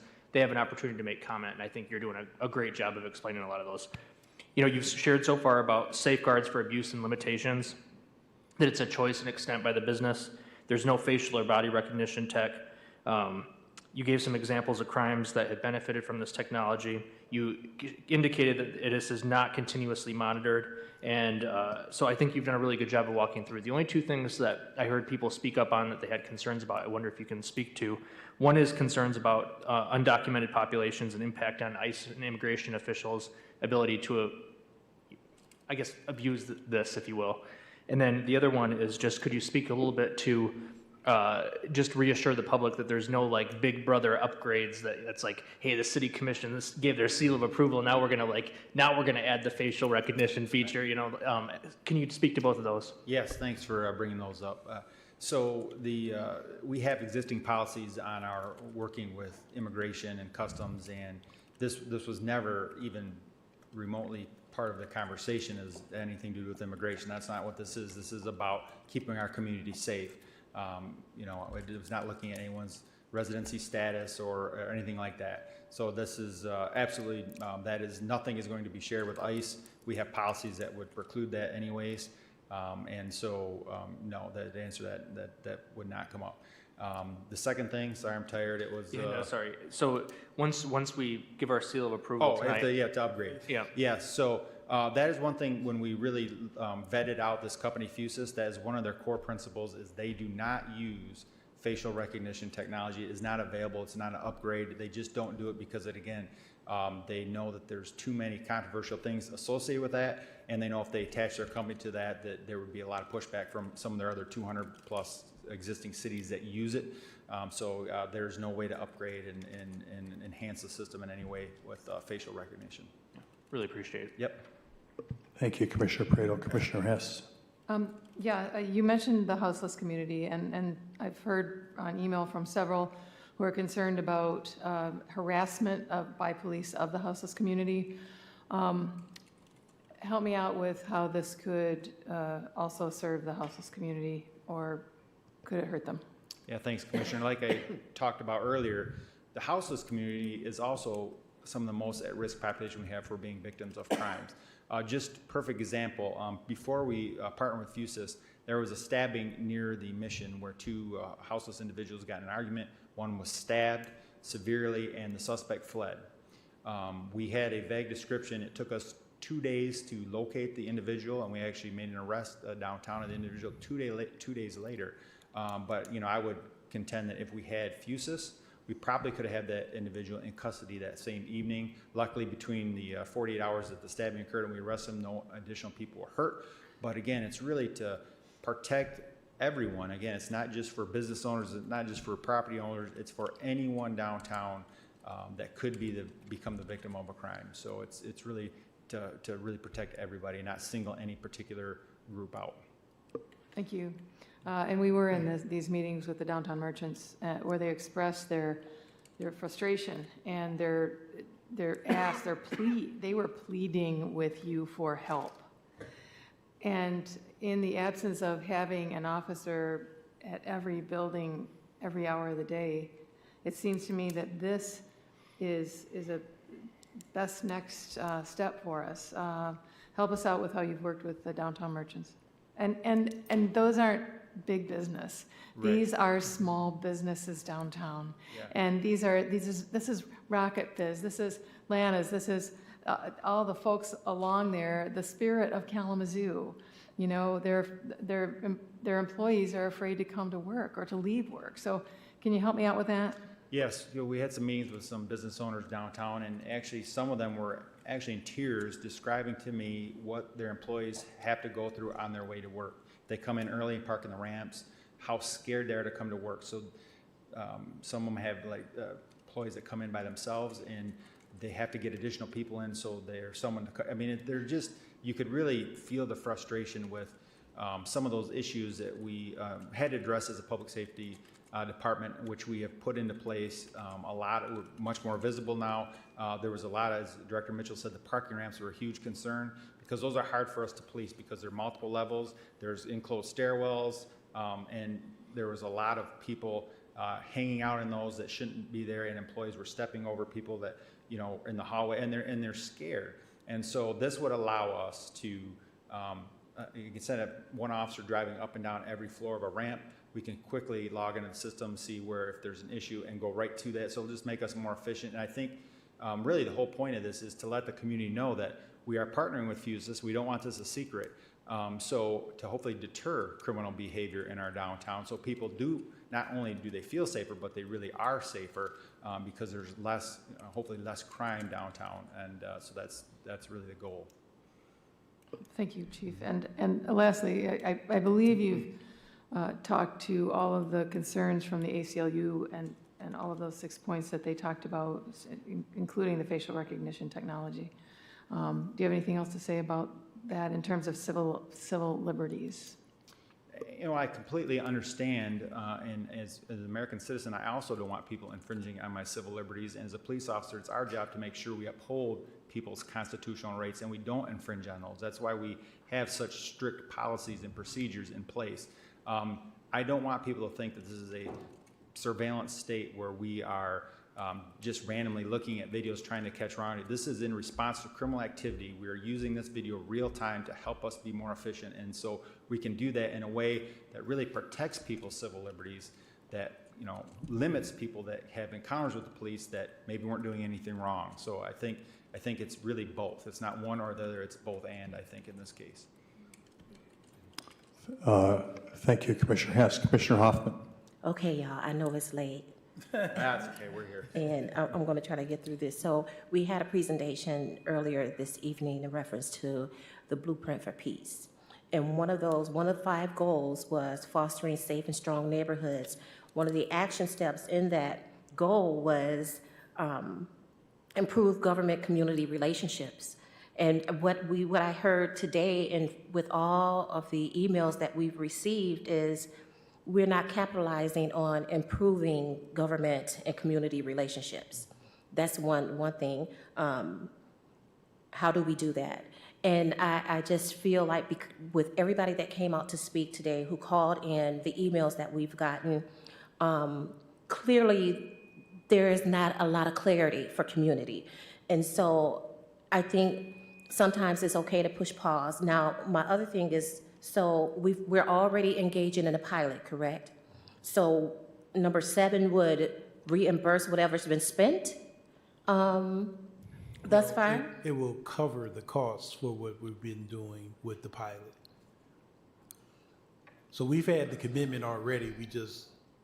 We're bringing forth, once we said yes, we was going to bring forth the funding from the outside to cover the cost for the pilot.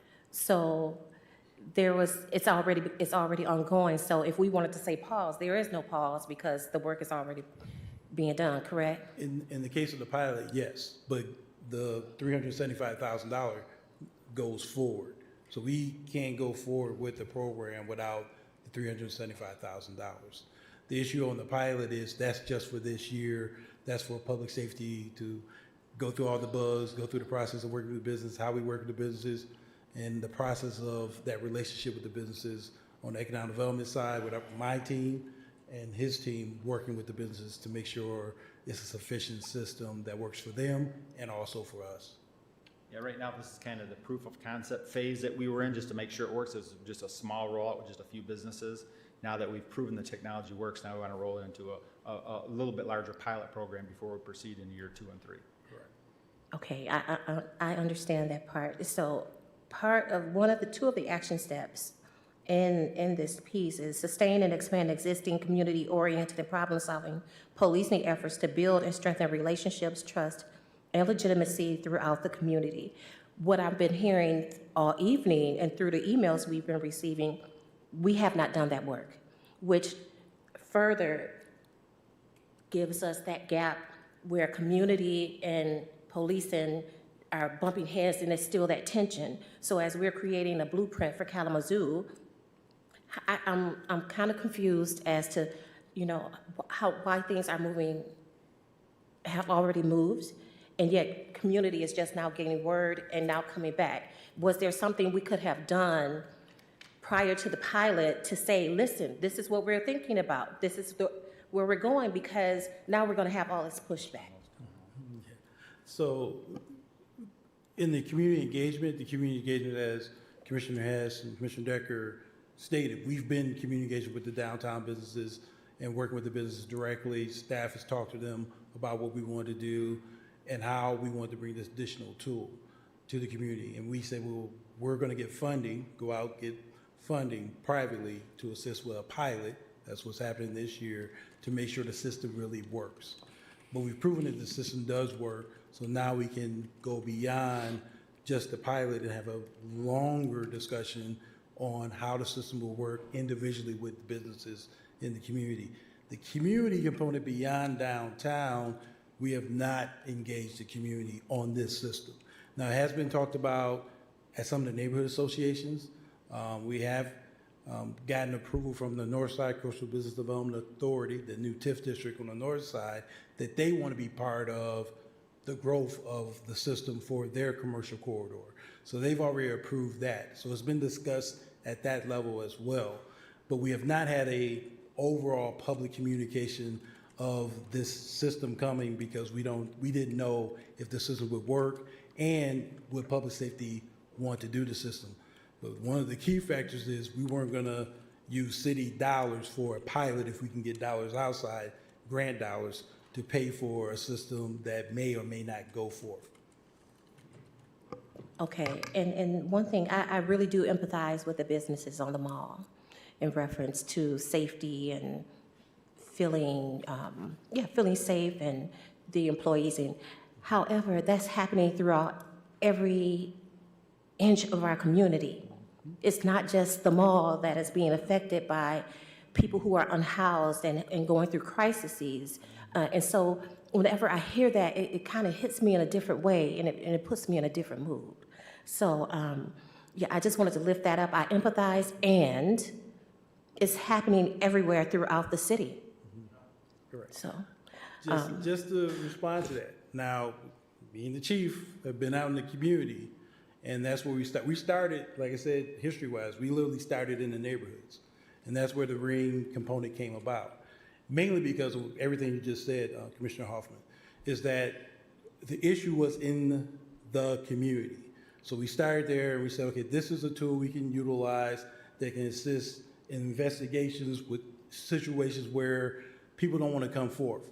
So we said we need more digital eyes on the street to assist the public in their enforcement of some of the issues they were dealing with.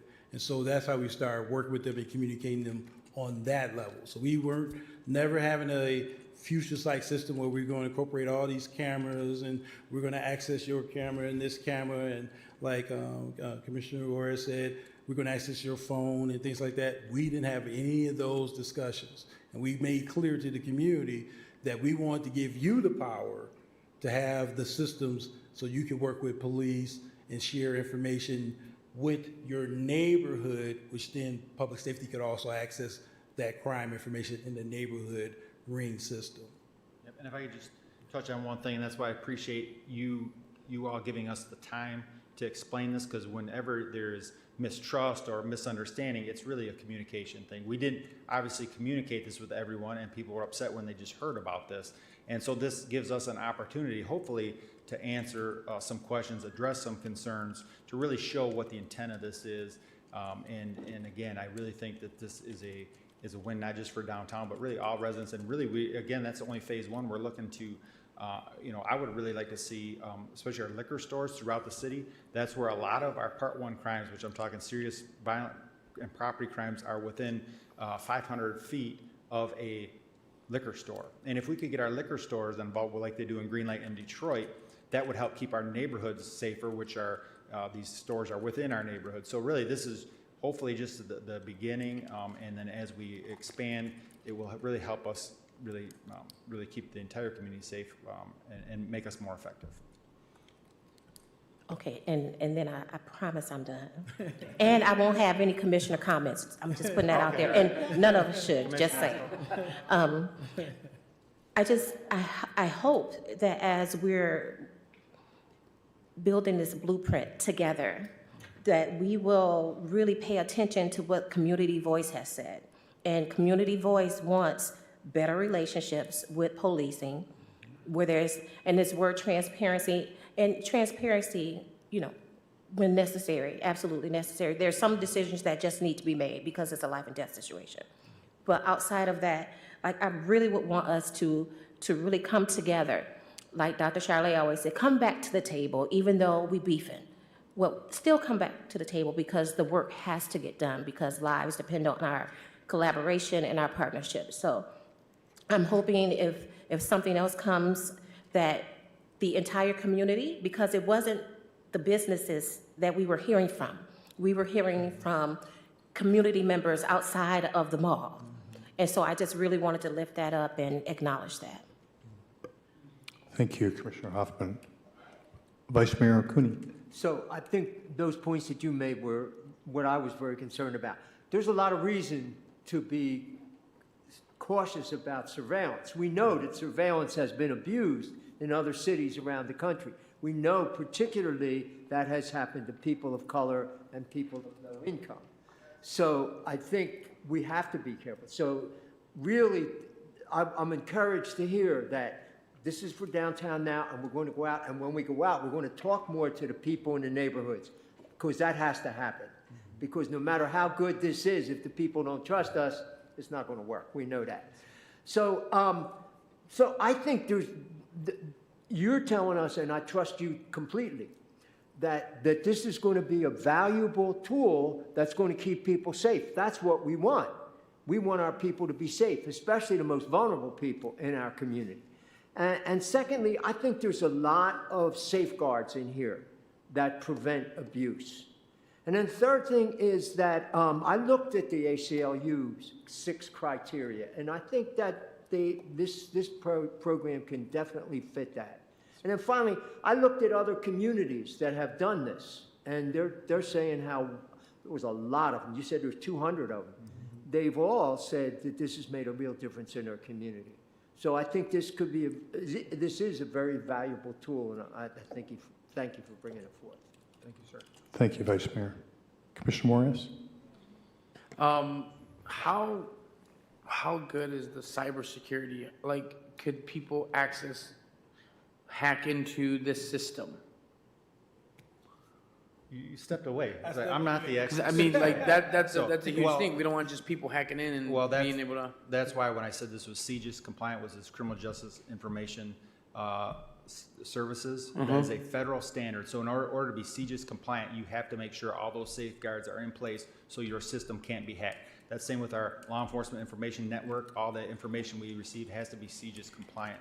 And so this system fulfills that requirement. So it's, again, it's very robust in their compliance with those things that you just mentioned. Could Fusus be able to access body cam and dash car cams in the police department? It could use,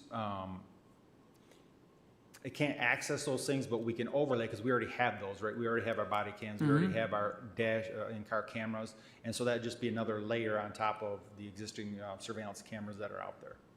One of the things that I do believe how this would help with racism, I hate seeing individuals, especially of color, be pulled over, handcuffed, embarrassed, and put in a situation where they have nothing to do with what cops think, oh, you fit the description. Yep.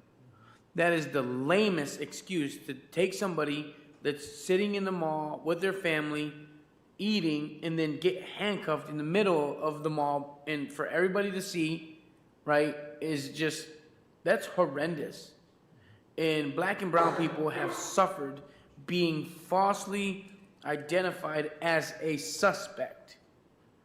And I truly believe that this could help that, right? Not just that. I think about our situations we had in the past when the Proud Boys had came to Kalamazoo, right? And we had all this miscommunication and what was happening and what really took place. You know, for me, I pray that we would use this to help, like seriously help combat racism, right? And just bias and all those other things. I think it could help that if we're intentional about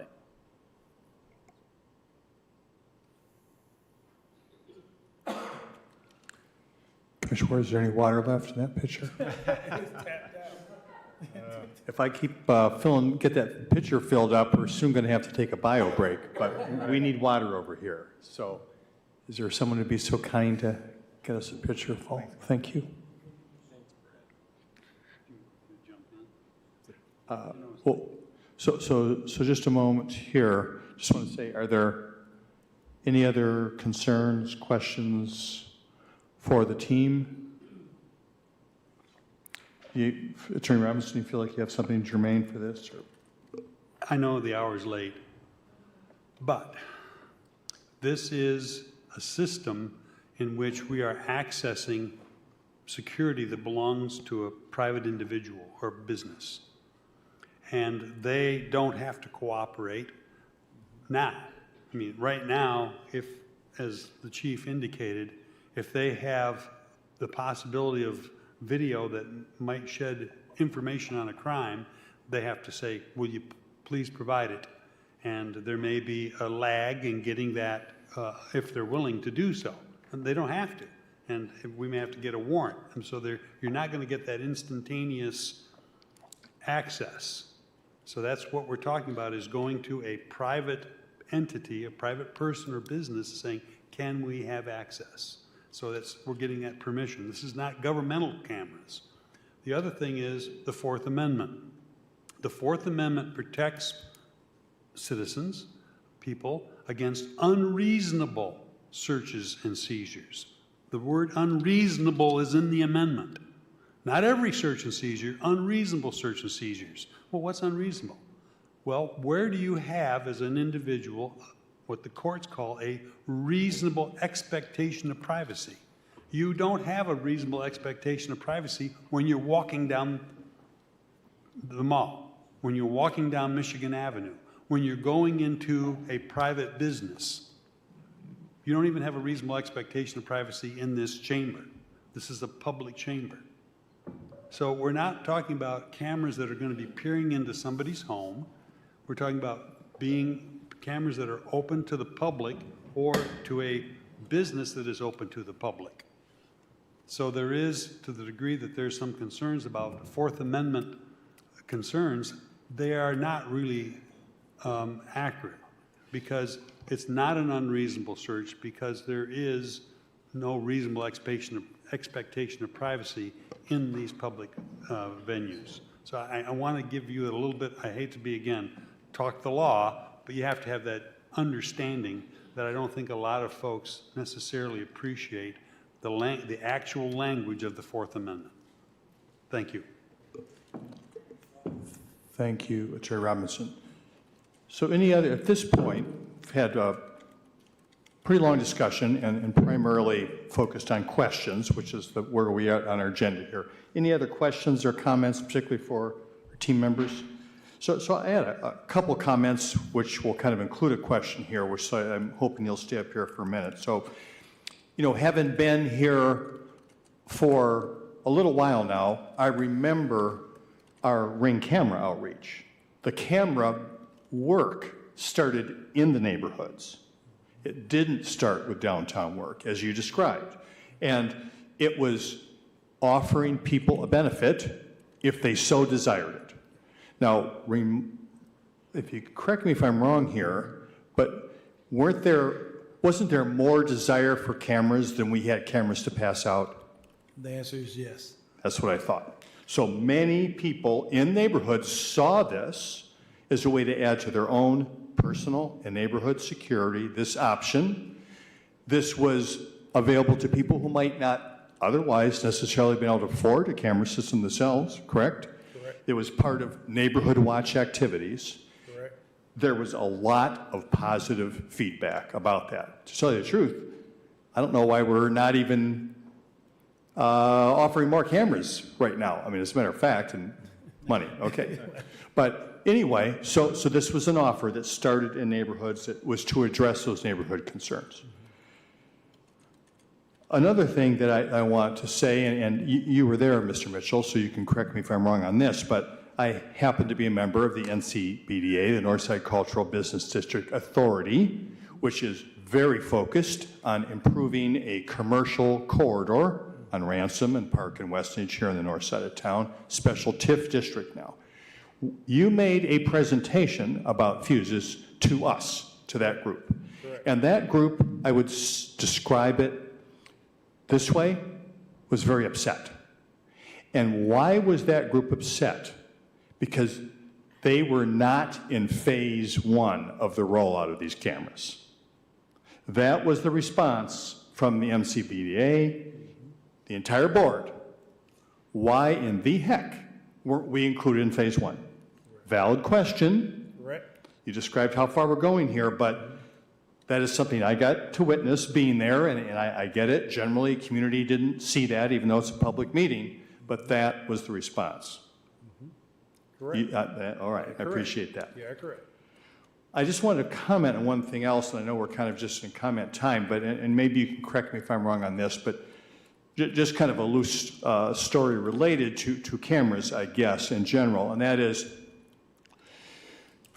in one of the shelters that is run by my department, where I work at Integrated Services, where we serve families, there was a young woman who went out kind of late in the evening, it was a hot night, ran into a convenience store real quick, and left her car running with two young kids in the back seat who happened to be asleep. So she left in the car, ran in to get something. By the time she came out, the car was stolen and gone. And with the two kids in the back seat. And that car was found with the help of cameras, as a matter of fact, in a rather remote location, abandoned, which could have meant that who knows how long on that hot night would those kids have sat in that abandoned car on that dark, remote spot. Absent the real-time information that was acquired through camera to be able to locate that vehicle. That's a personal experience that I was tangentially involved in, which could have gone very, very differently. So for me, I guess I will save some of my comments for our discussion time, but is there, for this portion of our conversation, is there anything that you want to say to sum up your request or any final words that you'd like to make related to it? No, thanks for bringing that one up. And we've had other serious crimes that have been solved that I would say, but for that camera technology, we'd have had several of our recent homicides probably remain open that would not be solved. And that's, you're talking families that would not have closure, that people that were still responsible would be out committing additional violent crimes in our neighborhood. So really, without cameras now, especially again with people hesitant to come forward as witnesses, we would not have the type of shooting numbers we have. Our numbers are trending down in violent crime. I think we're down 20% this year over last in violent crimes. That again, that's a piece of the strategy, but it's an important piece, and I really think this FUSIS thing would be an important piece as well. Appreciate it, Chief Poison.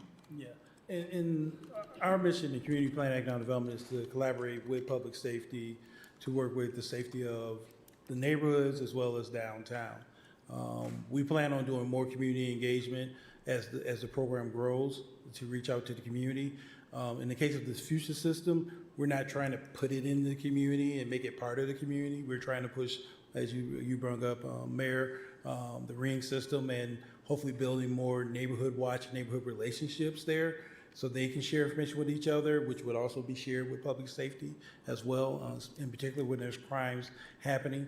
And so the goal here is focus on keeping the community safe and creating tools that helps public safety be able to investigate a lot faster, quicker, so that individuals that commit crimes get prosecuted. And if we have video evidence, it makes their job a lot easier and the prosecutor's job a lot easier because they literally have video evidence of the situation happening. And so we're trying to position us as the city to be not only the safest community, but be able to impact the community in a way that hopefully breaks down barriers in the neighborhoods and in downtown, so that there's open communication on safety in the community and how we all can keep each other safe. And that's the mission here. And that's why the community engagement is a priority on the business level and the residential level. But we want the businesses and the residents to take some responsibility in working with us. And this is one of those tools that we're using for the business community to work with us, just like the ring system is one of those tools we're using with the community and the residents to work with us as well. Thank you. Appreciate both of you being here. Now is the opportunity for anyone in the audience who would like to comment on this item. You have 3 minutes. Please state your name and whether you live in the city. Morning again. Almost morning. Yeah, I just have some points in response to what has been said ahead. I think a lot of the misinformation has become through a lack of transparency. As the chief said, he doesn't want the partnership with FUSIS to be secret, but the question is, why was it on the consent agenda then? It should have been publicly available and open to discussion. This partnership with community isn't a partnership with community, as they just admitted. It is a partnership with small businesses, the small business community. And all of those 6 ACLU questions I asked at the start, some of you have said that the presentation has answered them. I disagree. Some of those questions included, how big is the danger the technology will allegedly reduce? And despite being a data-driven approach that the KDPS takes on, during the presentation, not a single data point was presented about how the trial has been used to reduce crime. Instead, we were given a series of stories, some completely hypothetical, and the 2 examples we were given, one wasn't even a crime. So the question is, what has the trial been doing? What is the hard data behind this mass surveillance system? They can tart it up however they want and call it all whatever and whatever, but this is the fact. It's going to be surveilling people going about their day-to-day activities in Kalamazoo, which will gradually extend out and cover our neighborhoods and everywhere else. Another thing I just want to mention is the fact that A lot of talks about ring cameras being introduced in the community, 200 ring cameras given out into the community. I don't know if you know, but Ring is obviously operated and owned by Amazon, and they've freely admitted that they hand over video data from those very same ring cameras to law enforcement without user permission or consent and without the proper law enforcement warrants. So I ask, should we be so gung-ho about trying to get these ring cameras out in our community on our neighbors' doors where they can hear our voices and see everything, when that data can be freely accessed by the police just by asking Amazon, who will happily bend over backwards and give them that data? So all I ask is the Commission is to completely reject this proposal until that hard data is presented publicly for the community at large, not just the small businesses, to look over and assess whether that is something we want in our community. After all, that was the final question asked by the ACLU. Does the community want this? And what we heard from the gentleman behind us is the business community wants this, but does the wider Kalamazoo community want this? Well, they said they could do a better job communicating that, and I agree, and I hope many of you agree with me too. I think it's worth waiting to actually find the right answers to make sure we're making these proactive steps that are actually going to be helpful to the community and not harmful. So I ask that you guys pump the brakes on this thing. Demand answers, demand data, and demand the response from the community. Thank you. I'm going to bed. Thank you very much. Next, please.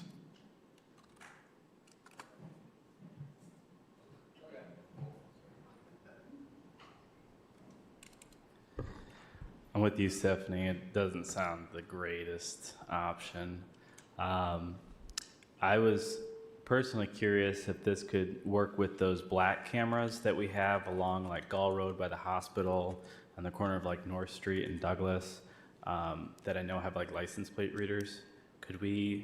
Is it possible that we could track people that are using their phones throughout town on camera and then just mail them a ticket? I know other cities already do that right now. That would be really interesting. But yeah, they do know about the Amazon contract because I filed a FOIA for it, and when I asked everybody about it, nobody knew about it, but yet the city had signed a contract, so that's interesting. But then also, does City Hall count as a public place under the Fourth Amendment? Does that count? Because I've had several staff members tell me that I'm not allowed to record in the building. So I don't know if that's infringing on my constitutional rights. Someone should educate them. I don't know, just thought I'd bring it up. Thanks. Thank you. Is there anyone else that wants to provide public comment?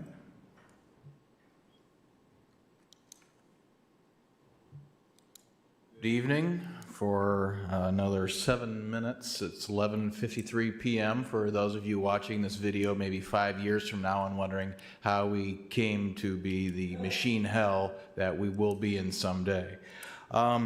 Yeah, so I can't help but notice that we're trying to deploy this central surveillance collection system on the same day that the Parks Department is attempting to establish more restrictions on the Kalamazoo Mall. That's very interesting. It's also interesting that today happens to be the 4-year anniversary of when I warned the public that in 2019, the first meeting on June 2019, look up the video on YouTube, that we were building this surveillance network, and then former disgraced public safety chief Thomas lied to the commission in public, said, no, we're not doing anything, and then 2 months later, it was national news that yes, Amazon was colluding with governments all over the United States and world to build their private surveillance network. So rather than the government's building the surveillance network, people would voluntarily be putting cameras on their homes and businesses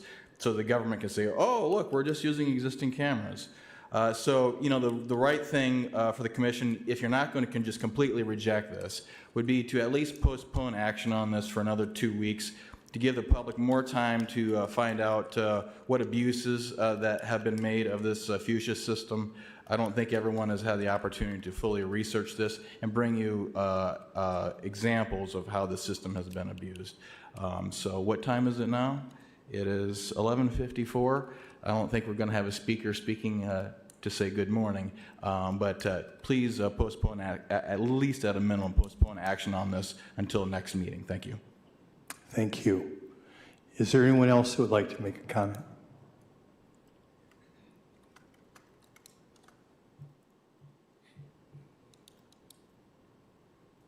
Hello again.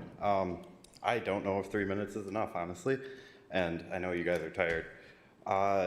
I wrote down some notes. Honestly, I came in here adamantly opposed to this, but after listening to the gun rights, the crime, everything, I'm actually starting to get persuaded that maybe this is something that we need to investigate more. However, I do believe that more time needs to be dedicated to the community outreach and see where the support lies. I know a lot of you have said you don't work in the tech space. I do. I actually have a degree in cybersecurity, and there's nothing bulletproof when it comes to cameras, security, Wi-Fi networking. I believe the chief said something about the crime safety net or something. You're introducing a device into a company's network, hoping that their network is as strong as what he says. That's not true. I'll tell you right now, it's not true. I wonder who's going to carry the cybersecurity liability insurance on this, if there is a breach. Millions of dollars in lawsuits of my information, my property, only exterior cameras are supposed to be accessed, but some dude in Timbuktu was able to see inside my camera because of this little device. It's risky. I do wonder what the threshold for crime is. Somebody brought up, if have my phone at a stoplight and a camera sees it, will I get that ticket, or is this only for assaults, batteries, purse snatchings? There's not any information out there for us, the community, to know whether or not where the limit is. That person jaywalked. Throw them in to the same crime category. We should have a threshold. The distracted driving, we are now telling our officers that, hey, you are rush, code, whatever, get to this incident while watching your laptop with this live stream footage, not paying attention to the road. Do we want them to have the ability to access it while driving? Is there a way to prevent it from, if they're doing more than 10 miles per hour, their laptop screen turns off? I don't know. There is a current case going before Michigan Supreme Court about drone footage and police use of drones to surveil backyards. Does the business have the ability to see into somebody's backyard? Is that unreasonable because they believe the backyard is sacred, and according to the attorney, you do have expectation of privacy in your backyard, but if a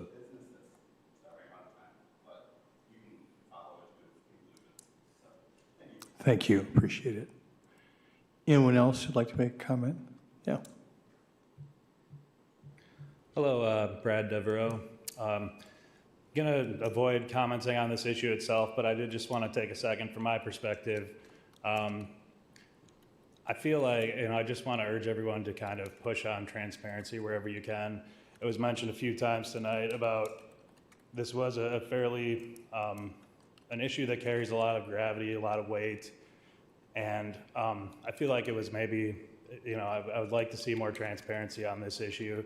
It was also mentioned a couple times that there were other meetings held with, I think, businesses, and I didn't heard anything about those meetings, so when those are kind of brought up as this is our outreach, I feel like that doesn't take the place of one of these meetings.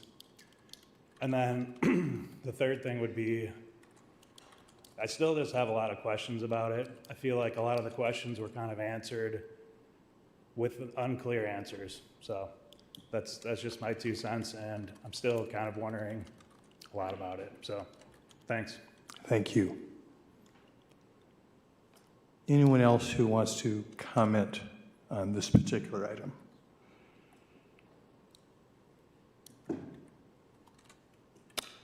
All right.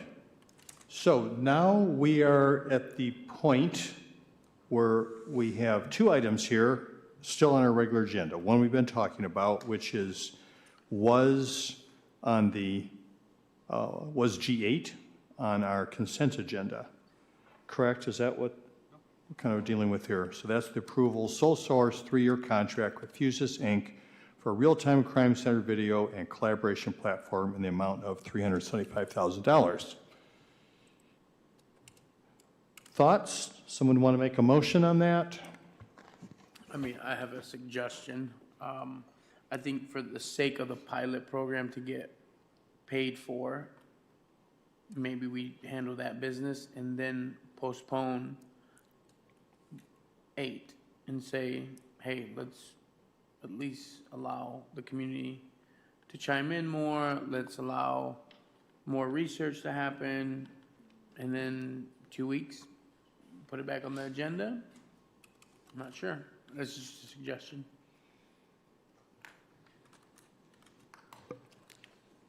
I can support that. Commissioner Decker.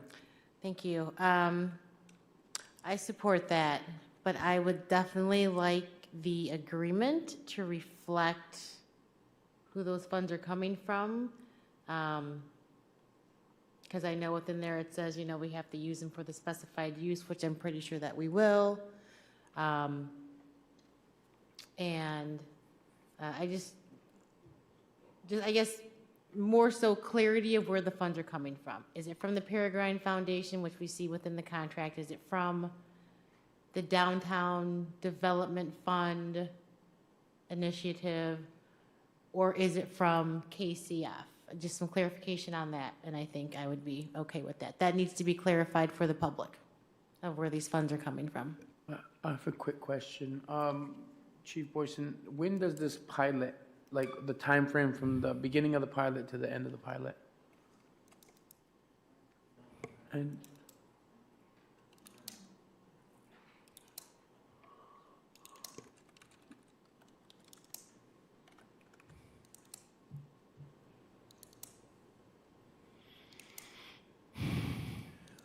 To my recollection, we'll double check. It's supposed to be 3 to 6 months. So it's this first quarter, we supposed to do the research and make a recommendation on what we're going to do going forward for this year.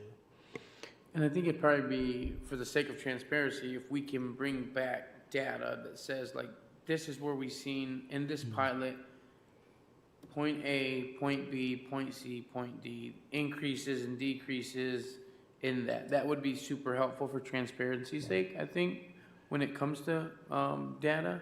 Yeah. Just to share the findings of the pilot before we can say, you know what, let's allocate $375,000 towards this. So I'm not sure how much data they can provide in that framework of what in the crime area. But one thing we can do is get data information from other cities on how it's affected their communities That would be before they got the system and after they got the system.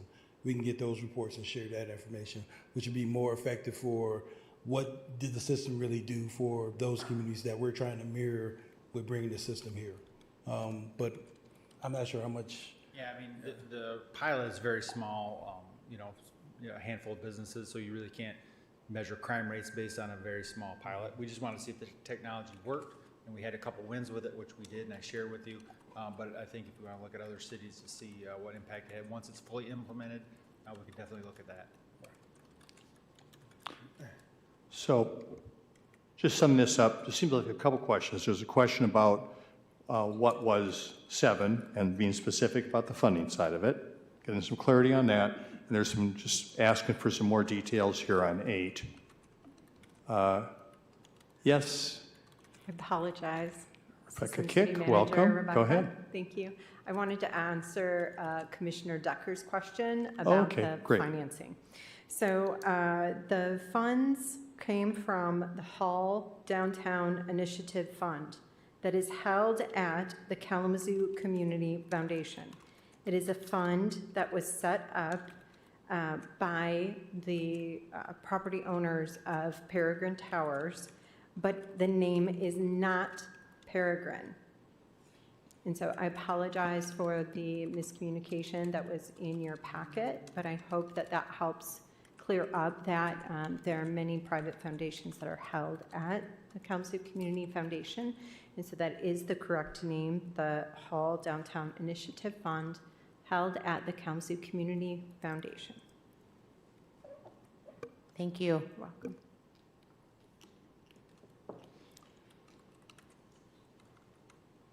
Commissioner Decker, does that feel like sufficient information for you? It does. I believe so. It's just, individuals are kind of wondering. There's a lot of information within that Right. speech. So I just Yeah. want to make sure. Okay. Well, all right. So that all said, there was a proposal for us maybe to act on what was 7 related to accepting this grant for the pilot proposal. Are we comfortable taking action on that portion of it and then maybe waiting for some data, which is what you're suggesting, Commissioner Juarez? Is that, people okay with that idea? Okay, at this point, if I'm not wrong, I don't think there's been a motion in support on 8. So we've just been discussing things. So really, right now, we don't have to make a motion on that. We can just, not act. Attorney Robinson? I would suggest that you make a motion to postpone for 2 weeks.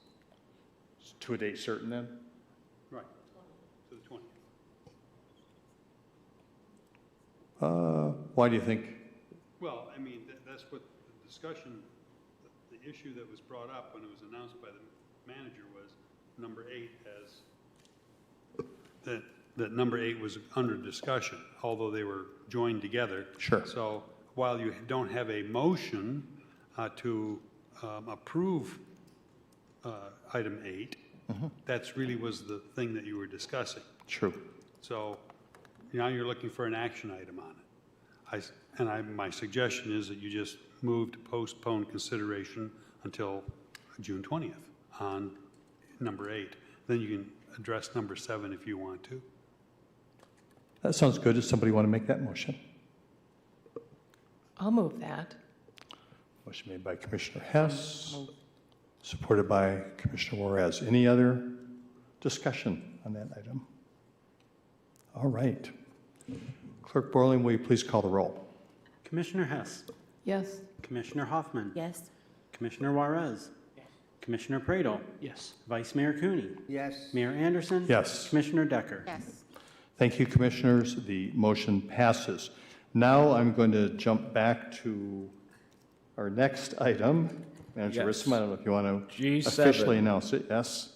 Approval of a grant agreement accepting $100,000 from the Hall Downtown Initiative Fund to support implementation of the FUSIS Real-Time Crime Center system in downtown Kalamazoo. Thank you. So this is now a regular agenda item. I don't think we need to have separate discussion about this. So is there anyone in the chambers who would like to comment on this item?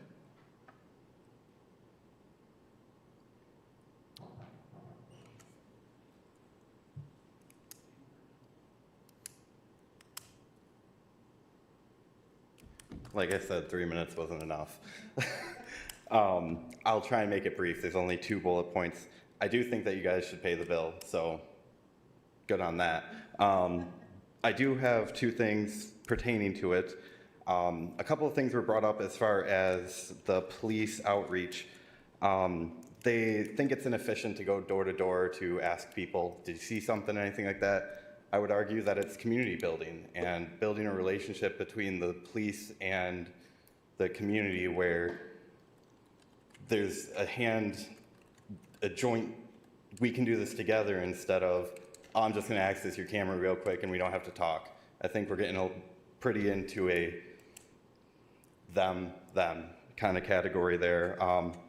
I've never had a great experience with police living in Grand Rapids where I came from. It wasn't until I moved to Kalamazoo and there were shootings near my house where the police came and said, hey, did you see something? We noticed you had a camera. Can you show us? It was a great discussion and it actually restored some faith into my community police force. I think not knowing whether or not the police are watching or not watching is a little disheartening, and I think I don't know, Andy Griffith had the right idea. Don't carry a gun and talk to the people. It's not really that easy anymore because the world's changed, but it would be nice to kind of get back to it. Yeah, and as far as retaliation, I do think that's a weak point. If a camera footage is shown in court, they're gonna see, oh, that house next door ratted on me because they told the cops that they could access my camera. So I don't know what kind of retaliation is gonna be prevented, maybe just delayed. So I'm just gonna end there and give you guys a minute back. Thank you, thank you. So anyone else in the chambers wants to comment on this item 7? I'm looking for a motion then to approve the grant agreement accepting $100,000 from the Peregrine Foundation. So move. Okay, motion made by Commissioner Juarez. Did I miss support there? You mean from the Hall Downtown Initiative Fund, housed at the Peregrine. Kalamazoo Community Foundation? He said Peregrine. Yes. Thank you. So moved. All right. So you supported it. All right, thank you. Any other discussion about this item? All right, seeing none, Clerk Borling, please call the roll. Commissioner Hoffman. Yes. Commissioner Juarez. Yes. Commissioner Pradel. Yes. Vice Mayor Cooney. Yes. Mayor Anderson. Yes. Commissioner Decker. Yes. Commissioner Hess. Yes. Thank you, Commissioners. The motion passes. City Manager's report. I have a couple of hours of items, but I'll delay them to next time. Just earned some points there. Okay, now we are down. We've already had some pretty clear direction here, but because I want everyone to exercise their right of free speech if they so desire, does anyone really have some comments they have to make tonight? Yes. So, Vice Mayor? Yes, I got two things. I want to say them quick. One, I totally endorse what Mr. Collard and the other gentleman said about the craziness of having a one lane with two cars coming at each other. And I think we should follow the neighborhood plan and just leave parking on the street. That's number one. Number two, it was really painful to sit in on the last couple weeks and hear the people who have their kids in the schools on the north side talk about them getting sick. And I know that there's two things on the agenda tonight that are dealing with that, and I applaud that. I would like a report on the first meeting of every month of what we're doing that month to combat that situation on the north side. Thank you very much, Vice Mayor Cooney. You're getting outvoted here. I really appreciate that. Commissioner Decker. Thank you, Mayor. This will be real quick. First of all, I want to say we approved some brownfield amendments and updates, and I think that's really what the brownfield is meant to do, to help get parcels back into the community by updating our scattered site infill housing brownfield plan. I think that's great work that we're doing. I also want to say to the young lady that left her bike spokes on the City Hall steps with a letter for all of us, the city is trying to reach out to you. You did not leave a number for us to call you back, so hopefully you're watching this at 12:05, 12:15, and will reach out to us.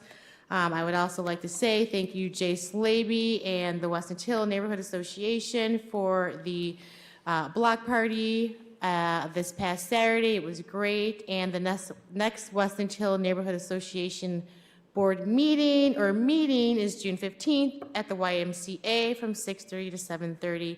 And thank you again for Parks and Rec, but Public Works for the tour of the wastewater plant. Thank you. I'll be quick. Thank you, Commissioner Decker. Commissioner Hess.